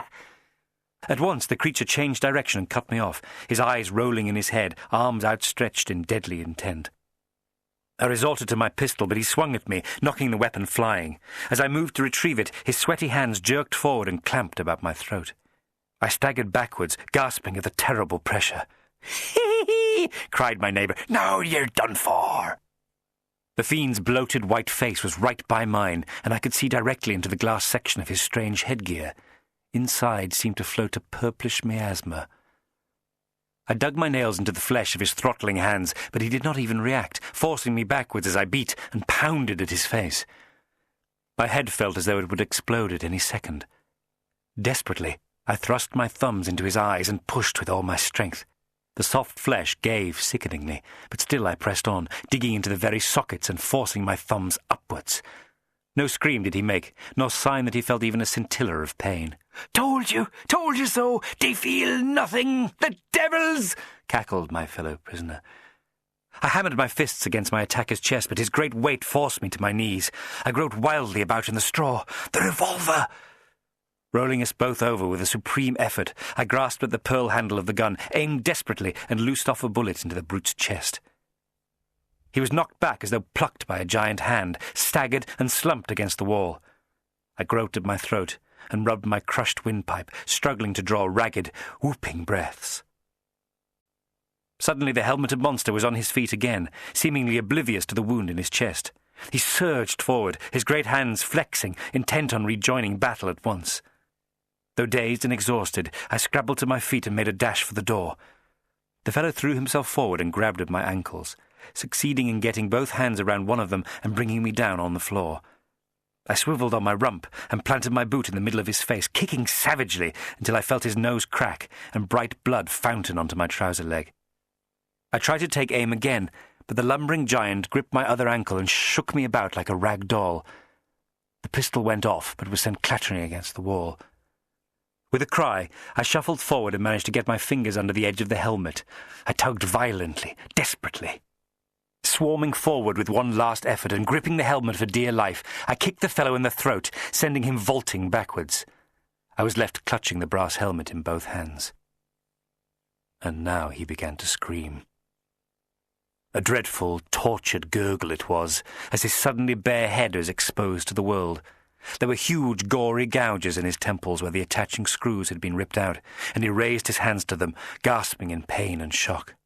"Lor, you done for him! How did you manage that?" hissed my hairy cellmate in amazement. I glanced down at the helmet. The strange gaseous substance still swirled within the glass enclosure, but I could now see that thin, delicate pipes led from it into the screws that had been affixed to my attacker's temples. A tarry liquid began to leak from inside, and its dark mauve colour was at once familiar. And then I remembered. I felt my overtaxed brain making connections like points changing on a railway. It was the same stuff that had nearly done for me and Charlie. Charlie! Of course! The boy had been on the point of telling me something of vital import when... I looked down at the strange helmet again. Piped directly into its poor owner's bloodstream, the mauve stuff had rendered him little more than a zombie.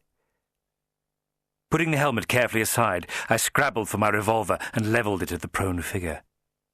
The man had begun to weep from his gory eyes, great heavy tears mixing with the drool and blood plastered over his dead white face. He tried to raise himself up on one hand, but sank back to the floor with a great cry.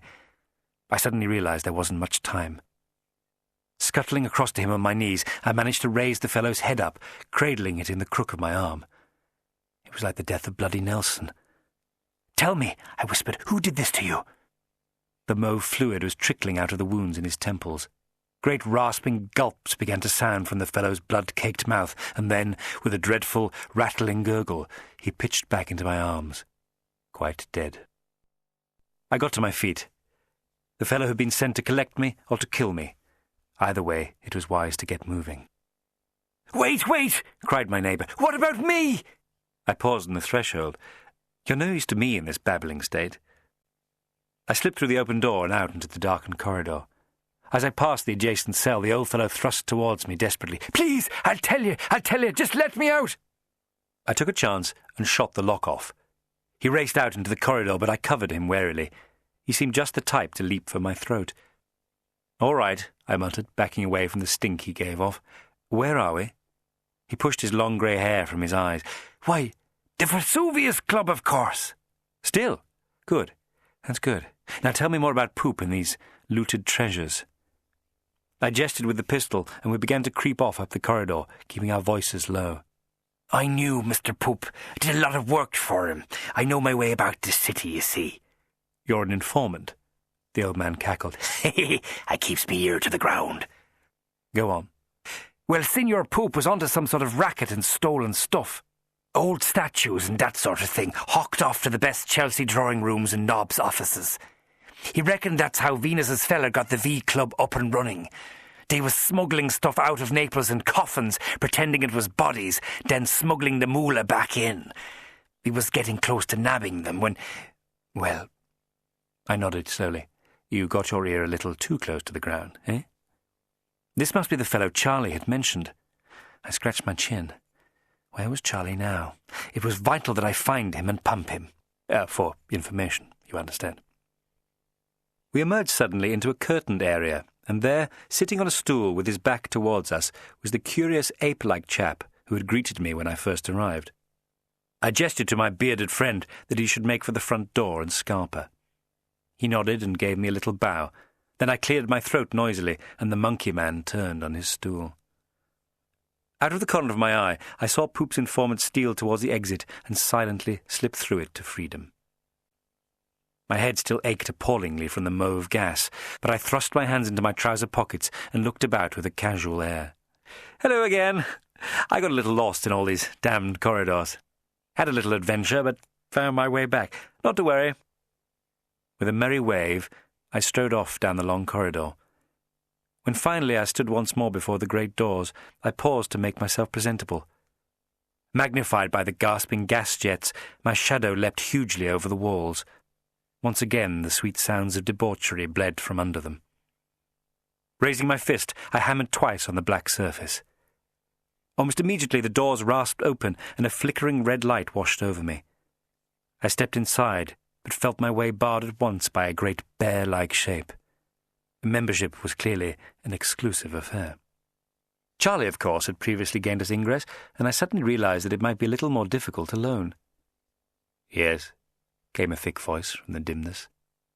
I was damned if I was going to say, "May I come in, please?" So instead I ordered, "Stand aside," with all the boldness I could muster.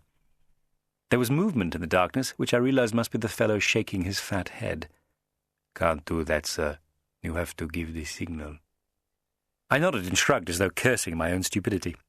"The signal, of course." I rubbed my hands together and laughed lightly. What signal? The impressive shape shifted on its feet. I patted my pockets as though the solution might be found in there. Why hadn't I observed more closely when Charlie had stood in this position? Had he given a password of some kind? No, the doorman would have said so. It was a signal he was after. The shape began to move towards me with some menace. I knew I would be put out on the wrong side of the door within seconds. A signal, something to do with the Vesuvius Club, something simple and recognizable. Then a notion popped into my head. I took a chance and thrust my fingers up before his nose in a V shape. He stopped his inexorable progress. I curved my hand and formed a C that I slapped against my palm as I had seen Charlie do. The creature stepped aside. "Have a very good evening, sir," he growled. "Thank you. I intend to."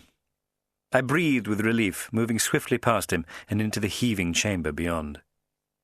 The room was still what you might call a pornucopia. My ragged appearance excited no comment, and I proceeded to a couch, occupied solely by a mournful-looking youth with terrible acne. I sat down as far from him as possible and stuck out my long legs before me. He began at once to cast shy glances at my loveliness, but I studiously ignored the hideous bugger, content instead to watch the activities of two splendidly naked ladies who were cavorting on the floor with their bums in the air. A rough-looking waiter sauntered past with a tray of drinks, and I grabbed him by his skinny wrist. He thrust a shot glass into my hand and moved off into the crowd. I turned back and discovered I was still under the scrutiny of the grisly youth perched at the other end of the sofa. I raised my glass and toasted him. His cheeks, angry with blemishes, burned redder still. "I am Riccardo," he mumbled. "And I threw him a pitying look. "I'm afraid you're terribly ugly." His whole frame sank with shame. "Buonasera, Venus!" I turned at the cry. It had come from a thick-set fellow far to my left, who was wiping beer from the wet stalactites of his moustache. Venus! She had fetched up more respectably this time in a dress of dazzling crimson, one hand on her shapely hip in the approved style, the other clutching a long amber cigarette-holder. She was exchanging gossip and laughter with her clientele, her kohl-rimmed eyes shining with mirth. Charlie had said she was the paramour of the villain who owned this place. Had she been complicit in lighting the lamp with its strange mauve poison, or was she merely an unwilling pawn? Either way, I had to hide. Without a second thought, I reached across the sofa, grabbed the spotted dick by his tweedy lapels, and pulled him onto me. "On the other hand," I said, moving him round to screen me, "I've always had a penchant for ugly boys." Master Riccardo set to with a vengeance, his pinkish lips slapping against my mouth in a squid-like action that was most disagreeable. To my astonishment, an albino in a beret then toddled towards us, as though the kiss had been some general call to arms. He began fiddling with my fly button as my eyes goggled over the pitted curve of Acne Boy's cheek. As soon as Venus had moved away, I repelled all boarders with a disgusted cry, pushing young Ricardo to the filthy floor and kicking the albino in the solar plexus. He flopped like a bag of wet washing, and I stooped at once as though to help him, all the time keeping an eye on Venus as she made her halting progress through the chamber, wreathed in the bluish smoke of her cheroot. At the end of the long mirrored bar was the door inset with a frosted pane. Venus glided towards the door and then, glancing swiftly around, passed through into the darkness beyond. I rolled the albino into a corner and then swiftly followed Venus, threading through knotted limbs conjoined in shameless excess. Turning the handle, I opened the door and slipped silently through. The sudden quiet startled me. Torches sputtered in gold stanchions, revealing the curve of a broad corridor disappearing into gloom. I smiled to myself. Now this really was a secret tunnel. I could hear the tat-tat of Venus's elegant heels on the stone floor ahead.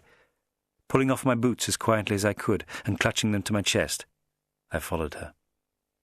Padding along, I kept myself snug to the wall until I came to a branch in the tunnel. It continued to my left. To my right, I could make out the top of a spiral stairwell. Only the first 3 of the worn stone steps were visible as they descended into darkness. Unsure as to which route Venus had taken, my attention was momentarily caught by a heavy tapestry that was fixed to the brickwork. In the flickering torchlight, its threads leapt out in golds, reds, and purples. It was clearly very old, and seemed to show the broad sweep of a harbour, dominated by the great hulk of a black mountain. I moved closer. The weave was disintegrating, but I could just make out that a pillar of smoke was escaping from the embroidered summit. Vesuvius. Chapter 15. Into the Crimson Chamber. There were footsteps in the tunnel. Caught in the open corridor, I rapidly rifled through my options. Only one. Lifting the edge of the tapestry, I tucked myself in behind it and pressed myself flat against the wall, which had a distinctive curve I had not previously noted. I listened attentively as several pairs of feet passed by and began to descend the spiral stair, accompanied by a rustling sound. As I stood with my back to the wall, I noticed a point of bright yellow light emerging just above my left shoulder. As soon as I was sure the passers-by had gone, I turned around and put my eye to the hole in the crumbling mortar. What I saw was a strange circular room that, like everywhere else in that place, was the colour of flame. This time, however, the decoration actually imitated the pit of hell, or, more probably, the crater of a boiling volcano. Painted fire licked the round room, twisting into orange shapes like barley sugar canes and merging into patterns of deep crimson lava. The room was dominated by a massive round table with 4 ornately carved chairs set about it. In them had been placed straw figures, exactly like the one I had found in Professor Verdigree's coffin. The air seemed heavy with oily incense. Its foggy weight hung under the ceiling, swirling like a nest of serpents as it was disturbed by draughts from the crumbling walls. As I watched, a yellow door opened and an extraordinary procession came in. 3 figures, resplendent in red velvet robes, decorated all over in blazes of gold and silver sunbursts. All 3 wore what looked like masks from the Venice Carnival, exquisitely rendered in similar hues, the cruel, snarling features picked out in white. Not for the first time in that bizarre place, I wished I'd had my sketchbook. Though this was, perhaps, a rare occasion where the Duce Tiepolo's photographic apparatus might have been handier. Without it, who would believe such a sight? My thoughts dwelled on the Duce for a moment. Could he be the paramour of Venus, the organising brain behind this whole enterprise? One of the robed figures, slight in build, took up a gavel that lay at his right hand and rapped it on the table. "I, Vesuvius, summon thee," he said. The next figure, altogether more imposing, bowed his head, saying, "I, Stromboli, answer." This could be Tiepolo. His build was similar. The third, tall and thin, bowed too. "Etna answers thee," he squeaked. My eye widened as I pressed closer to the spy hole. Now, I've been around a bit, as you can imagine, and I knew at once that this was more than a knocking shop's AGM. Few go about their business in motley, and even fewer adopt names stranger than Mr. Chairman as their monikers. No, this was rummer than a baba. More torches had been lit, and now I could see that there were maps and what appeared to be charts pinned to the walls. I looked more closely at the 4 chairs. Bizarrely, the straw figures had been shackled to their seats, as though to prevent their escape. Vesuvius set aside the gavel and spread his hands wide, looking for all the world like a sinister masked version of the Messiah from Da Vinci's Last Supper. A queer, piercing note began to rise in his throat. After a moment, the sound was taken up by his 2 fellow volcanoes, who moved swiftly to apparently pre-appointed positions around the circular chamber. I narrowed my eye in an effort to see more. Now I realized that the place was littered with curious paraphernalia, scattered about like grave goods in a plundered tomb. There were great brass bowls filled with what looked like spice standing on piles of glittering rock. Red candles were held in tightly bound bundles atop a mahogany rail that ran right around the room. Still the shrill note continued. As I watched, they picked up the brass bowls and carried them over to the centre of the table. Stromboly's robed chest rose and fell visibly as he began to scoop out handfuls of mauve-coloured powder, a colour that was beginning to make me uneasy. Vesuvius turned his masked head, and just for a moment I had the curious sensation that his fixed features were moving, glowering. The painted mask gave him a strange pagan appearance, and behind the diamond-shaped slits his eyes were merely black hollows. Stromboly handed him a brass goblet into which the mauve powders were rapidly poured, then placed 2 of the black rocks into his outstretched hands. I saw now that they were chunks of raw flint.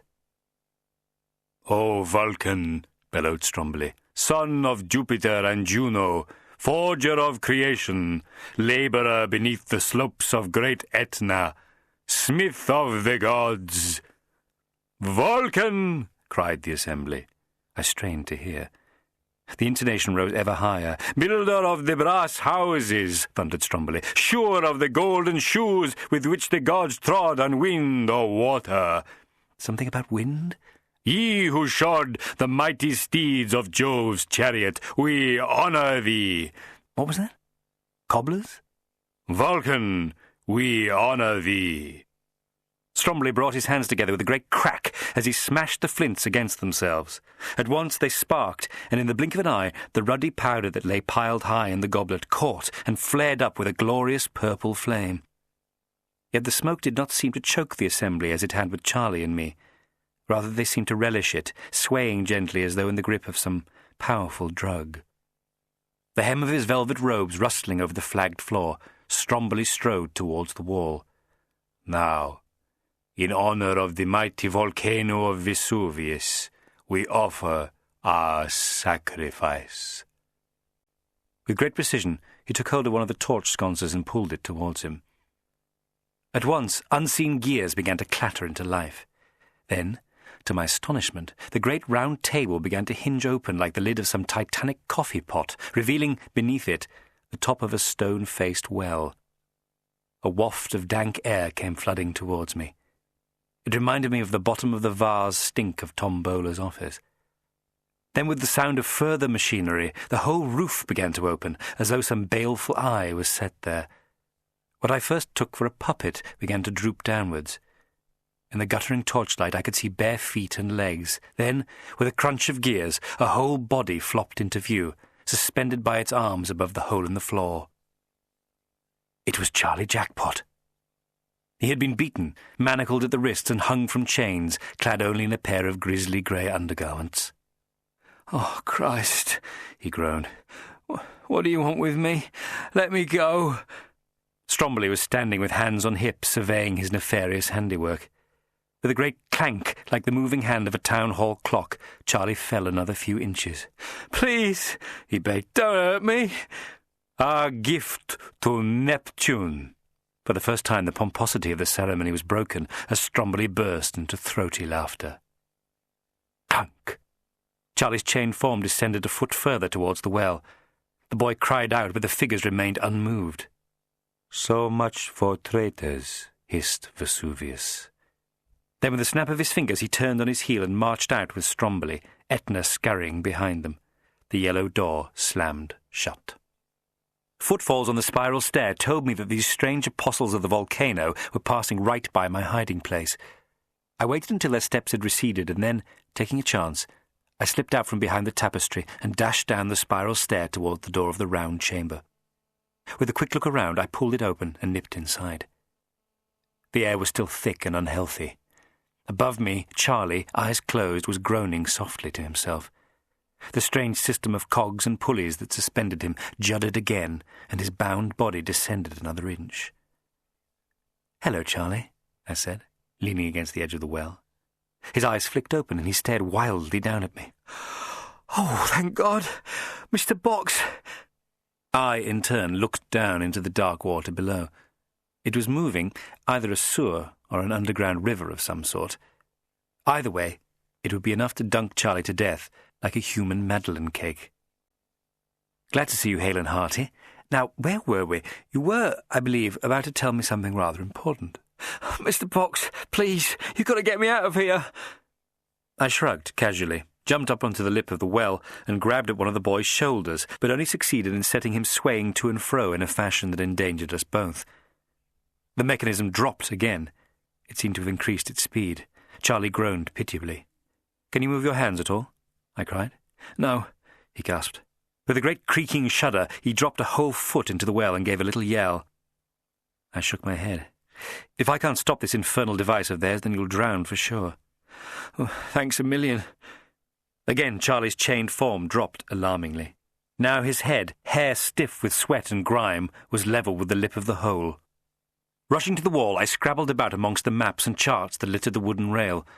One, its colours gleaming darkly in the torchlight, was some kind of tough paper stretched between two cream-coloured tubes of metal. Snapping the thing together, I moved quickly to the lip of the well and thrust it up towards the mechanism. On cue, the great cogs turned again, and Charlie disappeared into the hole. Only his manacled arms projected now. I strained on tiptoe, but finally managed to shove the tube into the gears. At once, the cogs seized, although it was obvious I hadn't bought Charlie much time. The oily teeth of the machine were already squeezing and crushing the thin metal of the map tube. Throwing myself over the stones of the well, I pulled Charlie's arms towards me with one hand and tore the knife from my watch chain with the other. Feverishly, I pierced the lock of the manacles with the thin blade and rattled it about inside. "Quickly, sir!" squealed Charlie, his voice a hollow echo. "Oh, quickly! Oh, quickly!" The lock snapped open. I slipped the blade between my teeth and, forcing the metal cuffs apart, I dragged Charlie from the hole just as the map tube was ground into pieces and the cogs resumed their inexorable round. Little pieces of the destroyed chart fluttered like dead leaves all about us. Panting for breath, I found myself on the floor with my arms around Charlie as the now empty manacles continued their descent into the depths. "Well, Mr. Box," grinned Charlie, "it seems you can't keep your hands off me after all." "You are very impudent, young man," I replied. "It will get you a long way. Now, let's get out of here." Just at that moment, the yellow door was flung open, crashing back against the painted brick. Our hearts, I feel sure, stopped at the same moment. Stromboli stormed in. The mask still disguised his eyes, but it seemed a fair guess that he was staring down at Charlie and me as we lay in an undignified heap on the floor. "What is this?" he thundered in Italian. "The club has increased its membership somewhat unexpectedly, eh?" His masked head inclined a fraction as he looked at me. I'm pretty nifty at thinking on my feet, even when I'm actually sitting down with a renter in my embrace, but this fellow's sudden appearance had me more than a little stumped. With as much dignity as I could muster, I extricated myself from Charlie and got up. "I do forgive the intrusion," I said, twiddling with my cufflink. In one swift, terribly well-rehearsed movement, I had my revolver out and levelled squarely at Stromboli. "But please, don't move." The tall man held up his hands but seemed quite calm. "What is your business here, senor? Are you a customer?" "This boy," I said, indicating Charlie, "is my valet. I received word that he was being held here against his will." "So you came here to bring him home?" "Correct. My laundry, you see, is in a frightful state." Stromboli shrugged. "Well, my dear sir, we need detain you no longer. There has evidently been some misunderstanding.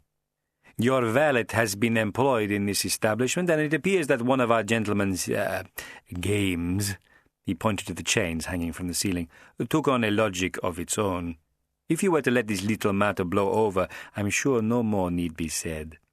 He indicated my revolver with a casual swing of his arm. "There is really no need for this histrionics." I glanced quickly about. Could we really get out of here without the alarm being raised? I was armed, of course, but these people were evidently fanatics and knew that Charlie had betrayed them. What punishment had they meant for me, I wondered. "Well, this is all most irregular, sir," I said, reaching down and hauling Charlie to his feet. "I'm not in the habit of rescuing my servants from dens of unnatural vice and then letting the matter pass." My indignity was, in all probability, a mite unconvincing.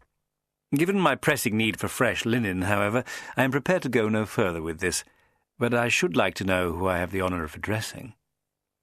The tall man laughed lightly and dropped his hands a fraction. With a jerk of the revolver, I indicated he should get them up again, sharpish. Instead, 3 black-coated and very well-armed thugs emerged from behind their master. Stromberry's arm shot out towards me. "Kill him!" he yelled. "Ooh, law." One of the thugs dropped at once to his knee, assumed the position and prepared to fire his pistol. I shot him through the forehead and took a grim satisfaction from watching his brains slide across the wall like clay slip. Charlie rolled over and hid himself behind the lip of the well. Stromberly and another thug took cover behind the great raised table as I fired again. My report was answered with 2 shots of the thug's own. We were effectively pinned down, cut off from the only door. "Bloody hell," whispered Charlie. "This is a fix, Mr. Box. What are we going to do?" I levelled my revolver on the stone facing of the well and tried to get Stromberly's masked head in my sights. Frustratingly, it bobbed up and down like a shooting gallery target. "You are trapped, my friend," he called.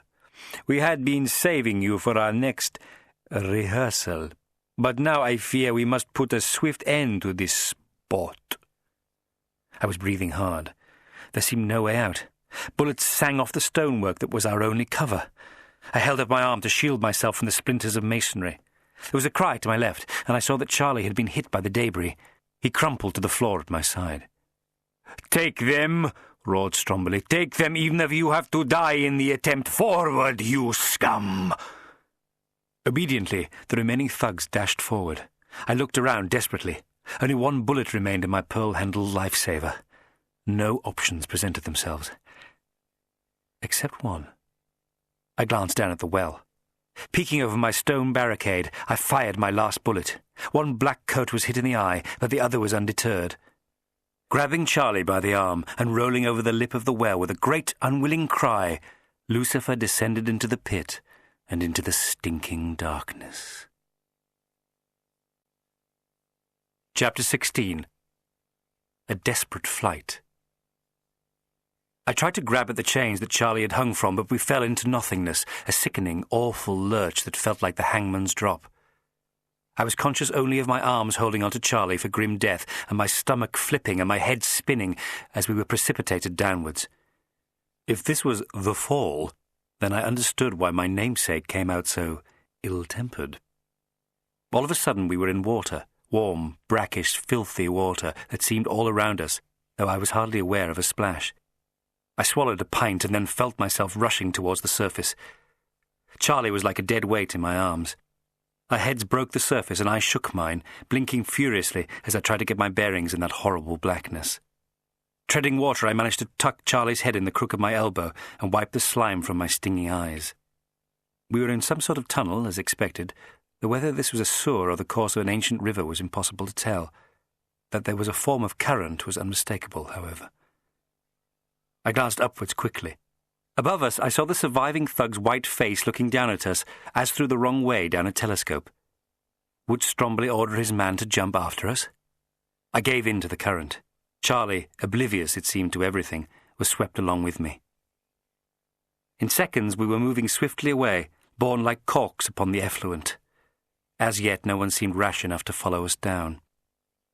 After a little time, I became aware that the tunnel broadened out, and I craned my neck from the water's embrace. We had reached a confluence where 3 tunnels met and merged. A great iron grille barred further progress. The current took us up to this barrier, and I clung onto the slime-strewn metal with one hand while cradling the unconscious Charlie in the other. I peered through the grille. The river sluiced through it and plunged down into further darkness. It was a man-made waterfall of some kind, though not the type that Blondin would ever have chosen to cross. Charlie opened his eyes. He stared at me for a few moments, then his bruised face broke into a grin. He seemed entirely unaware of his circumstances. "Hello," he breathed. I nodded. "How are you feeling?" He glanced down and his eyes widened as he found he was almost totally immersed in black water. His face suddenly creased in pain. "Been better, Mr. Box. Where the hell are we, if you don't mind me asking?" I manoeuvred him towards the grill and unhooked my arm from beneath his jaw. "Hang on to that," I ordered. "Need a rest." He managed to push his fingers through the holes of the wet metalwork and clung on, though I could see the pain in his stretched arms was returning with a vengeance. I struggled out of my lovely tailcoat. It was nothing but a saturated encumbrance now, and I pushed it away into the frothing water. Its immaculate tailoring ballooned briefly on the surface, and then disappeared. "There doesn't seem to be any exit this way," I said at last, "so we'll probably have to swim back against the current. Are you up to it?" He didn't look it, but he said yes. I shook the grill with my hand, but it was solid despite the corrosion on its surface. "Where's the light coming from?" said Charlie. "Where indeed?" I said, hauling myself up the grill and peering through the murk. A glowworm phosphorescence was visible somewhere past it to the right of the waterfall. "There's another tunnel through there," I muttered. Charlie shook his head. "No, I meant that light."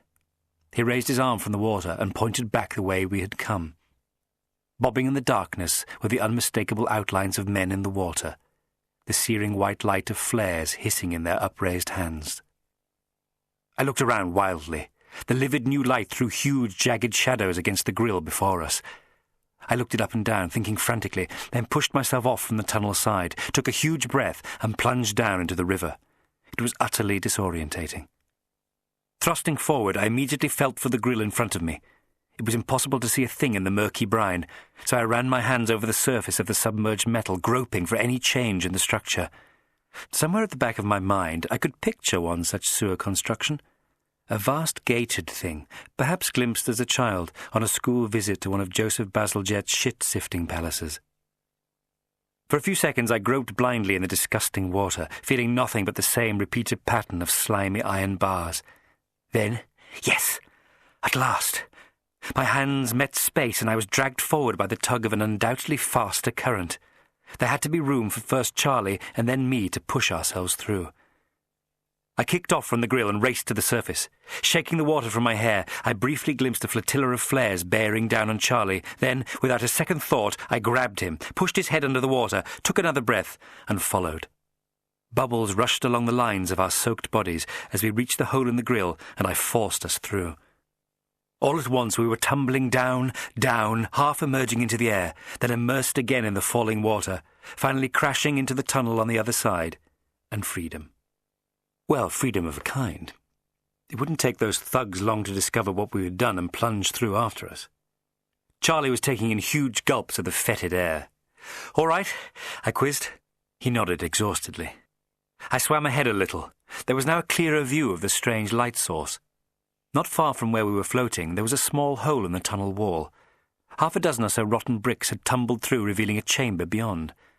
I swam quickly towards the breach, gained it, and managed to scramble up to get a better look. Before I slid down into the water again, I saw, strung over the salt-corrupted walls like Christmas decorations, the unmistakable glow of electric light. Relief flooded through me. Weak as he was, I knew that Charlie would rally at the sight of dry land and the chance of a rapid escape from our pursuers. When I swam back to him, however, I could see that our recent exertions had taken their toll. His head was lolling back in the water, and his eyes were showing white. "Charlie," I hissed, "wake up! There's a way out just ahead. Just hold on a little longer." He fell forward and attempted to focus on me. He smiled stupidly and closed his eyes. With a heavy sigh, I began to drag him onwards. The water in this new tunnel was much more shallow, and I could feel the sediment-covered bottom squelching beneath my shoes as I threaded my arm under Charlie's and staggered towards the hole in the wall. Meanwhile, a series of cries and oaths told me that our pursuers had worked out our method of escape through the grill. When we reached the breach in the tunnel, I pushed Charlie through it and into the room beyond. Normally, the feel of strong buttocks and wet trousers might have made my thoughts wander, but I shoved Charlie on without a second glance. As soon as he had fallen forward into a crumpled heap, I leapt up and pulled myself through. I lay dazed for a long moment. Then, as my eyes adjusted to the light, I saw that we were surrounded by packing cases and ladders, black against the garish flare of the electric light. Charlie stirred and opened an eye experimentally. "Some sort of warehouse," I said, getting up and testing the windows. One creaked open on a hinged pane, and moments later we had clambered out onto the street. Perhaps it was not surprising that even in Naples we had some trouble finding a cab, given our state. Eventually we gave up and managed to drag ourselves back down towards the harbour, and finally into the reassuring warmth of the Hotel Santa Lucia. End of Disc 4. Disc 5. The next day dawned blazing hot. Through the half-drawn blinds I could see Naples sparkling almost painfully in the searing sun, as if in celebration that my life had been spared. One gets these fancies now and then. Perhaps I would go for a constitutional. A walk by the sea on this glorious morning would clear my head and lift my spirits. I drew the blinds shut and, shambling back to bed, lit a cigarette. Sod that. Charlie Jackpot, whose tired face and dark ringed eyes still somehow conspired to make him a corker, lay sprawled on the bed next to me.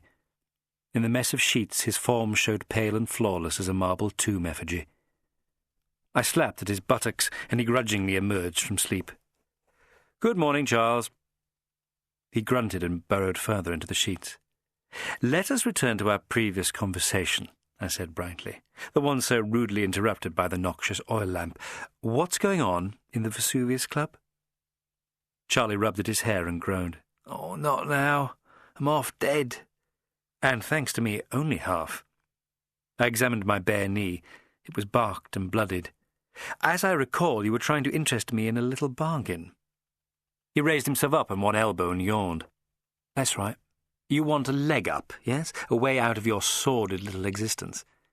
Charlie hugged himself and shivered. "I just want to get a start in life, Mr. Box, in return for what I know. Don't seem too unfair from where I'm lying." I nodded. A notion was forming in my early morning brain. "Mr. Jackpot, I currently find myself in the position of requiring a valet." The lad's face fell. "What?" "Don't answer me back like that, you little villain. Just listen." "Not service," he moaned. "That's what I want to get away from. I meant get set up, you know, like a gentleman." "Dear me, we are ambitious, aren't we? What do you fancy? A villa in Broadstairs and 200 a year?" He frowned sulkily. "If you don't wish to be pitched into the street, I suggest you shut your pretty little mouth and pay attention." I drew deeply on my cigarette.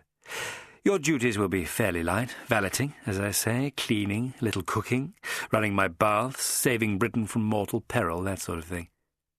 Charlie looked nonplussed. What happened to your old valet?" "Shot," I said blithely. "You see, Charles, I'm in a rather specialised line of work. If you're genuinely interested, my firm will take you on." "Who'd you work for?" "His Majesty's government." I reached across him to stub out my cigarette on the marble table. "I'm a spy, Charlie.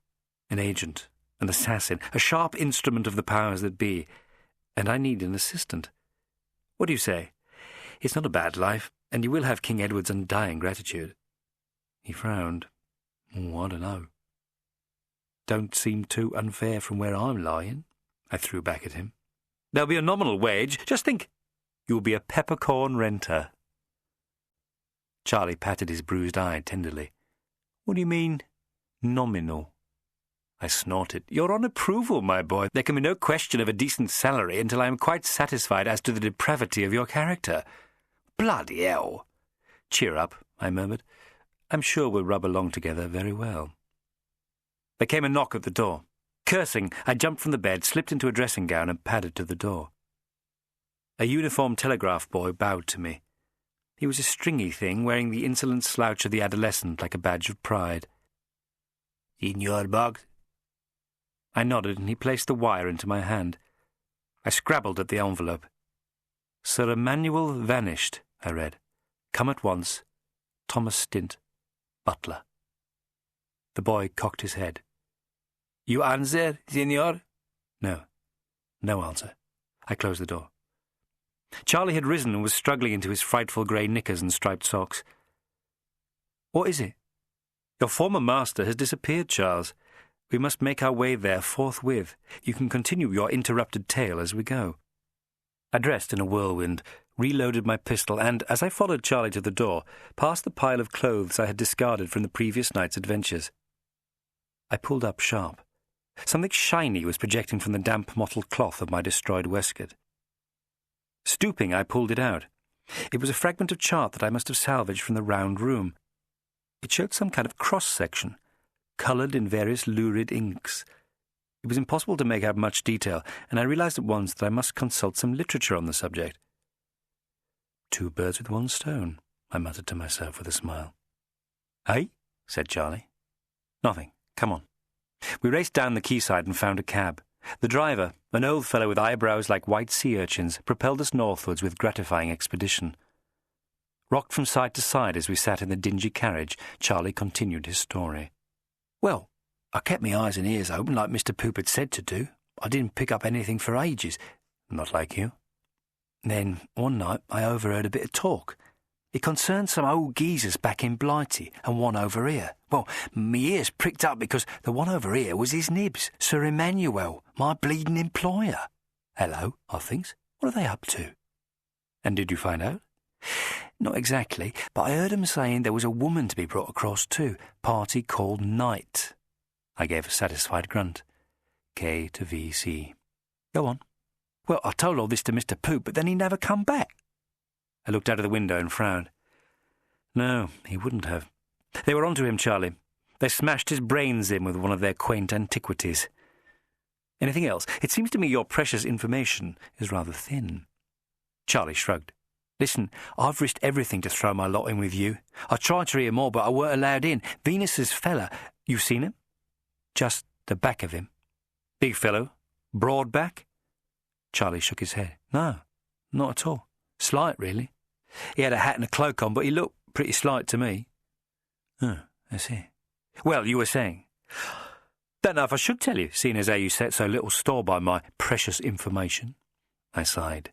"Please, go on."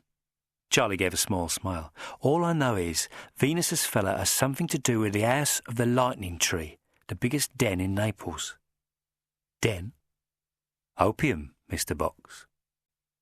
I was pondering this when I was jerked forward as the cab drew to a halt. "Ah, we're here." We were outside the crumbling manor house. I jumped from the cab and positively wrenched the bell from its housing as I summoned the butler. The old retainer came stumbling out and pulled open the gates. He glared at Charlie. "Where the devil have you been, young man?" "Never mind that now," I interrupted him. "What's happened? We came as soon as—" The servant was shaking his head mournfully. "He's gone, sir. Vanished." "Anything unusual in his behaviour?" Stint ushered us towards the door, casting venomous glances at Charlie. "No, sir, not a thing. I brought him the post as usual at 9:15. I returned at 10 to bring him his morning coffee, but found the library locked. When there was no reply to my knocking, I had the door broken open." We had stopped at the library door and saw the lock was shattered. Stint pushed it open.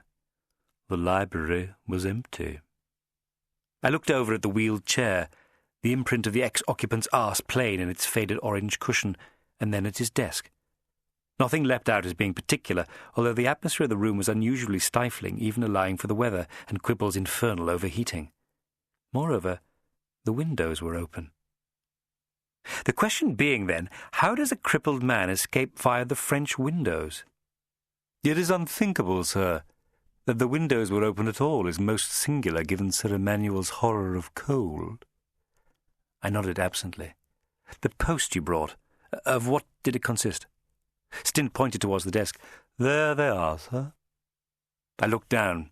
Spread out on the blotter were a quantity of envelopes. I reached towards them and then, thinking better of it, took out my handkerchief and, covering my hand, spread them out in a fan. 9, all told, I mused, but only 4 have been opened. Bending down, I peered at the open letters. Invitations all, it seems. Hello, what's this? Almost obscured by the blotter was a 10th envelope, a telltale mauve in colour and edged in black. I picked up the letter knife and worried it from its hiding place. "Addressed to Sir Emmanuel," I said, flipping it over. Stint moved closer to the desk. "But no enclosure, sir?" I shook my head. Where did you find your master?" "He was over there by that bookshelf, between Decline of the Procreative Urge by H. Nunstead and Pothen's On the Efficacy of Tarmacadam." I looked up at him. "Hard not to pick up the master's habits, sir," he said with a sniff. I crossed to the bookshelf and took the place occupied by the late scientist. I glanced over at the cold, empty grate of the fire. There was, of course, a fire burning. "Of course, sir." "Over here, Mr. Box!" I turned at Charlie's cry and moved swiftly to where he stood, swinging one of the French windows open and shut.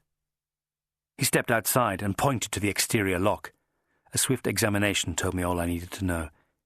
Striding to the fireplace, I again folded my handkerchief over my hand and began to root about in the blackened embers. "Ah!" I cried, my fingers fastening upon a small fragment of charred mauve paper. "Here is that enclosure, Stint, or what remains of it." I held the scrap of paper close to my face. A strong odour at once assailed me. It was pungent and familiar. "Do you smell that, Charlie?" I cried, waving it under the boy's nose. "I'd say this paper has been impregnated with a chemical with which you and I have had some little acquaintance." "Good grief," gasped Stint. "You mean you are addicted to some drug?" "Eh? No. I stood up straight. "This is what I believe happened here this morning. The letter in the mauve envelope was a lure, containing some bogus message and instructions that it was to be burnt upon receipt. Your master did as he was told, and was then overcome by the noxious substance in which the letter had been soaked." Stint bit his lip anxiously. "And then he threw open the windows in an effort to clear the fumes?" "Nay, for the windows had been forced open from the outside, as Mr. Jackpot here discovered. Whoever sent this letter lay out there in wait. When they saw that their plans were working, they broke open the windows and grabbed Sir Emmanuel. They then left the windows ajar to allow the toxin to escape." "But who, sir? Who would do such a thing?" The odour of that vile chemical contained in the mauve letter was unmistakable. The purplish dust on Verdigree's desk, the charred paper in Sasha's grate, all three must have received a mauve envelope. Whatever had been written therein must have also contained instructions to burn its deadly enclosure. Now I knew how, just not by whom. It was time to test just what Stint had absorbed. I took the scrap from my waistcoat pocket.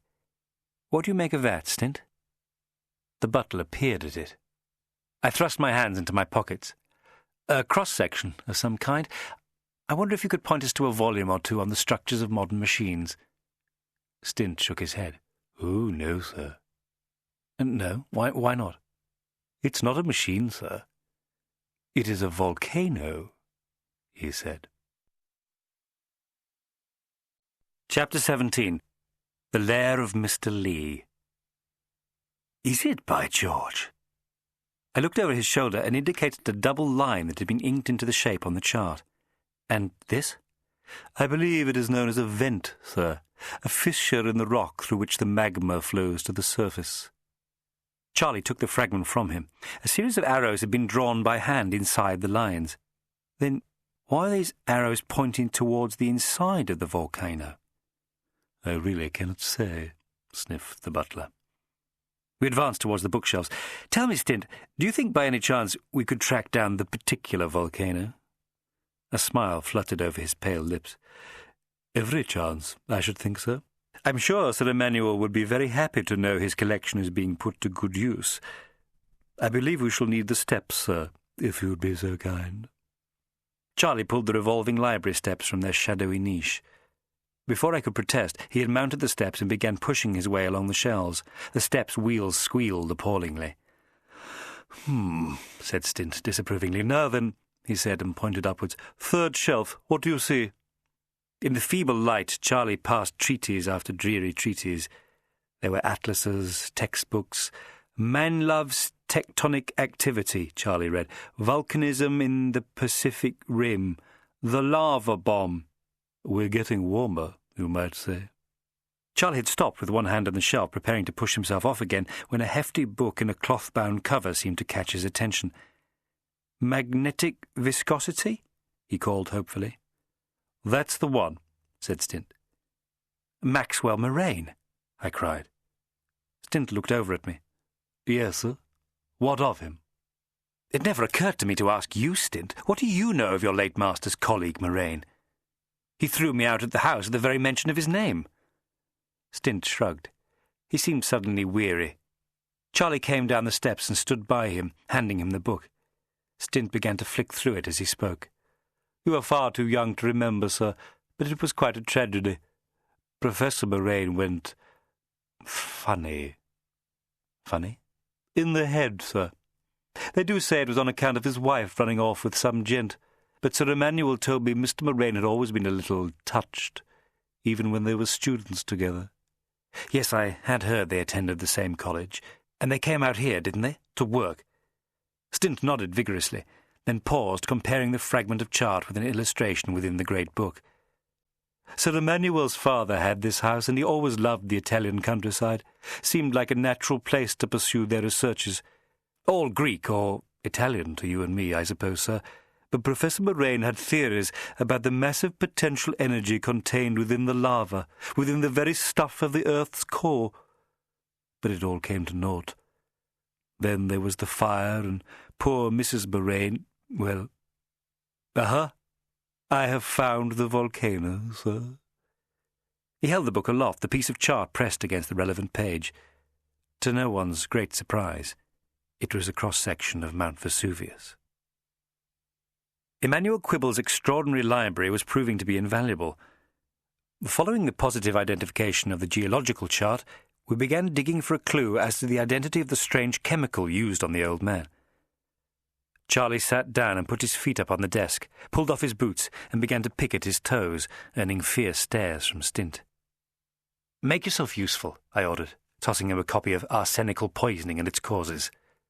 "I am. Being useful, I mean. I'm thinking." "Ha! I am on His Majesty's service. You are on mine."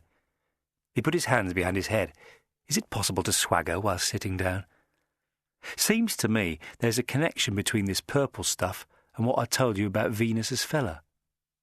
"What about him?" "The house of the lightning tree, remember?" His face dimpled into a cockeyed smile. "Opium?" I cried. And within a very few minutes, thanks to Stint's cross-referencing, we had it. "A distillation of the seeds of the manganese poppy," I read, tracing a finger over the delicate colour plate showing the flower. "Never heard of it. I don't doubt it. Grows only in certain parts of the Himalayas. Now get your boots on, Charlie. You're going back out." "I am?" "Yes. Arrange some transport for our visit to this den. We'll reconvene in the lobby of the Santa Lucia at 10. "Right-o, Chief." Charlie got up and struggled into his boots, holding the door frame for support. "Oh, and Charlie." "Yeah?" "Do mind out for yourself. I fear you are becoming indispensable." The boy smiled, and I felt a curious twinge as he closed the door after him. I thought at first it might be some undigested fancy from the Café Gambrinus, but I finally recognized it as an almost alien emotion. Fondness. I took my leave of Stint and returned to the hotel. Quibble, Verdigris, Bella, Reynolds, Charlie, my head was spinning. After a long bath, I soon felt more like myself. I felt myself so much, in fact, that I ended up having one off the wrist, imagining the wondrous Bella wrapped in my fevered embrace. We dined together that evening, and Miss Pock looked more glorious than ever, I thought, glowing like a moonbeam in the gilded shadows of the restaurant. I apologized again for the unseemly hastiness of my departure from the funicular. "There's really no need," she said lightly. "You did warn me you might have to pop off a little hastily now and then. Did that Italian chap see you back all right?" "Oh, yes. He was quite charming." She smiled and raised her glass. "To you, Lucifer." I responded, clinking my crystal against hers. "No, to us." "You have not, though, been entirely frank with me," she said after sipping her wine. "No? No. Unless you felt a pressing need to sketch the crowd, it did look very much like you were chasing someone." "Ah," I said. She held up her hand. "Don't say anything. I know you would tell me if you were able. There are matters of greater import on hand, are they not?" I nodded slowly. "And this business with Mr. Miracle is somehow part of it?" "Indeed." She nodded. "Then one day, perhaps, you will tell me about it." I liked the sound of that. It promised a future, together. We said good night at her hotel room door, and for the first time I was allowed a kiss on her smooth cheek. Ah, me. Anticipating a night's work, I returned to my own room and changed into a Norfolk jacket, nautical sweater, and light but sensible tweed trousers. On the stroke of 10, I slipped down to the lobby and found Charlie waiting for me. I looked about for a four-wheeler, but Charlie pulled at my sleeve. No carriages. They'll hear us coming a mile off. To my amazement, he pulled aside a quantity of canvas that lay in a bundle in the street. Beneath it, at an angle to the wall, was a tandem bicycle. "Is that the best you could do?" I cried. "Needs must," he grinned. "I nicked it." I have never been a, shall we say, fan to cycle, and was not in the best of moods for mounting one. However, Charlie was right. It would be a far less conspicuous way of approaching Naples' premier opium den than a cab. I grudgingly acquiesced and dragged the machine from its hiding place. Together we managed to mount it. After a few wobbly moments, we mastered the thing and began pedalling feverishly up the slopes to Capodimonte, following Charlie's directions. I was grateful at last for all those bone-shaker lessons my governess forced me to take. At length we turned into some kind of rookery, a shambolic collection of semi-ruined villas adjacent to a vast olive grove. The rotten plasterwork of the structures was visible even in the starlight. The eaves of the buildings practically merged into one another like a line of guardsmen toppling on the parade ground. I hopped off the bicycle and held it steady so that Charlie too could dismount. Then we began to push it quietly along the road. Before us was a large and disreputable-looking building with a blackened, twisted olive tree dominating its facade. "That looks like it," whispered Charlie. I nodded. Even in this town of curiosities, what else could it be? And indicated that we should lay down the bicycle on the parched earth. I felt glad of my reloaded revolver as we advanced into that filthy hole.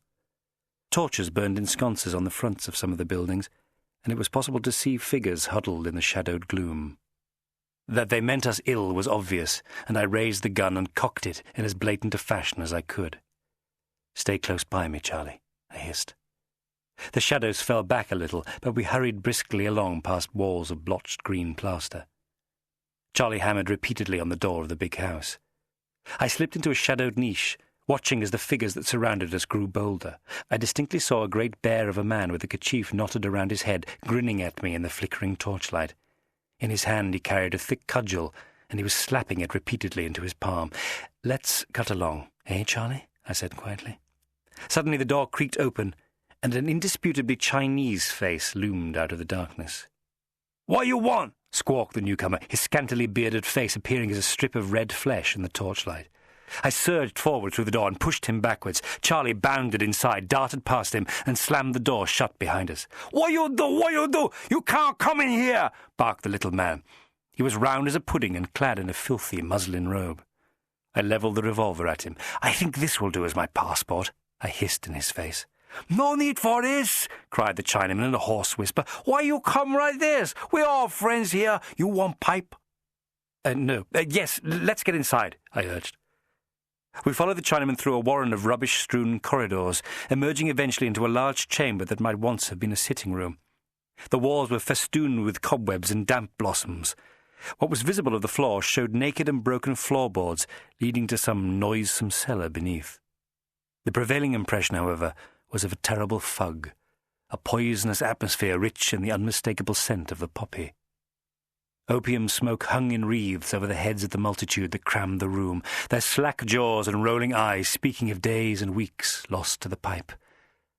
Like so many sacks, the addicts lay strewn over the floor, gurgling happily as they sucked, the shining black beads of opium glowing like fireflies.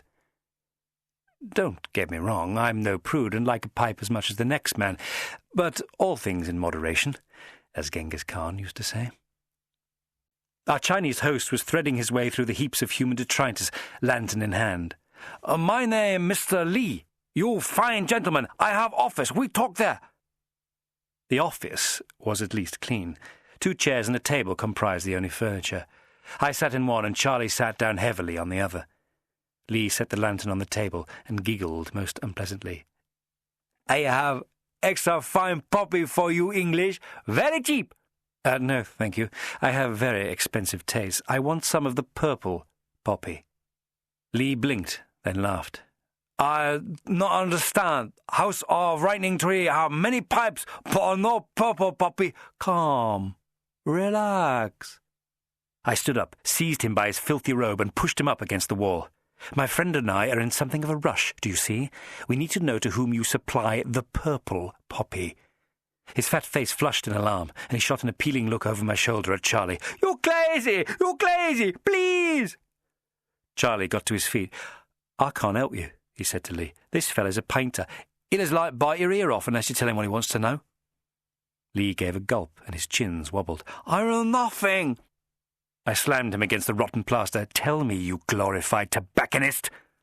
"There's no such thing as purple poppy," he squealed. I nudged the barrel of the pistol into the folds of fat around his wet mouth. "Believe me, I will take a professional interest in seeing the red of your blood running against the yellow of your skin."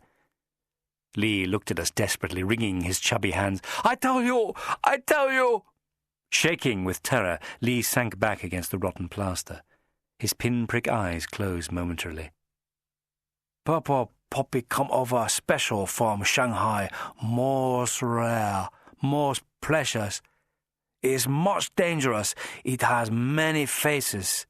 Up, down, forget some, even kill you. Must be very, very careful. Needs expert. No good for you nice gentlemen."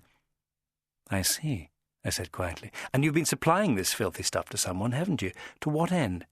"I cannot tell you." I pressed the pistol further into his face. Sweat was streaming over his oily skin. Please, I know only my instructions. I deliver purple poppy, I not hear no more." I stepped away from the perspiring fat man while still keeping him covered with the pistol. "Deliver it where, exactly?" Lee smiled his fat smile. "I can give you address, but it is impossible for me to leave these premises. My business, you understand." I levelled my revolver at his nethers.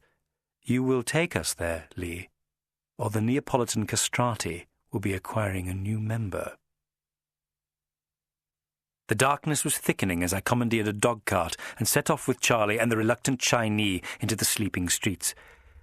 We must have made a pretty sight, lashing away at the skinny steeds, but then Naples is accustomed to strange sights, half-mad city that it is.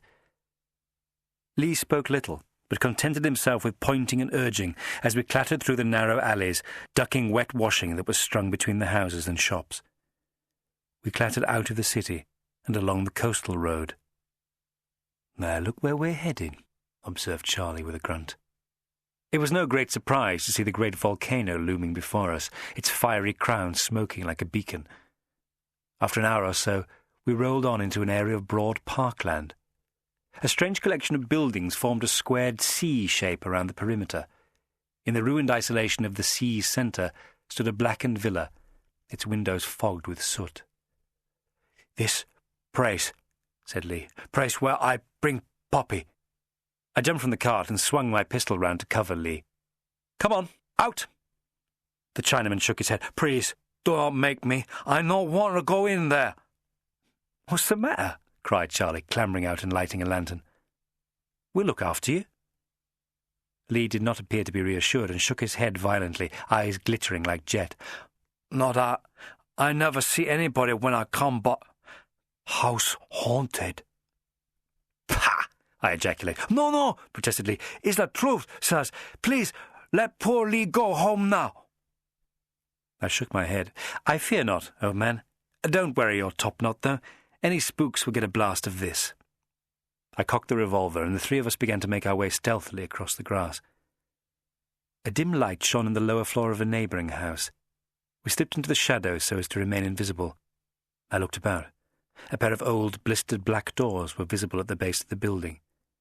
The coal cellar. "Where did you bring the poppies, Lee? To this cellar?" Lee shook his nervous head. No. Floor front. Come.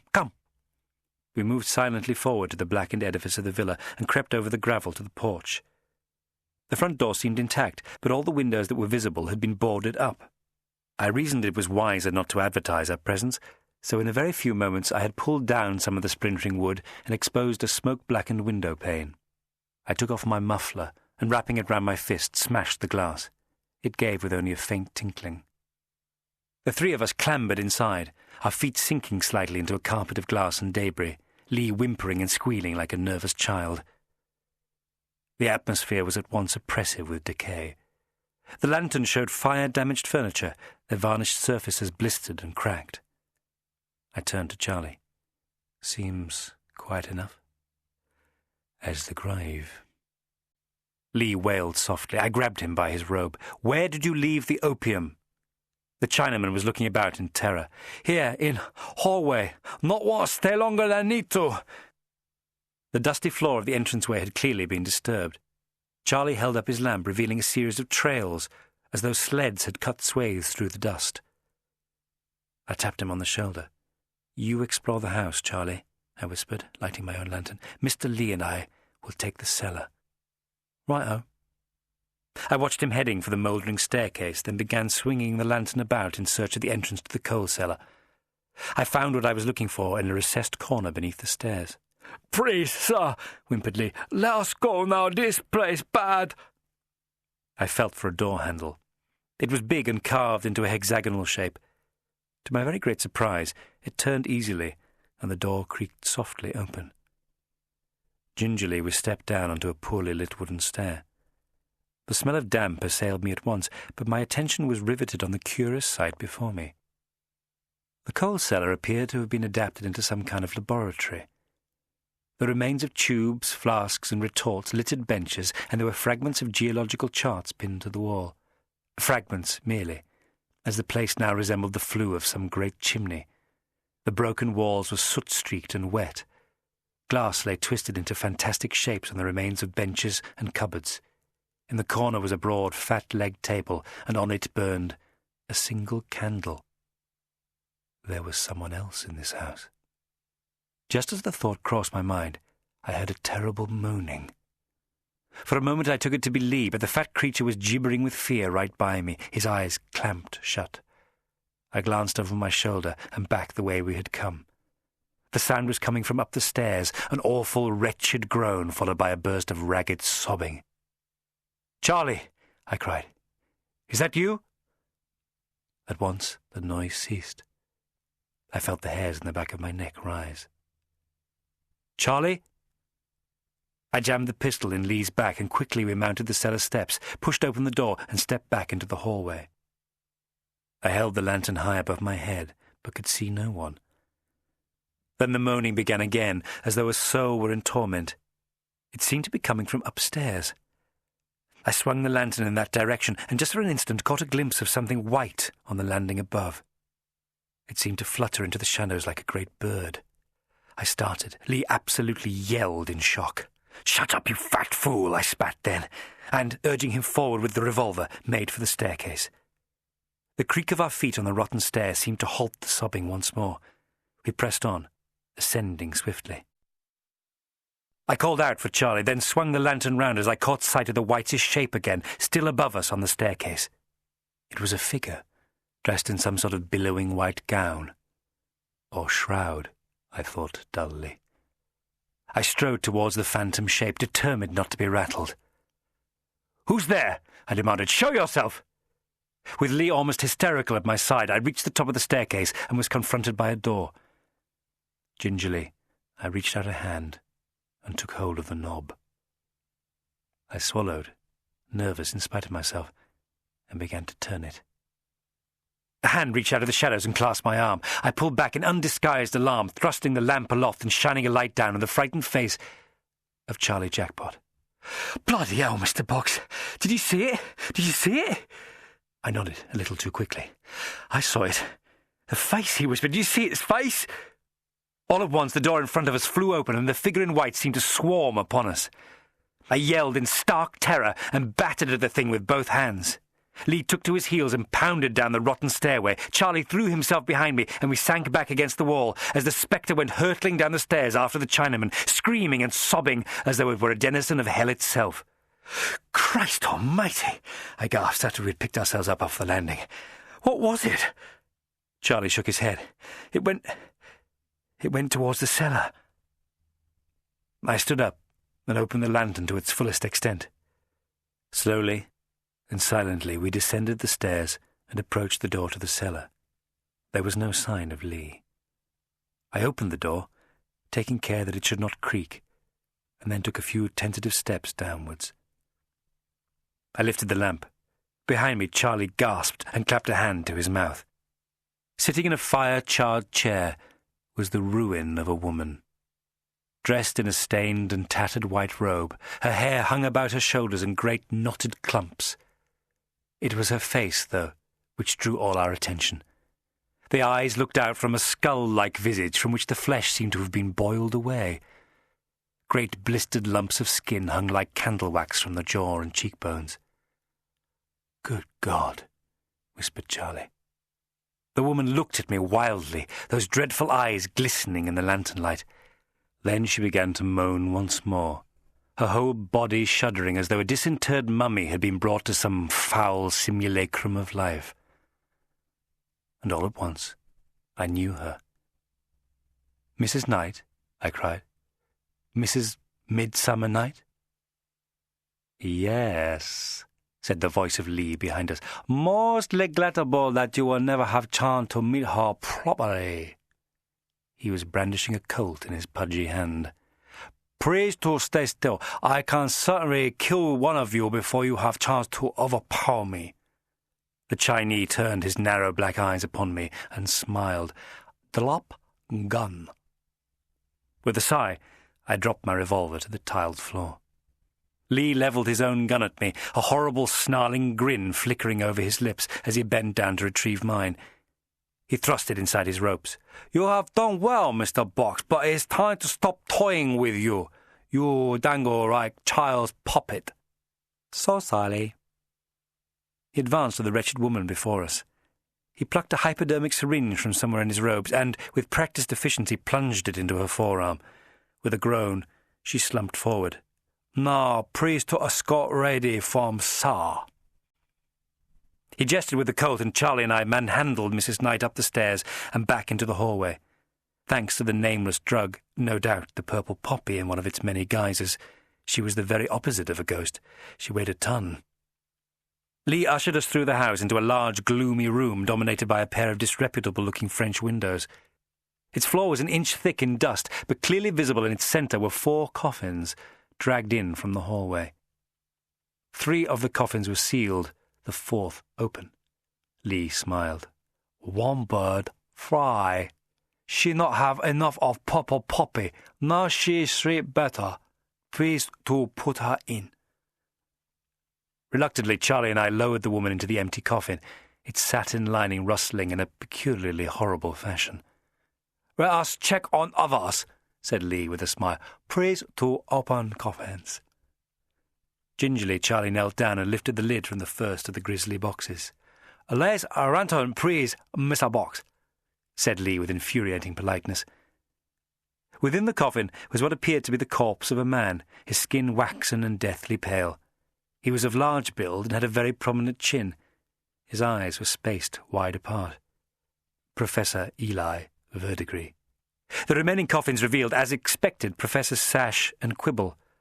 All of them lived on in some ghastly drug-induced coma. "So, all is ready. The party is complete." "What the hell is all this for, Lee?" I demanded. Lee said nothing, but indicated that we should move towards the French windows. Charlie pushed at the rotten woodwork until the doors groaned open. Beyond lay an extraordinary landscape, lit by flaming torches, a vista of shattered stonework, tree-lined avenues and ancient, rutted roadways. I stepped out onto the flagged ground and gasped. "What is this place?" cried Charlie. "You not know?"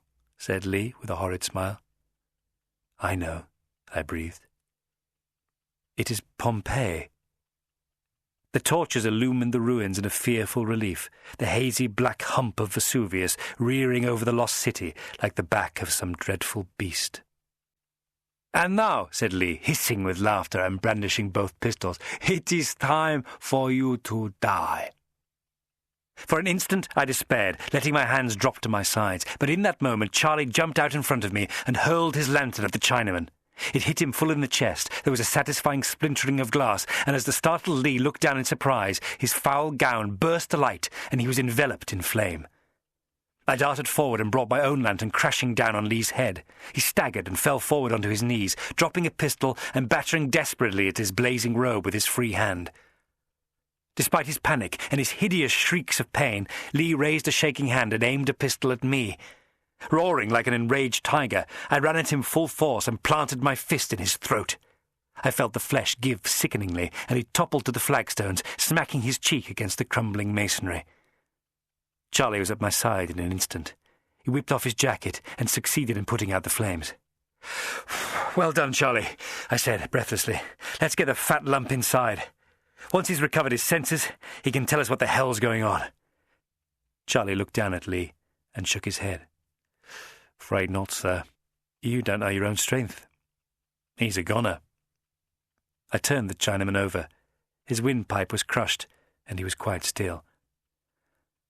"Bugger," I said eloquently. Exhaling heavily, Charlie sat down on the flagstones and looked at me. "Now what?" I peered into the fiery gloom. "Now, Mr. Jackpot, we wait. Sooner or later, someone is going to come and collect those coffins." Chapter 18. Necropolis. For what seemed like hours, there was no sign of activity. We passed the time exploring this relic of the ancient world, a frozen, grey world, stopped in a moment by the power of the great volcano. The ruins that littered the gardens of the villa did not seem to form part of the main excavation and were unattended, a private monument. Charlie came across what appeared to be the entrance to a tunnel, but it proved to be merely an ancient well. Neither of us felt further inclined to mess with wells. I recalled my previous visit to the ruin and how, despite the loathsome press of gawping day-trippers, I had found Pompeii quite magnificent. Its frescoed villas, its filthy pictures, its roads still rutted with the tracks of ancient carts.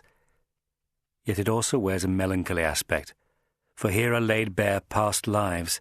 Here is the shattered grandeur that was the Roman Empire. Here lie the actual folk themselves, or casts of their tortured remains, the skeletons still within, so that their teeth show horribly in rictus grins from shapeless lumps of plaster. In the flickering torchlight now, undisturbed by the goggling crowds, it was possible to feel one had actually slipped back in time. I explored the villa while Charlie walked about the grounds. The black and gold murals I found looked fresh and vivid, the ancient scribblings on the walls outside, as though the graffitist had only lately quit the scene. When Charlie returned from his recce, I half expected his silhouetted form to resolve itself into toga and sandals. I gazed over his shoulder at the smoking summit of the volcano. "Look at her, Charlie," I whispered. "Vesuvius looks down upon Pompeii as if to say, 'I have destroyed you once. How dare you show your face? One day it'll make good its threat and cover all this up again.'" "Then people can come and stare at us," chimed in Charlie. "Not a pleasant thought, is it?" I replied. "I'd hate to have some hairy fool poking his stick at my petrified bum." We laughed. Charlie sat down next to me as I stretched out over the flagstones, enjoying my fag. Above us the stars packed the black sky. "What are you thinking, Mr. Box?" said Charlie gently. I continued to stare at the sky. Only that a night such as this should not be spent in the contemplation of mortal danger, but of love. The boy lay down next to me. In the soft silence I could hear his quick breathing. I suppose I knew that he wanted me to place my hand on his, to turn him towards me and kiss him with all the fever that sulphurous atmosphere demanded. Instead I flicked my cigarette away and heaved a sigh. "But business before pleasure," I said, sitting up. "Miss Bella Pock will have to wait." "Who?" said Charlie sharply. "A rather singular young lady of my acquaintance. Perhaps when all this is over—" The boy's face fell.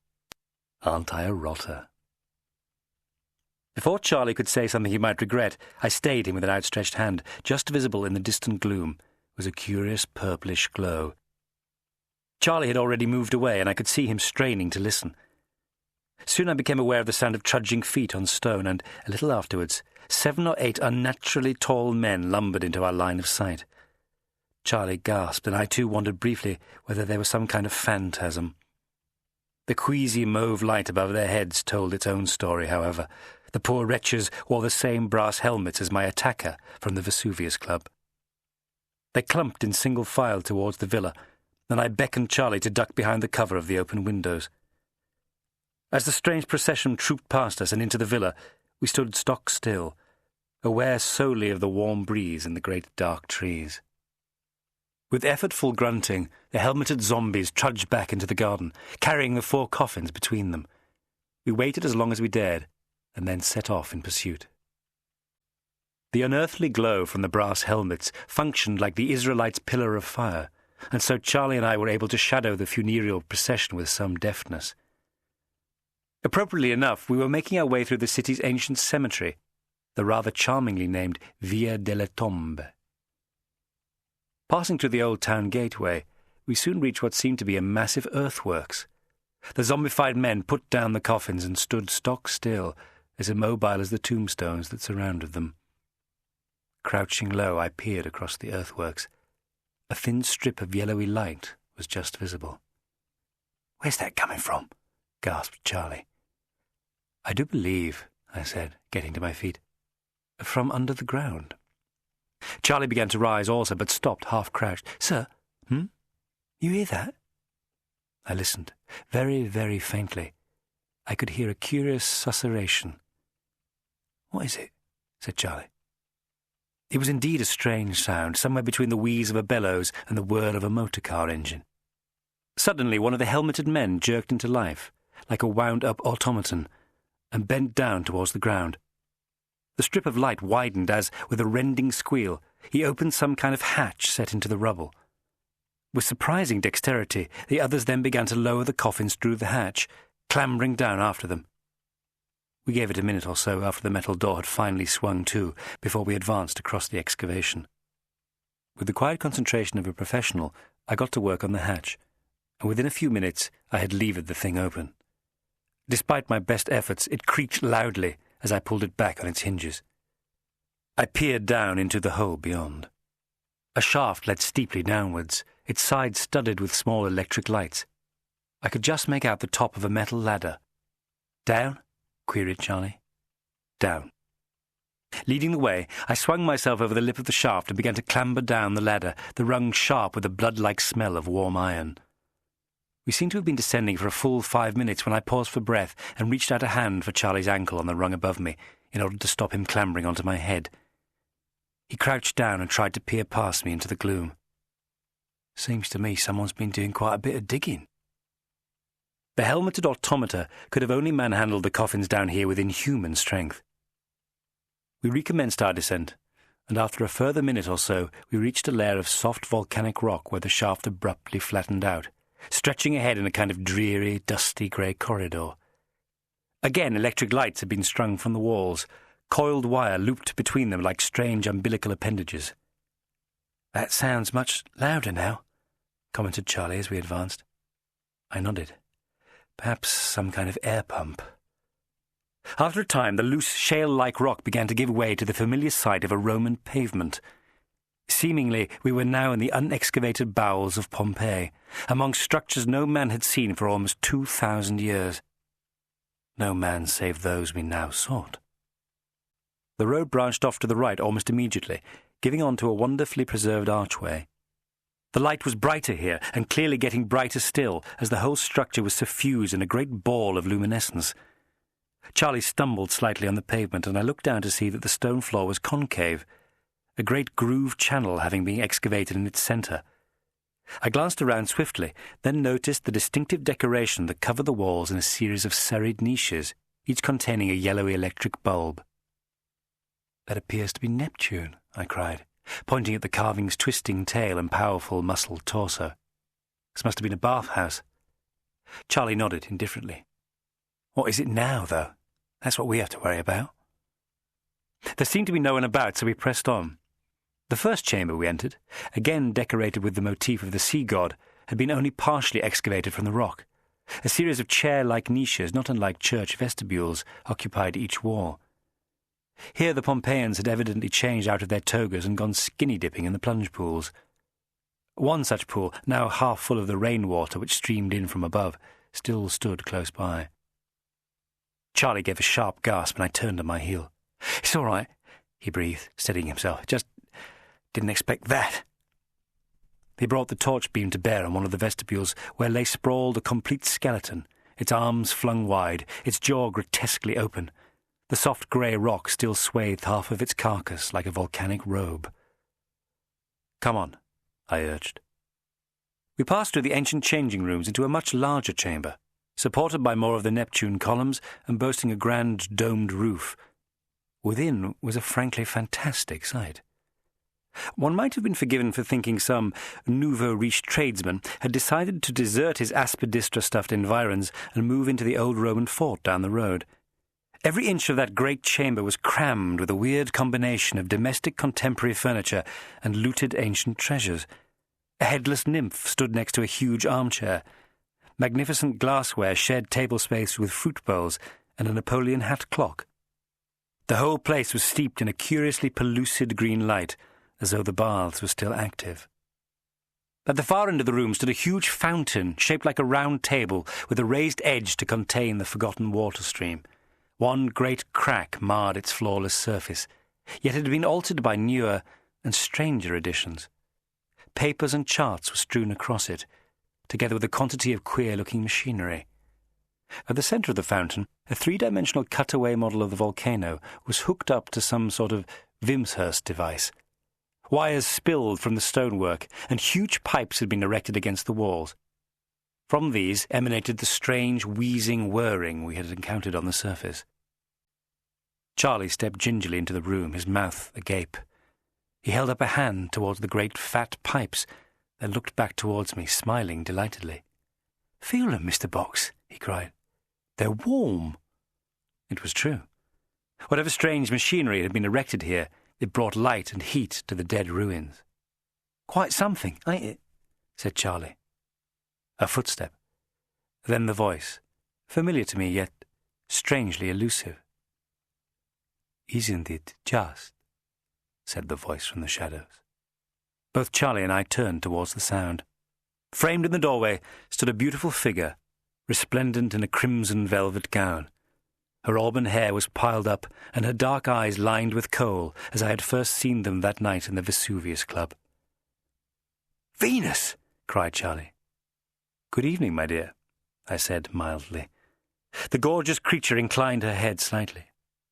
"Charlie, Signor Box, such a pleasure to meet you again," she said gaily, clapping her hands together and advancing into the room. "Let us have wine. Despite the improvements, it is still chill down here, and one feels the damp." Venus strode to a fat-legged mahogany table and poured 3 glasses of wine rather carelessly. "What's going on, Venus?"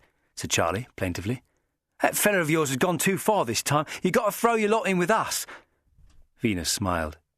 "He's gone too far, has he, Charlie?" She offered me a glass, but I shook my head. "We've supped, thanks," I said curtly. "Now, if you come quietly, I swear I will do what I can for you." Venus paused with a crystal goblet of dark wine halfway to her lips and began to chuckle, her laugh filling the ancient room. "You will do what you can for me?" she roared. "Where? When?" "At your trial," I said evenly. "My trial? Yours and that of the villain you call your lover." "My dear sir, you are quite comical. For what should we stand trial?" "For the attempted murders of Professors Sash, Verdigris, and Quibble." "Pooh! They are alive. What have I done but give them a little trip abroad gratis? And for the abduction of Mrs. Midsummer Night? Safe and well, and here also. Well then, for the murder of Jocelyn Poop, of His Majesty's Diplomatic." "Ah, well," said a new voice, "I'm afraid I must plead guilty to that one." A man walked into the room, also dressed in crimson robes, his face covered by one of the masks I had seen at the Vesuvius Club. Venus took his hand and kissed it. He removed his mask with the other hand and smiled. "Good evening, Mr. Box," said Cretaceous Unman, raising a pistol. "I'll take that drink now, if I may," I said quietly. I sank a goblet of wine in one draught. "Won't you join me?" I asked Unman, proffering a glass. "It's really very fine." Unman shook his head. a sly smile playing over his lips. "Well then," I said, "perhaps you'd like to tell me what the blazes you're doing burrowing beneath Pompeii, and who it is that you're both working for." Unman smiled again and cocked an eyebrow at Venus. "Shall I explain?" "No," she replied. "Let us allow that honour to pass to the genius behind this whole scheme, a greater mind even than his sainted father, whom the world so cruelly wronged. Please say buonasera once more, Mr. Box, to the man you know only as Signor Victor Moraine." I turned instinctively, expecting to see the slim, striking young man from the funicular railway entering the cavern, but there was no sign of anyone. I turned back when I heard a faint rustling sound. Venus was untying her hair so that it fell in heavy auburn loops about her neck. With a jerk of her hand, the hair flopped to the floor. A wig! She stared at me, grinning wildly, her dark, dark eyes ablaze with triumph, then hoisted up her crimson skirts, exposing bare, muscular legs, and what we doctors call a cock and balls. "Christ almighty!" was all I had to say. "Venus!" gasped Charlie. "You're a boy!" Chapter 19. The Engines of Vulcan. And so she was. The beautiful Venus was the youth I had been introduced to as Victor. But Victor Moraine! This was almost more extraordinary. The dazzling creature inclined his head and moved towards my manservant, skirts swishing over the cold stone floor. "Oh, Charlie, if only you had been true to me." The boy was staring at him, open-mouthed. Venus flopped down in the armchair. Unman continued to cover Charlie and me with the pistol. "I suppose it takes all sorts," I said philosophically. "Really, Unman, I can't see what you can gain by helping this person with whatever pathetic revenge she's planning." Unman laughed, no longer the silly ass. His composure was quite chilling. "You can have no conception of the scale of Venus's ambition. But you're right in one respect, Mr. Box. It is revenge that he seeks." I twiddled the stem of the goblet between my fingers. "Do tell. In my experience, that's all it takes." Venus's eyes blazed. "Yes, I want revenge. Revenge on those treacherous men who earned their reputations from my father's work, yet had not the brains to complete it. Revenge against the woman who betrayed him and broke his fragile mind. They shall all suffer." I cocked my head to one side and waved a hand around me. "This is all very elaborate, isn't it? What exactly do you have in mind with this suffering?" Venus's face set into a hard mask, as though he were gazing back through the years. "My father was a great man, a visionary. He lacked only the discipline to see his work through to its logical conclusion. Fortunately, his genius was passed on to me, and I have completed his work." I felt suddenly cold. "Completed? You mean that's what all this is?" "It is. Heat and light from the immense power of the volcano." "Very commendable," I said levelly. "I presume you intend to help the world?" Unman chuckled. "Yes, to understand its mistakes." I sighed. "I imagine you intend to hold civilization to ransom or something equally dreary." Venus rose and held out his arms wide, so that the velvet hung down from his marble-white flesh like the wings of a monstrous bird. "We stand in the ruins of a once steaming city, a city destroyed by the might of the great volcano, by the wrath of the very earth herself. But consider for a moment, Signor Box, the geology of this great country. From north to south she is encircled by a ring of fire, a network of volcanoes erupting like sores on her beautiful form. Etna, Stromboli, Ischia, Vulcano, Campiflegri, Cimino, Vulcini," chimed in Unman. "And greatest of all," cried Venus breathlessly, "Vesuvius." I blinked, thought a little more. "What are you saying?" "An immense explosive device placed within her very bowels," whispered Venus. "A weapon of such incalculable power that the world will shudder at the very thought of it." And when the bomb goes off, I cried, appalled. A chain reaction. A stupendous river of fire will erupt, crowed Venus, tearing apart the rock, consuming the seas, plunging this kingdom into oblivion forever. My God!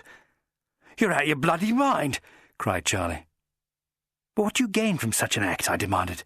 The destruction of your entire country, centuries of culture?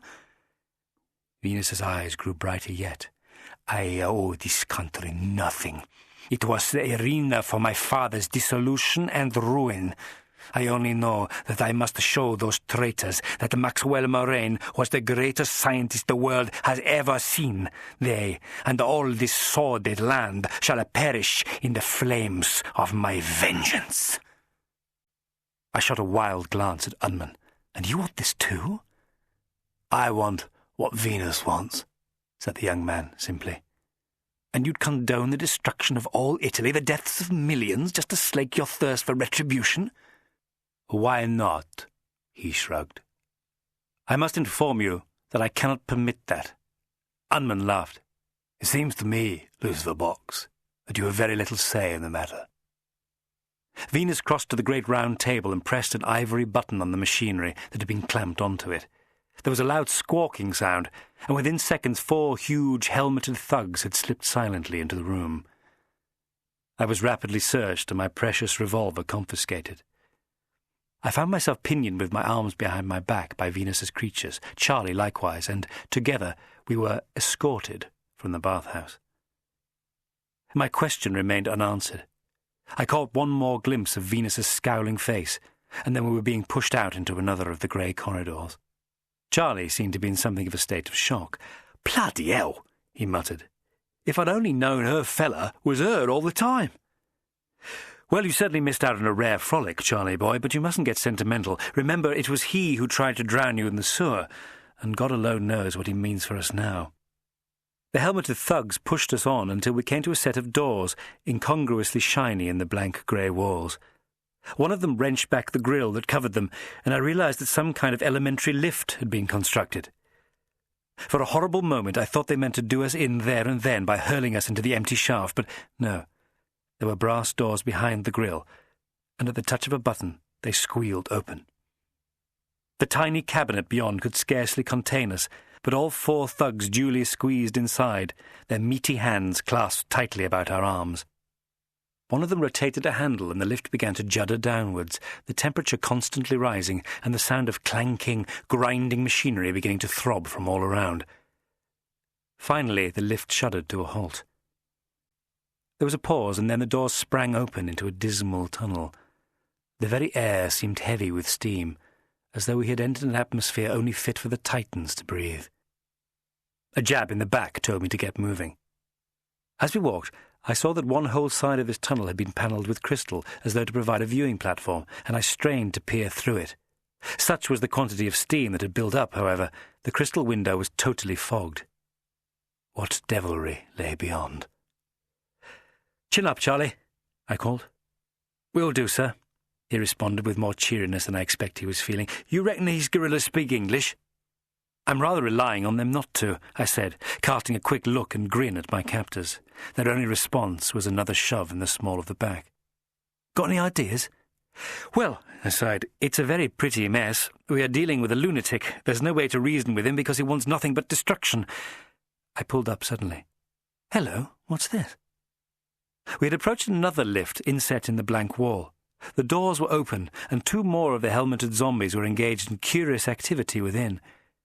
The lift cabinet itself appeared to have been halted 1 floor below, so that the 2 men actually stood on its roof. One was holding the thick, oily chains from which it was suspended, whilst his fellow busily sawed away at them. "What are they up to?" hissed Charlie. "I don't understand it," I whispered. "They seem to be cutting off all escape routes, including their own. If he keeps sawing like that—" But perhaps these zombified husks had no concept of personal mortality anymore. I tried to see more, but was shoved onwards. I just glimpsed a series of metal rungs sunk into the lift shaft, glinting in the sallow electric light and extending towards the surface. We had reached the end of our frog marching and stopped outside the door of some kind of cell. One of the thugs jerked his thumb at Charlie, and when he failed to move, the others grabbed him and began to haul him away.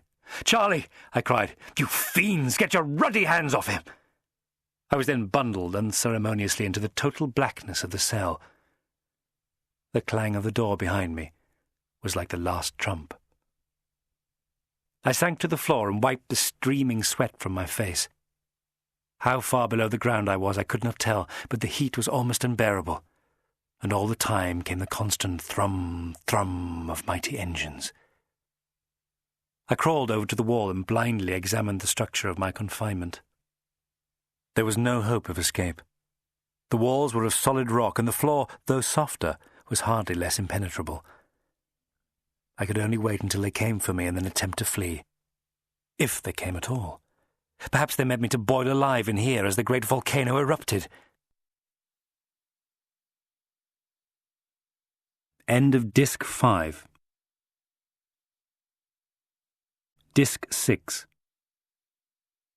I was left alone in the pitch-black cell for perhaps an hour, and my head was nodding on my breast in the stuffy darkness when, at last, there came footsteps. The light from the corridor flooded the cell, and I shielded my eyes as the door swung open and Venus stood before me, his swarthy face wet with perspiration, his dark eyes shining malevolently. "Very sorry to have kept you, Signor Box," he said with palms outstretched. "But now all is prepared." "All what is prepared?" "I wish you to see my little project. I would not have you die in ignorance." "Not today, thank you," I cried cheerfully and turned my back on him. "It is important to me that you appreciate the sheer scale of my achievement," insisted the deadly beauty. "Is it? Well, yes, I can see that from your point of view it probably looks that way, but forgive me, what's in it for me? I mean, surely, after the shilling tour, you're going to bump me off." "Not I. I have a very little quarrel with you, Mr. Box. In fact, I have enjoyed our brief association immensely. I only wish we could have known each other better." "There's still time," I cried, turning to face him. "What say we find somewhere nice and cool and have a little lie down, But Venus evidently didn't take to my kind of flippancy. That smooth hand cracked me nastily across the kisser.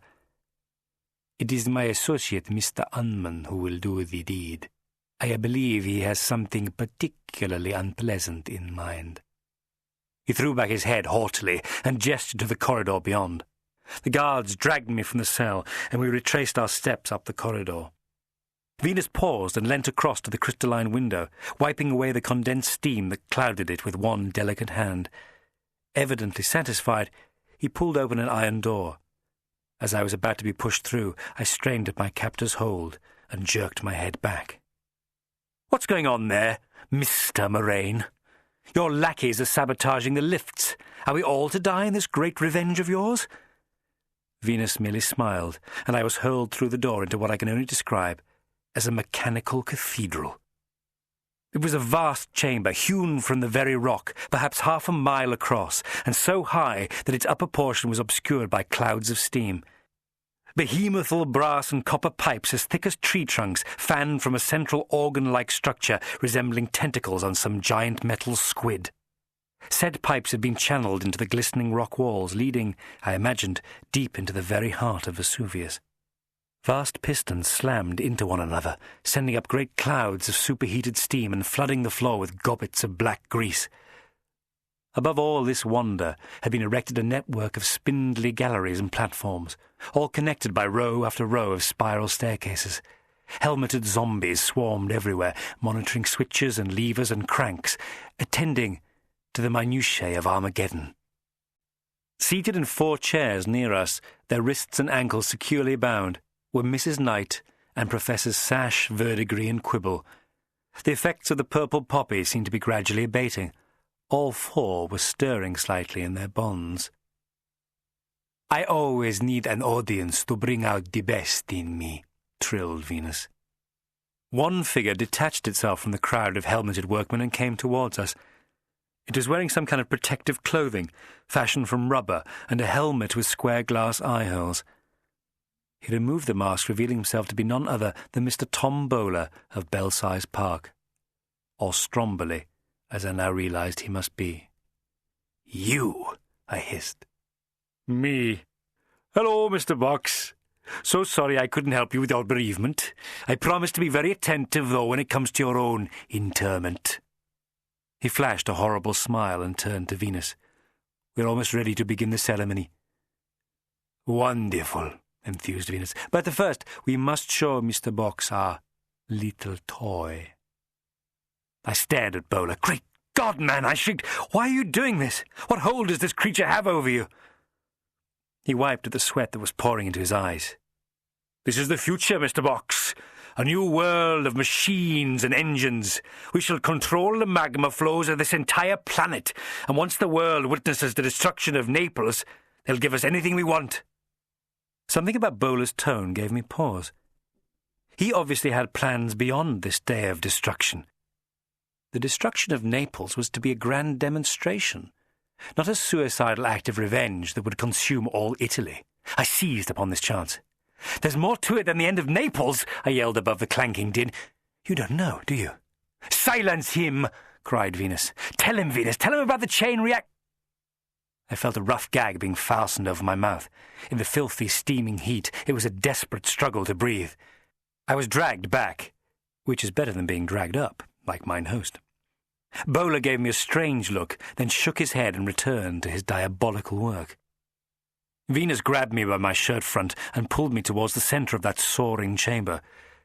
At the heart of the forest of boiling pipes stood a curious round structure, riveted together in brass panels like the segments of an orange. Steps led to it, and Venus dragged me up them until we were looking down on the brass globe. A glass panel occupied its upper surface, and Venus forced my head down so that I could see inside. Within, surrounded by a mass of wiring, was what I knew must be the convection bomb. The whole interior of the thing sparkled with power. And stuffed in like a rag doll beside it, his eyes wide and terrified, was Charlie Jackpot. Venus rose to his full height on the steps, held out both his arms wide, then began spinning about like a giddy child. His peculiar chuckle merged with the pounding thrum-thrum of the colossal machines as he gloated in the midst of his infernal creation. "Behold," he thundered, "behold the engines of Vulcan!" He stood in a frock. I stood in mute impotence, the thugs restraining me as those fearful contraptions hammered and shuddered all around. What was I to do? I could feel the veins throbbing sickeningly in my head. Venus began to grow calmer and then, with a jerk of his head, indicated that I was to be taken away. "To Signor Anman," he cried, flashing me a dreadful grin. Protesting and stumbling, I was hauled from the room. I managed at least to shoot one last pleading glance at Bowler. After the hellish atmosphere in the bomb chamber, the grey, featureless corridors came something of a relief. It was to be a temporary respite only, however, as I was hauled into another room, one dominated by a huge iron pipe, in which Cretaceous Unman awaited my convenience. Unman, holding the fearsome mask, that of Etna, regarded me impassively as I was hurled to the rocky floor, and then rattled out an order. I was pulled up onto my bloodied knees and securely bound hand and foot. Finally satisfied that I posed no immediate threat, Unman indicated that we should be left alone. "Where is your oh so elegant poise now, Mr. Box?" he taunted. Filthy and gagged, I was in no position to reply. I tried to assume an air of nonchalance, terribly difficult when held captive by lunatics beneath an active volcano, I'm sure you agree. "How you patronize me," hissed Unman. "Took me for a shambling fool, yet now it is you that kneels before me." He paused. Perhaps realizing that a one-sided rant is nowhere near as interesting as a taunt-based dialogue, he crossed the floor towards me and pulled down my gag. "Much obliged," I panted. "Listen, old man, I've no doubt I misjudged you, but you did put on such a good display of playing the fool. Now, can't we talk this over like gentlemen?" If I'd hoped to appeal to our national sense of decency, I was sorely disabused. "Gentlemen," he spat, "how trivial you are, Box, when there are matters of the greatest moment on hand." He seemed to require prompting. "Will you not at least tell me," I said wearily, "how the blazes you got caught up in all this nonsense?" Unman chuckled to himself. There's little to tell, but after all, why not? Venus was abandoned by that Medea of a mother of his and drifted into crime, where I was already happily billeted, though the service knew nothing of it. We began our little enterprise by founding the Vesuvius Club. Paid awfully well. At first it catered purely to, shall we say, the more straightforward desires, but there's always a ready market for those of our persuasion, eh, Mr. Box? "I thank you not to lump me in with you two," I muttered. "I find frock coats more convenient than petticoats." Unman scowled at me. Venus is Victor Moraine's true self, the self he retreated into when his life was torn apart, the self who has schemed and plotted all these years to avenge his father's humiliation. "Yes, yes," I cried, "but why kill Poop?" Unman shrugged. We have been relieving Pompeii of its treasures in order to finance the glorious technology you see about you. I nodded slowly. "And that poor sap Poop stumbled upon the truth?" He barely glimpsed the truth, but that, sadly for him, was enough. I lured him out to the harbour and bashed in his brains. I sighed exhaustedly. Unman seemed to have stalled again. "And what of your plans for the professors and Mrs. Knight?" They will witness the end of all Italy as they are consumed in the fire. It will be a quick death. I think Venus is being immoderately merciful. Not a courtesy I will be extending to you, Mr. Box." Sweat was trickling down my back. Unman rapped hard on the door and bellowed for the guards. The door flew open and the thugs entered. They seemed to know what was required, pulling me up by the arms and pushing me towards the great iron pipe. Unman slipped his fingers around a small handle and pulled at it. With a metallic screech, some species of hatch was revealed. I struggled to take in the details, my eyes awash with sweat. A grilled section was fitted across the pipe, and its twin was positioned directly above, so that a small cage was effectively formed, allowing a man to crawl inside and inspect the interior, albeit with some difficulty. I knew at once that I was to be that man. "Hey-ho," cooed Unman. I was lifted bodily and thrust into the pipe. "It will not be comfortable for you, I'm afraid," Unman smiled. "It is somewhat akin to the medieval torture I believe they called Little Ease. But whereas those unfortunates were kept crook-back for years, your time inside will be brief." The grill supported my weight, neatly caging me. "This pipe acts as an exhaust from the steam pumps.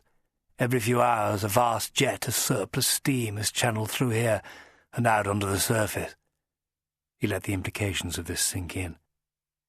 "I considered all manner of delightful demises for you, but time is pressing, and I really cannot imagine anything much worse than having the flesh boiled from your bones by a stream of superheated steam."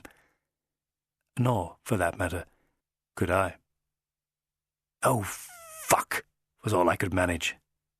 So much for last words. "Close the hatch," he said, his face settling back into a mask of impassivity. One of the guards eased the hatch back into place.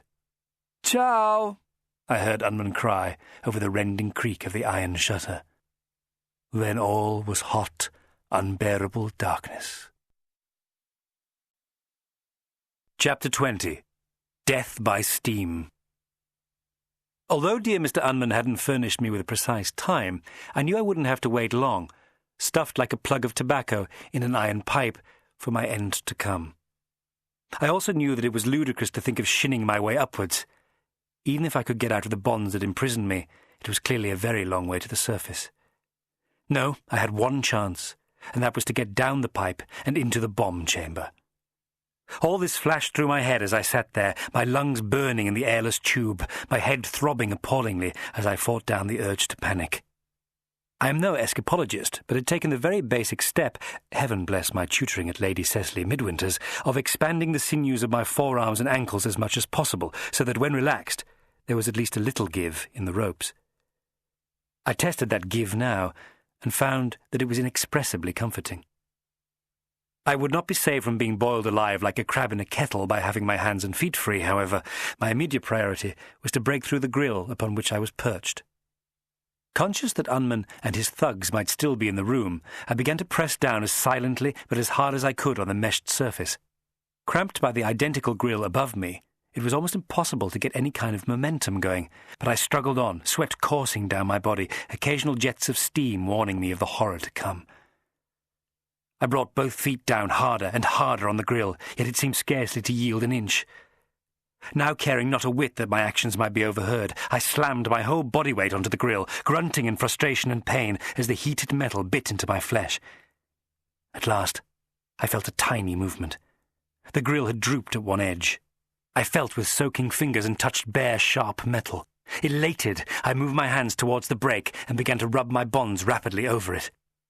From deep below came an ominous rumble. I had to escape at once. The bonds were tearing. If I didn't, then I was doomed. They seemed about to give. If only I could get a chance to talk to Bowler. His mania, one rope gone, seemed only for power. A second bond snapped. Not the wanton destruction of the whole of Italy. Free! I manoeuvred myself round in that tiny space and wrenched at the broken grille with my hands. The deep, disquieting rumble, like a giant clearing its phlegm-choked throat, sounded again. As I forced the grille back upon itself, it sent out a dreadful shriek of tortured metal.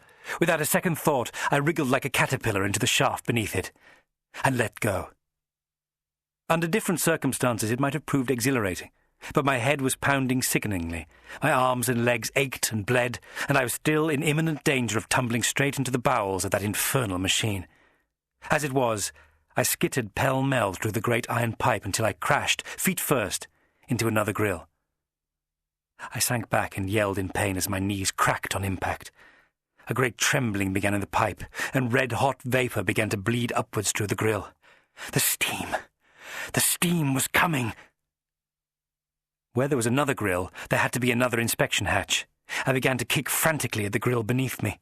If I could only get through it and into the next of these cramped chambers, I might effect an escape through the side of the pipe. It mattered not that I might find myself amongst the enemy, that I might even flop out at Venus's feet. If I didn't get out of there in minutes, I was doomed. I kicked again, and still the temperature rose. Sweat seemed to gush from my face and arms as I rolled onto my back and rammed my feet against the metal floor for all I was worth. Then, a gap. I squeezed myself through, the wire tearing at my flesh, and immediately pressed my palms to the hatch. With a shove, the latch broke and the door crashed open. I tumbled through, into light. The cooler air hit me like an Arctic front. I dragged myself out of the pipe and slammed shut the hatch just as a colossal blast of steam came soaring upwards. Falling to the floor, I pressed the door closed with my feet. I watched the pipe tremble and bulge and rattle, and even through the soles of my shoes I felt a terrible heat rise. Then all was quiet. Scarcely able to believe I was alive, I took stock of my situation. I looked up and saw the pipe extended upwards as far as I could see. Below, through clouds of steam and some kind of gantry I was standing on, I could make out the great volcanic chamber and, at its heart, the convection bomb. I was on one of the catwalks that crisscrossed the upper levels of that vast, rocky chamber. Incredibly, because of the tremendous noise and confusion all around, I had not been observed.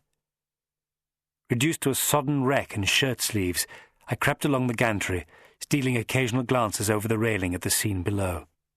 Helmeted men were milling everywhere, checking gauges, monitoring the great motors, affixing God knew what to the great brass globe in which poor Charlie lay. I spotted Bowler, hard at work inside some strange brass and mahogany panel shaped like a church pew. And there were the berobed Venus and Unman, crossing the floor of the chamber arm in arm, like Bertie and Alexander on a blasted state visit. They approached the imprisoned quartet of Mrs. Knight and the professors, and there was some talk and mocking laughter, though I could make out nothing specific about the din.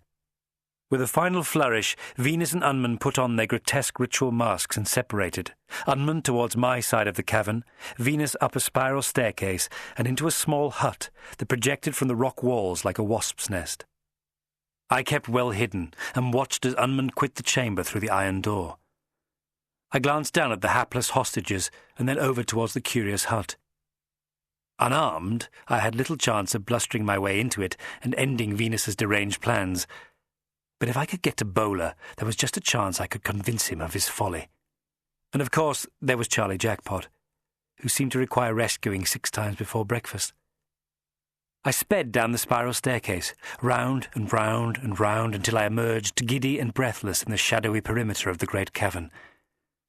I looked about cautiously, then took my chance, sprinting over to the central machine and clambering as silently as possible up onto the dais where the brass globe stood. I spread my hands over the glass panel and peered inside. Charlie caught my eye at once and reached up to bang his fist against the glass. I stayed him with a hushing finger to my mouth, then sank down and attempted to hide myself in the lee side of the object. I looked quickly about, but no one seemed to have detected me.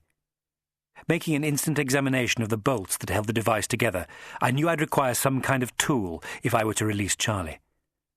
I got to my feet once again, tapped on the glass panel, and gestured to Charlie to have patience. Then I slipped away down the steps and looked about for some method of opening the sphere.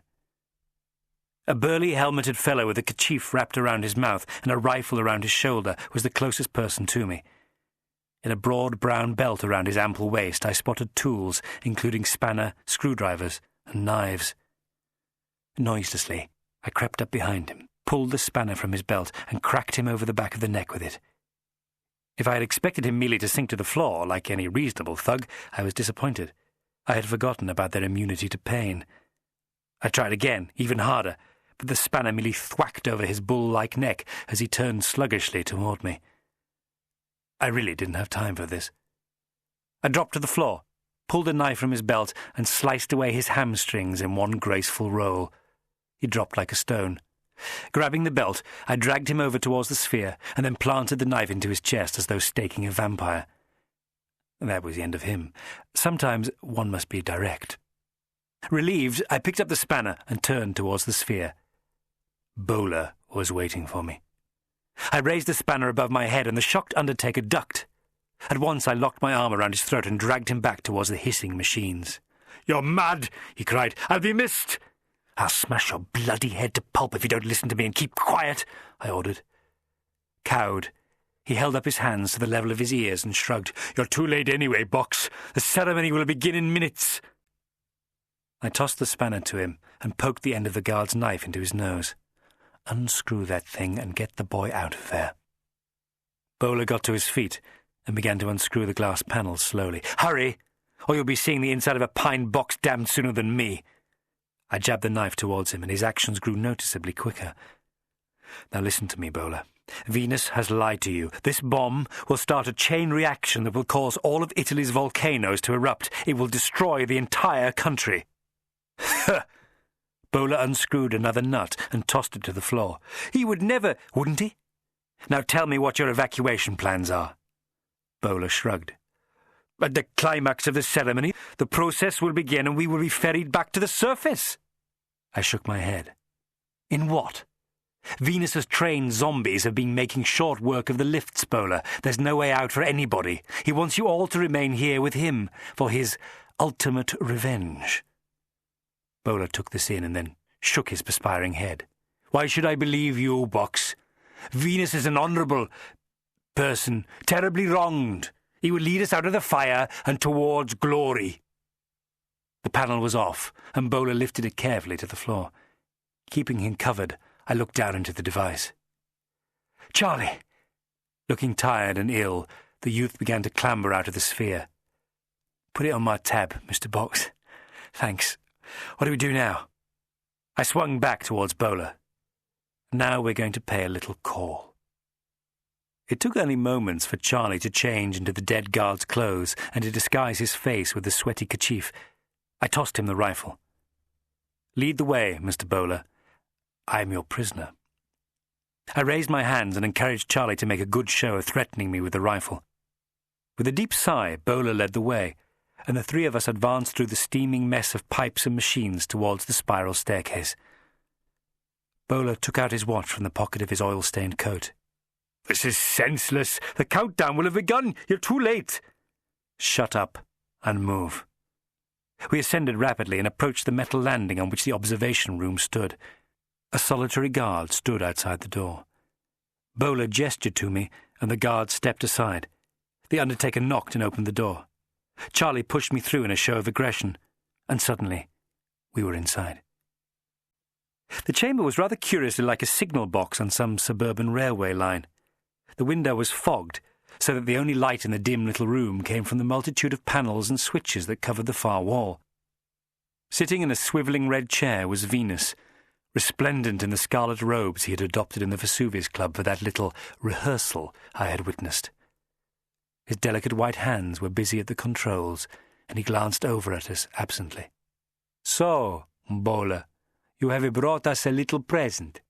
It seems my dear Gatiss was not able to finish you off, Signor Box." "He very nearly poached me," I said, taking the rifle from Charlie and advancing on him. "But I'm a resourceful fellow, as you can see." Venus's face fell. "You are too late. Yes, the countdown has started, I know, but you can stop it from here. Very carefully, but very quickly." "Or what?"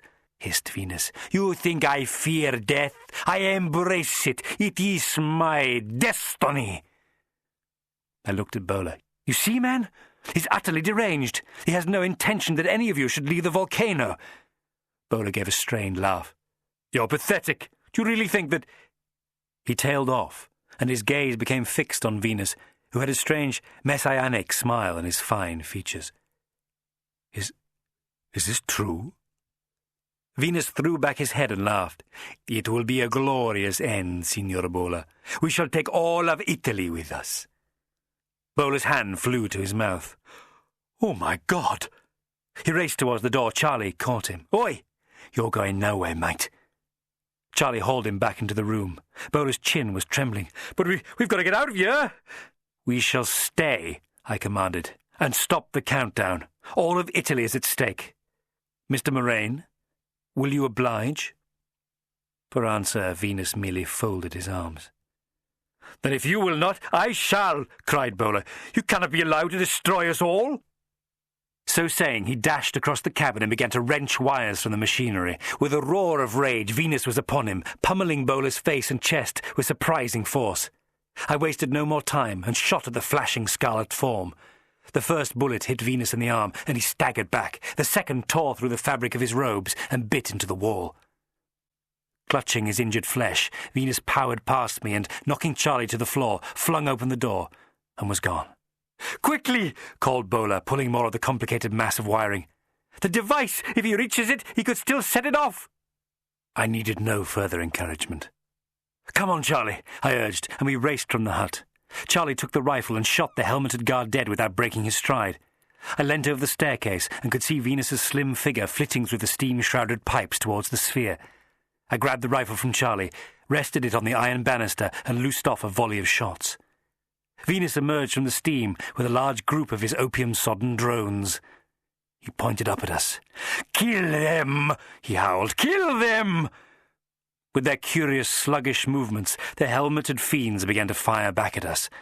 Charlie picked up the rifle from the dead guard, and we careered down the spiral staircase at a fearsome pace, dodging bullets and responding in kind. "We have to stop him getting to the bomb!" I cried as we reached the base of the steps. We ran in a frenzy across the floor of the chamber until we reached the brass sphere. Venus was nowhere to be seen. "Mr. Box!" gasped Charlie. "Look!" I noticed in that moment that the glass panel was no longer where Bola had left it. It was being screwed back into place from within the sphere. His slender frame squashed visibly. Venus lay crouched inside, grinning madly. He raised his hand and smiled. The crazy fool was waving at us. Then there came a strange ratcheting sound, and the sphere rolled forward like a billiard ball, vanishing into the great bronze pipe. Despite the noise and the heat and the approaching thugs, it felt suddenly as if a great hush had descended. "We failed," I said quietly. Chapter 21. Ascent to Peril. Charlie grabbed me by the shoulder. "We're not beaten yet, sir. The fellow in the hut knows where that pipe leads. There must be some way to stop the bomb." I nodded quickly. "You're right." We clattered back up the spiral staircase, picking off the last few zombies lumbering towards us as we did so, and threw open the door of the observation room. Bola was still there, poring over reams of documents and plans. "Betrayed," he groaned, hammering his fist at his forehead. His hair hung in a great black slap over his pale forehead. Betrayed at every turn. To think I could have trusted that monster. I pulled him round. There's still time to make amends, Bowler. The bomb has been launched. Where is it heading? He shook his head mournfully. Into the belly of the volcano. There's a weakness in the crust. The bomb will blast it away, and the magma will erupt. How do we stop it? The undertaker put his head in his hands. We cannot. We shall die in the flames. Die at any moment. Not what we wanted to hear, naturally. There must be a way, I thundered, grabbing him by the lapels. Think, man! You know everything about this blasted scheme. Yes, and we were clever. We allowed for every eventuality. Charlie came over and sifted through the blueprints. What sort of eventuality? What could go wrong? I nodded furiously. You're right, Charlie. We'll sabotage one of the fail-safes. Bowler looked at me as if I were mad and then smiled. There may be something in what you say. There is a junction. I knew it was dangerous, but the rock formation made it unavoidable. It's where the steam shaft crosses the bond pipe. The two chutes join for a moment and then continue on their way. And is there any way of closing off the junction? Bowler dashed to the wall where a screen of some kind indicated where the bomb had got to. Yes, if I repair some of the damage I managed to inflict, I can control it from here. He sucked at his knuckles anxiously. The bomb has reached this level. He jabbed his fingers at the curious display. The junction is some way below. And there's still time. Bowler was practically gnawing his fist. But if we close the pipe and trap Venus there, the bomb will still explode. It'll be close enough to cause an eruption. It was my turn to ponder. I looked quickly at the plans and then at the display. And if you shut off the steam pipe, what then? He shrugged. The steam pressure will build. Dangerously? Of course. The system is designed as a safety valve. If the pressure is not released... That's it! I cried delightedly. Bowler, close the hatch on the steam pipe. But why? Just do it! He dragged Venus's great leather chair to the console and began furiously punching at buttons and pulling levers. Then he dropped beneath the display and began frantically rewiring the machinery. For a few anxious minutes he fiddled and pulled at the complex copper circuitry, swore several oaths, and then, with a great cry, sat back. A coloured disc slid into place on the display before us. It's done! The steam pressure's building! Now, tell me when Venus and the bomb are almost at the junction. How accurate is this thing? It's pretty accurate. He rubbed his hands and licked his dry lips. Level 8, achieved. Level 9... He must be boiling alive inside that thing, said Charlie. I nodded. Just what he'd intended for you. He doesn't give a damn now. He must see this thing through. Achieved, continued Bowler. Level 10, approaching junction. Prepare to open the hatch, I cried. Level 10 achieved. Open it! The disc slid out of its housing, revealing blank space. It's done, said Bowler simply. What is? Queried Charlie. I held up my hand. Wait. From deep beneath us we heard it. A deep, booming, clattering roar. The floor of the room began to shake with massive violence. What exactly have we done? Said Charlie. Projected a huge body of steam at the sphere, Charlie. If I'm right, then it should be forced right back up. Exactly. The three of us stood there, in an agony of suspense, as the hut and the great chamber itself trembled. I glanced over at Charlie. His face was white, and he had sunk his teeth into his lower lip. Bowler was smoothing his hair down in a repeated gesture as though comforting himself. If we got out of this insane situation, how were we to escape? There would be 7 of us all told, including the captives. My thoughts raced back to the lift shaft and the men who had sabotaged them. Of course! The chains had been severed, but the iron rung set into the wall must survive. It would be a hell of a climb, but it was surely our only chance. I was yanked back to the present when a tremendous shattering roar came from the chamber beyond. Charlie, Bowler and I raced out of the hut and looked down. The great brass sphere had come tearing back through the bronze pipe, shredding its end in the process and slamming into the walls of the cavern. Its impact fractured a number of the huge iron pipes, and steam began to flood the chamber. "We did it!" cried Charlie. "Yes, we've brought the bomb back. To us." The undertaker looked worried. "The bomb won't go off now. The steam pressure is still building. The pipes are ruptured." "But there'll be no eruption." "Not as Venus planned, no, but the explosion could still damage the magma shell higher up. There's no time to be lost."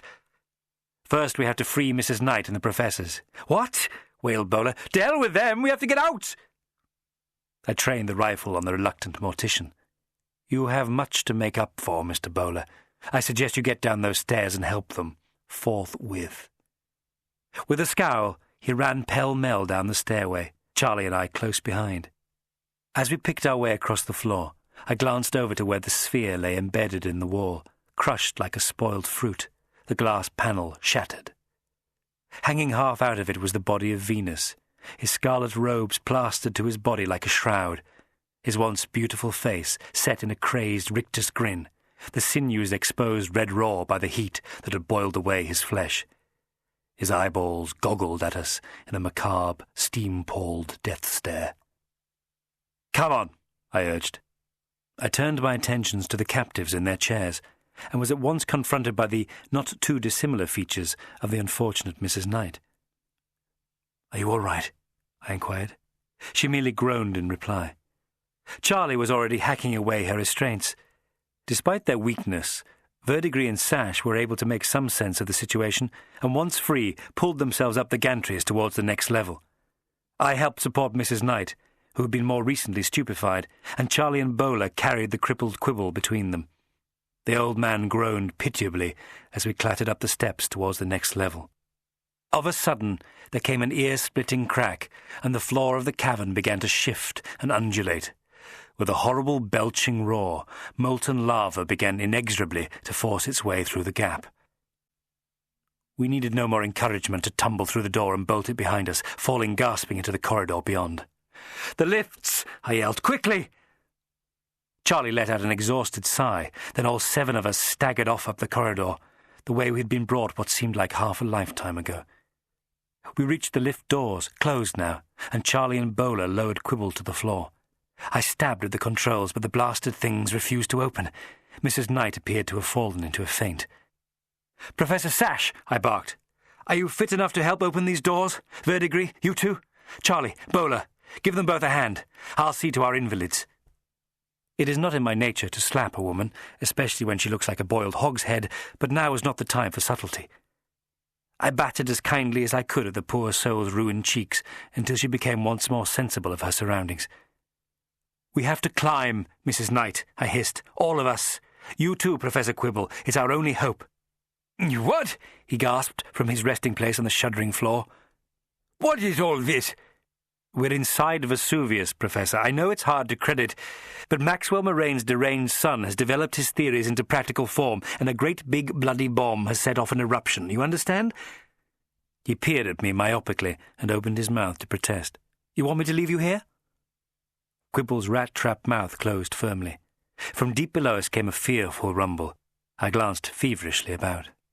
"They're moving," gasped Charlie, his fingernails jammed into the crack between the lift doors. "Come on, put your backs into it." Slowly the doors began to screech apart. Around us, the electric lights studding the walls had begun to spark and sizzle.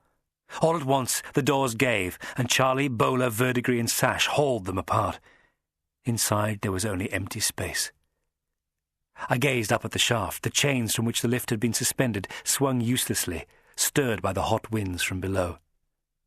"We have to get onto those rungs," I cried. "Charlie, you go first. We'll get Quibble up after you, and I'll push the bugger. Got that?" Charlie nodded and swung himself up into the first rung as another tremor hit and the shaft visibly rocked. "Keep going," I urged. Charlie, hanging by one arm, helped me to launch the shaking Quibble onto the rungs. Behind me came Verdigris and Sash, doing the same for the still enfeebled Mrs. Knight. The penitent Bowler brought up the rear. We climbed and climbed, but Quibble's ruined body became heavier and heavier. I pushed as best I could, but his withered hands were struggling to support him on the hot iron rungs. My own arms ached fearsomely.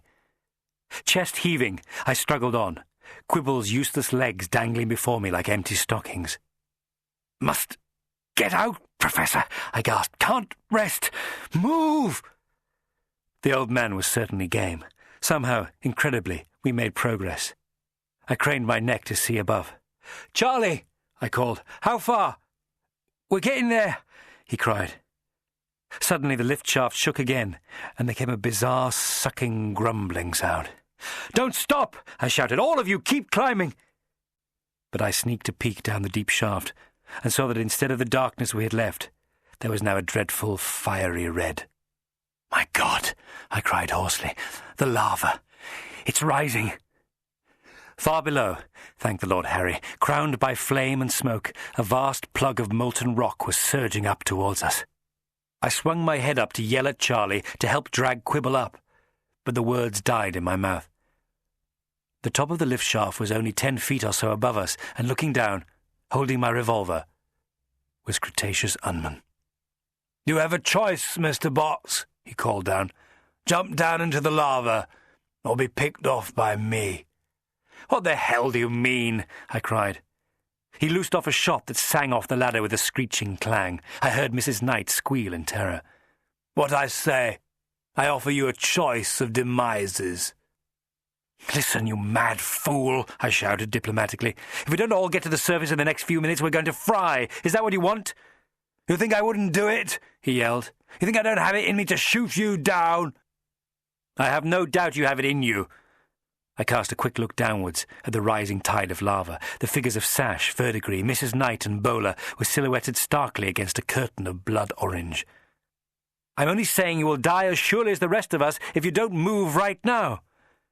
"But that's what Venus wants. Death, destruction, annihilation." Another shot rang out, and I heard Bowler scream. I looked down and saw him swaying on the rungs below, blood pouring from his throat. Then the poor fool was gone, spiralling down, down, down into the blistering lava flow. "Choose, Mr. Box," screeched Unman, his ripped robes flopping forward over the lip of the shaft. The whole edifice shuddered again, and I felt Professor Quibble begin to topple backwards onto me. I thrust out a hand and pushed him back, but the walls were shaking so violently now that it was almost impossible to get any purchase on him. I looked up and saw Unman levelling the pistol at me. I was a sitting duck. Quibble's withered head turned to look down at me, and a strange look flitted over his pallid features. I suddenly knew what he was going to do. I pulled myself tight to the rungs in order to present as small a target as possible, and flinched as I heard Unman's shot blast out. At the same instant, Quibble let go of the rungs and fell back into the void, taking the bullet that was meant for me.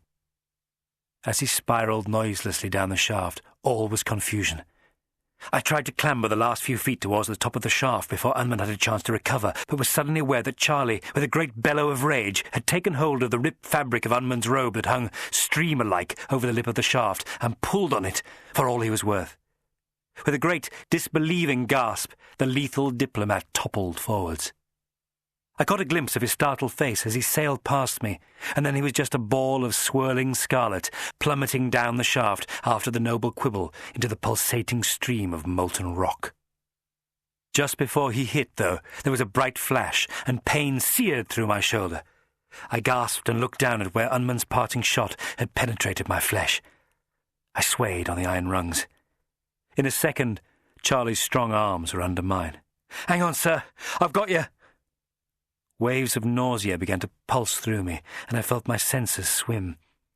Charlie grasped at my shirt and heaved me out of the lift shaft. I staggered to my feet as the invaluable valet helped the others out, and then we staggered as one unit through the volcanic tunnels towards the Pompeian bathhouse. As we emerged into that strange room, the pellucid lights were flickering and the ancient walls shuddering under the impact of the eruption. I was only dimly aware of all this as Charlie plunged on, dragging me with him, my whole body shot with pain. The others were merely a dim blur behind me. Somehow he got me to the ladder, and, weak as a kitten, I managed to pull myself up and up, every step an agony. Surely there must be an end to this climbing. All at once we were at the hatch and tumbling into the bleary dawn. Of course we were not yet safe. The livid sky told us what we already knew. Vesuvius was erupting, and whilst it was not the cataclysm Venus had hoped for, it was still not wise to hang about.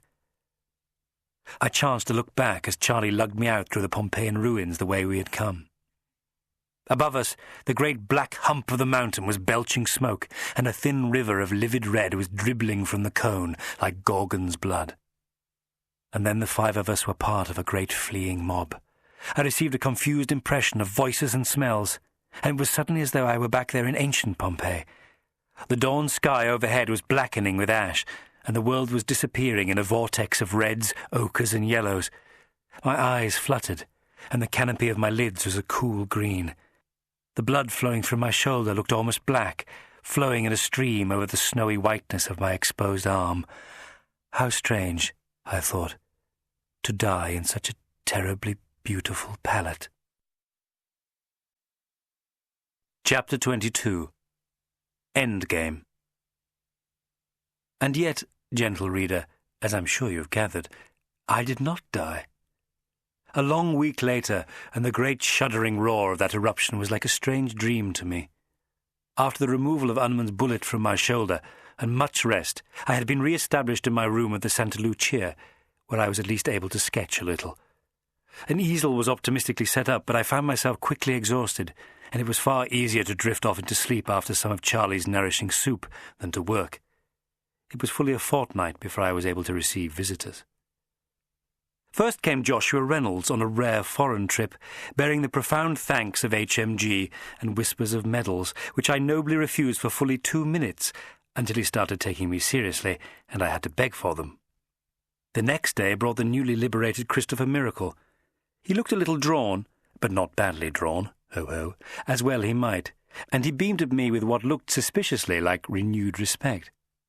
"I owe it all to you, old man," he said, with a catch in his voice. "Flush would have strung me up if you hadn't intervened. I'm most awfully grateful." I gave a heroic but modest smile. "We still don't know quite what happened that day, do we?" "Ah, yes," said Miracle, "we do. If you're not too tired, dear Lucifer, there's another guest who is most anxious to speak to you."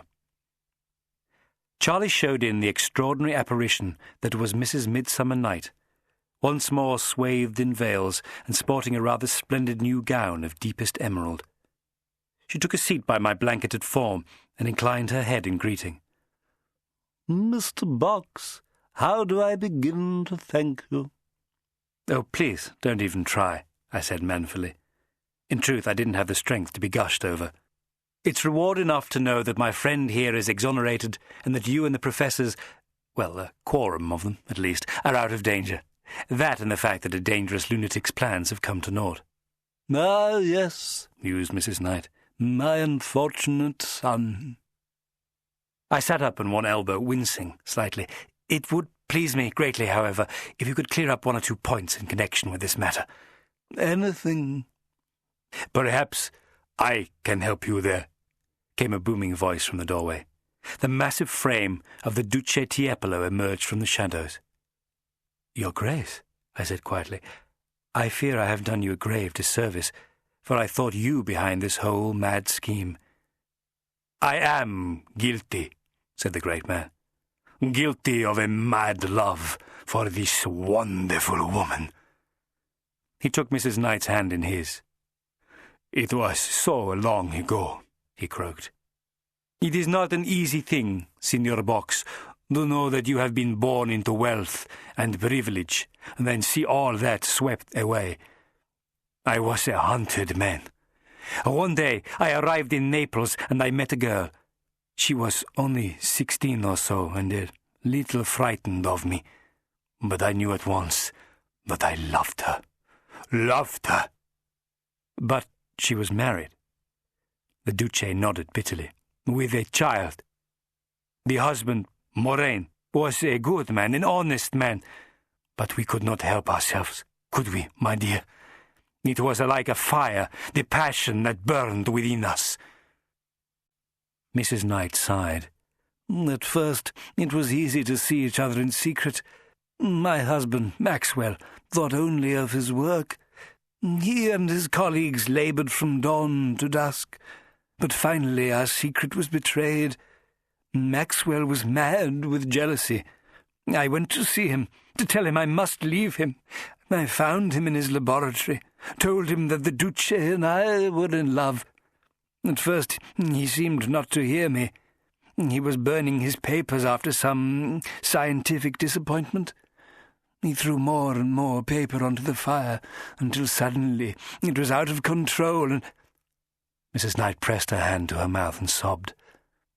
"Took away my youth, my beauty."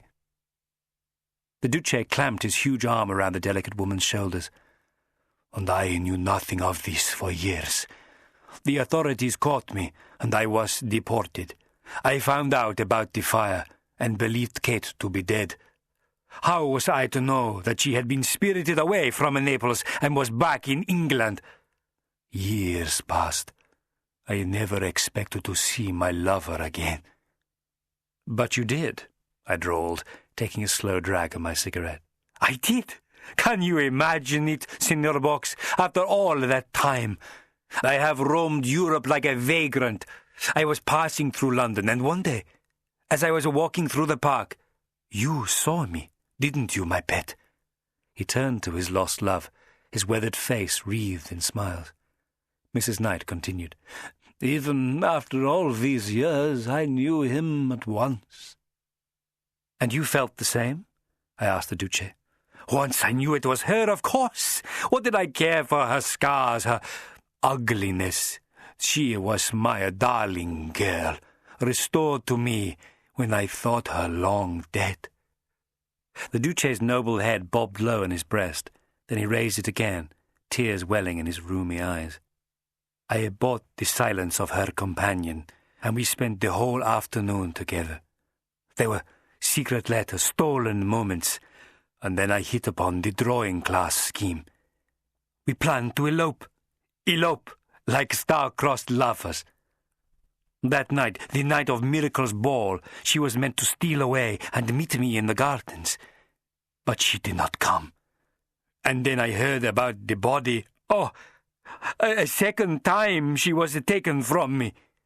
He groaned like a wounded beast. "And so I came here, home, to Naples. In secret, of course, and seeking who knows what. Peace?" I pulled myself up on the pillows. "And what of that day in the Mechanical Institute, Mrs. Knight? I gather you had already suspected you were under observation." The veiled woman placed her hands in her lap and sighed. "That I had, but I thought they were sent by my husband, and that our scheme was impenetrable. I little thought what they might have in mind until that day. Miss Frenzy and I had just switched places when two men burst into the lavatory. At once they grabbed poor Miss Frenzy, but she fought valiantly, biting one of them upon the hand. Of course, I could not simply hide in the cubicle and leave Abigail to her fate, but their faces were a pretty sight when they were suddenly confronted by two identically dressed women. As time was obviously of the essence, they bundled us both from the place and took us to some low lodging house where the truth was forced from us. One of them, a man called Bowler, decided that fate had put in his way a serendipitous event. They had come to abduct me. How much better if I were thought to be dead?" She tailed off and gave a little sob. "From that moment, poor Abigail's fate was sealed. I was quite unable to protest, as they gave me the first of those hideous injections, and I was scarcely sensible from that day on." Tiepolo laid his big hand over hers. "It is over now," he said in a reassuring tone. I sank back. "And what will you do now, my dear?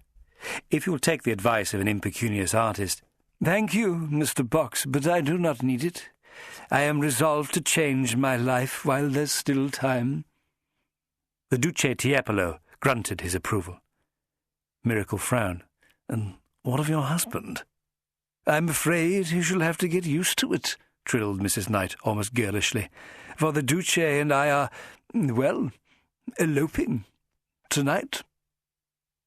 I wished them both well, confident that, in the fullness of time, I might receive massive financial reward for services rendered. Miracle ushered them out, and then returned to my side. "Well," he demanded, "have you heard from her?" "Heard from whom?" I said, all innocence. "Why, from Miss Bella Pock, of course." You have been in here fully 2 weeks. Has she not been to visit you?" I shrugged lightly. "I have received a note or two, inquiring after my health." Miracle leaned forward in his chair. "And when do you see her?" I laughed sharply, making my injured shoulder twinge, unable to keep up the pretense a moment more. "Tomorrow morning. But now I am most awfully tired, Chris.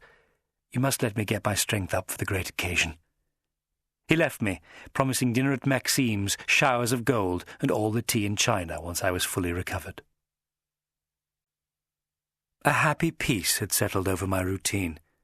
Charlie had turned himself into an excellent nurse, and his bedside manner was more than admirable. That night I slept heavily, my head seeming to pound in time to the eruption of Vesuvius as I found myself back there, the sky behind me a strange, lurid red. But suddenly I knew it was not the sky at all, but the canopy of my own eyelids. I blinked once, twice, and the pounding roar of the volcano resolved itself into an urgent knocking at the door of my hotel room. I glanced down at the bed. Naked, Charlie lay sound asleep at my side, his bruised body lightly covered by the cool cotton sheets. Suddenly I remembered. "Bella!" I cried. I jumped to my feet, immediately regretted it, and flopped back on the bed. I looked wildly about. "Up!" I hissed, slapping Charlie on the side. "Up!" He half opened his very blue eyes. "What?" "Get yourself up, Charlie boy, we have company." He groaned and shook his head. "Oh, tell him to sling theirs. I'm your company." I leant down and pinched him savagely on the nipple. "Get yourself up, Mr. Jackpot, or you'll be sorry." Yelping in pain, the boy sat up and flapped his hands at mine. All right, you swine." Still befuddled by sleep, he looked dumbly at his nakedness and began to get dressed. "Quickly," I hissed, "it is Miss Pock." He struggled swiftly into his trousers and threw on his shirt. "Now, after you've shown the lady in, you must make yourself scarce." "You ashamed of me?" I sighed. "You're my servant, Jackpot. It's time you started behaving like one, instead of bleating away like the little match girl." "Lucifer?" came Bella's muffled voice from beyond the door. "All right," said Charlie, sloping sullenly off towards the door. He dragged it open and ushered Bella inside with ill-concealed contempt. "Miss Bella Pock," he muttered. "Thank you, Charles," I said between gritted teeth. "You may take the rest of the day off." "Oh!" he cried, clasping his hands to his bosom. "May I, sir? Oh, how kind of you, sir!" "That will be all, Charles," I said firmly. He went out and slammed the door. "Bella, how wonderful to see you. Pray accept my apologies for him. It is so devilishly hard to find good servants these days that one accepts even the most rough-edged and bothersome." "I thought he was rather sweet," she said sunnily. I was slightly breathless and my head ached. Well, no doubt that is your pleasant disposition. I fear I do not appear at my best." She took in my tousled appearance and sleep-shocked hair and waved away my apologies with a yellow-gloved hand. I took it and kissed it fervently. "You are safe. That is all that matters. You got my note, then?" It was a foolish thing I did, to risk my life when I had so much to look forward to. Smiling indulgently, she lifted the white veil from her face. I felt my pulse quicken at this renewed view of her beauty. "You are very bold, Lucifer," she said quietly. "I have offended you," I groaned. "It is only that I had hoped so much that when I got back to England we might—" She sat next to the bed and took my hand in hers. "Rest assured, dear Lucifer, that I have not forgotten you." I smiled happily. "Now," she said, settling herself, "how on earth did you come by these dreadful injuries? I want to hear all about your adventures." "Oh," I said wearily. "Really?" Impressions of the extraordinary events of the past weeks began to crowd my brain, all of them tinged in a volcanic glow. I thought of coming up with an entirely neutral version of events concerned with sketching trips and abandoned canvases and amusingly dreadful restaurant fare, but Bella deserved better than that. She knew I had some dark secret. "Lucifer?" I opened my eyes. Was I drifting? "So it seems," she said concernedly. "Are you quite well?" I winced suddenly, and she moved to my side, noticing beneath my dressing gown the bandages that swaddled my chest. "Oh, you poor, poor darling." I made a stoic face. "It's nothing, really." She shook her head. "I shall fetch you a drink." "Well," "It is the hour for vermouth," I smiled. She took my hand and squeezed it. Moments later, she had returned with 2 glasses. I took the one she proffered gratefully. The glass was almost at my lips when I suddenly felt curiously uneasy. It was not the ache in my shoulder, nor the fatigue of having so many visitors, nor even the effort of my recent tumble with young Charlie. It was a strange, indefinable something, and it caused me to set the glass down on the counterpane. "Think I'll save it for a moment. Don't want it to go to my head." Bella shrugged. "As you please." I looked at her steadily and nodded towards the glass. "Aren't you joining me?" I said lightly. The young woman shook her head. No, thank you." She seemed to become aware that I was staring at her. Bella's pale, slender throat made a noticeable undulation, and she looked down at me, smiling. Then her face changed, with the suddenness of a mask falling away. She balled her hand into a fist and punched me hard directly in my wound. I gasped in pain and shock and fell back against the pillows. At once, Bella had picked up the whiskey glass and was prizing my mouth open. My head swam with nausea as I felt her fingers stealing into my mouth and the edge of the glass tapping against my teeth. "Drink it," she hissed. "Drink it, you bastard." There was nothing but steel in her voice now, and the lovely eyes had turned cold. I pushed at her, but I was so weak that she forced me back on the bed. Risking some kind of fearsome rupture, I rolled off the bed and fell to the floor.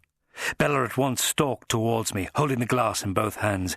"What the hell are you doing?" I screeched. "Are you mad?" "Drink it, my dear. It is prussic acid. There will be a little pain, but soon you will be insensate." "Bella!" I cried, trying desperately to stand. What is wrong? It is I, Lucifer Box." "Pauvre petite," she murmured.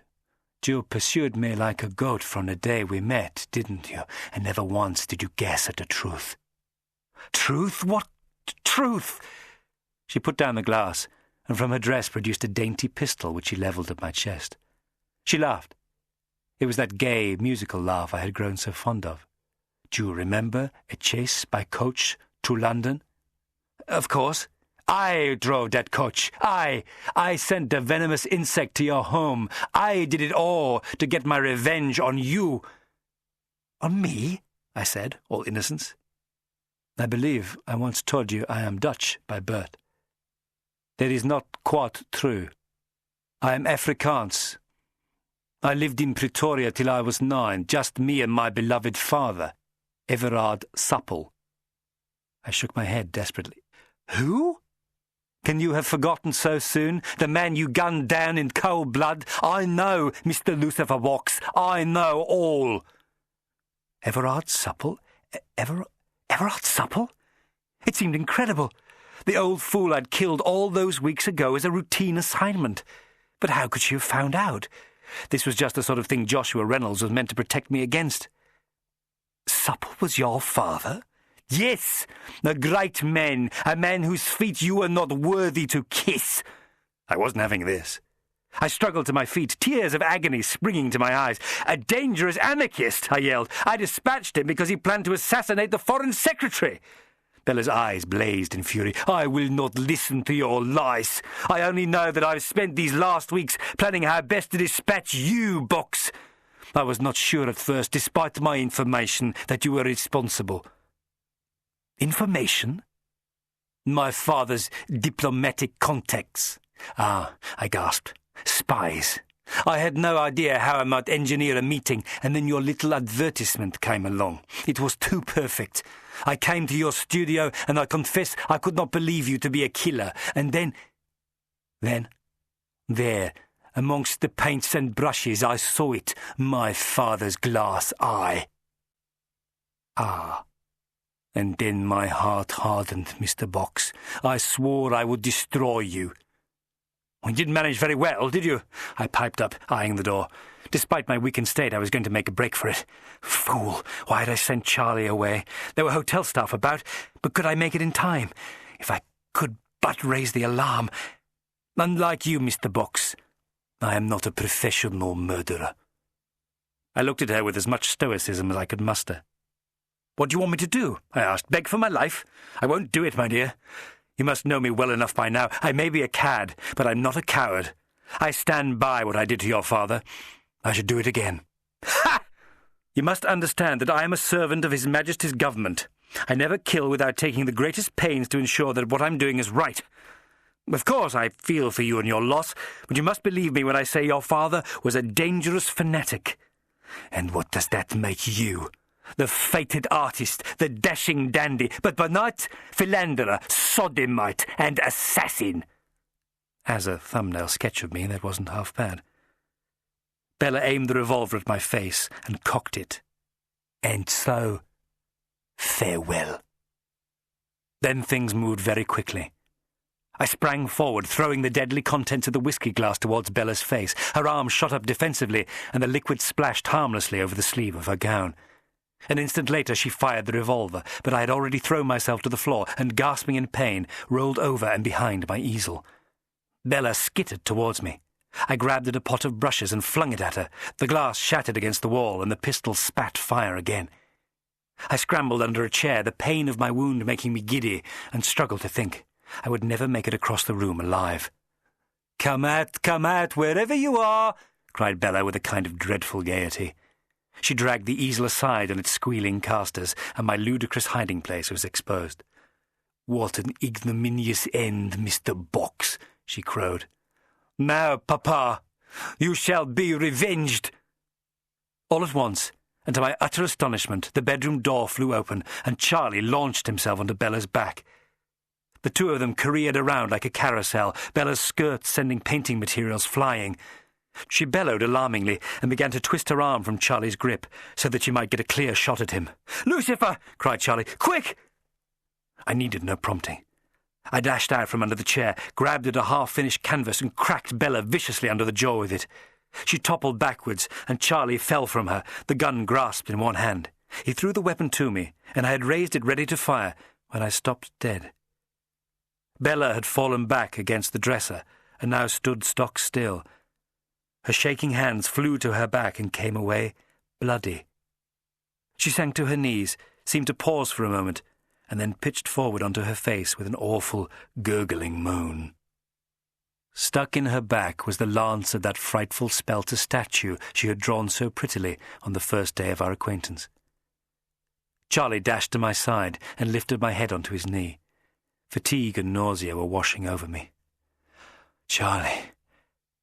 We both watched as a torrent of blood as red as lava began to flow from Bella's back, drenching her gown. Then her eyes turned glassy, and she lay still. "This is meant to be my day off," said Charlie. "Who do I talk to about overtime?" I looked him directly in the eye and managed to smile. "Charlie, what can I say?" He stroked my hair with uncommon gentleness. "All part of the service." "Well, I'm glad you mentioned that, Charlie," I murmured, managing to prop myself up on one elbow.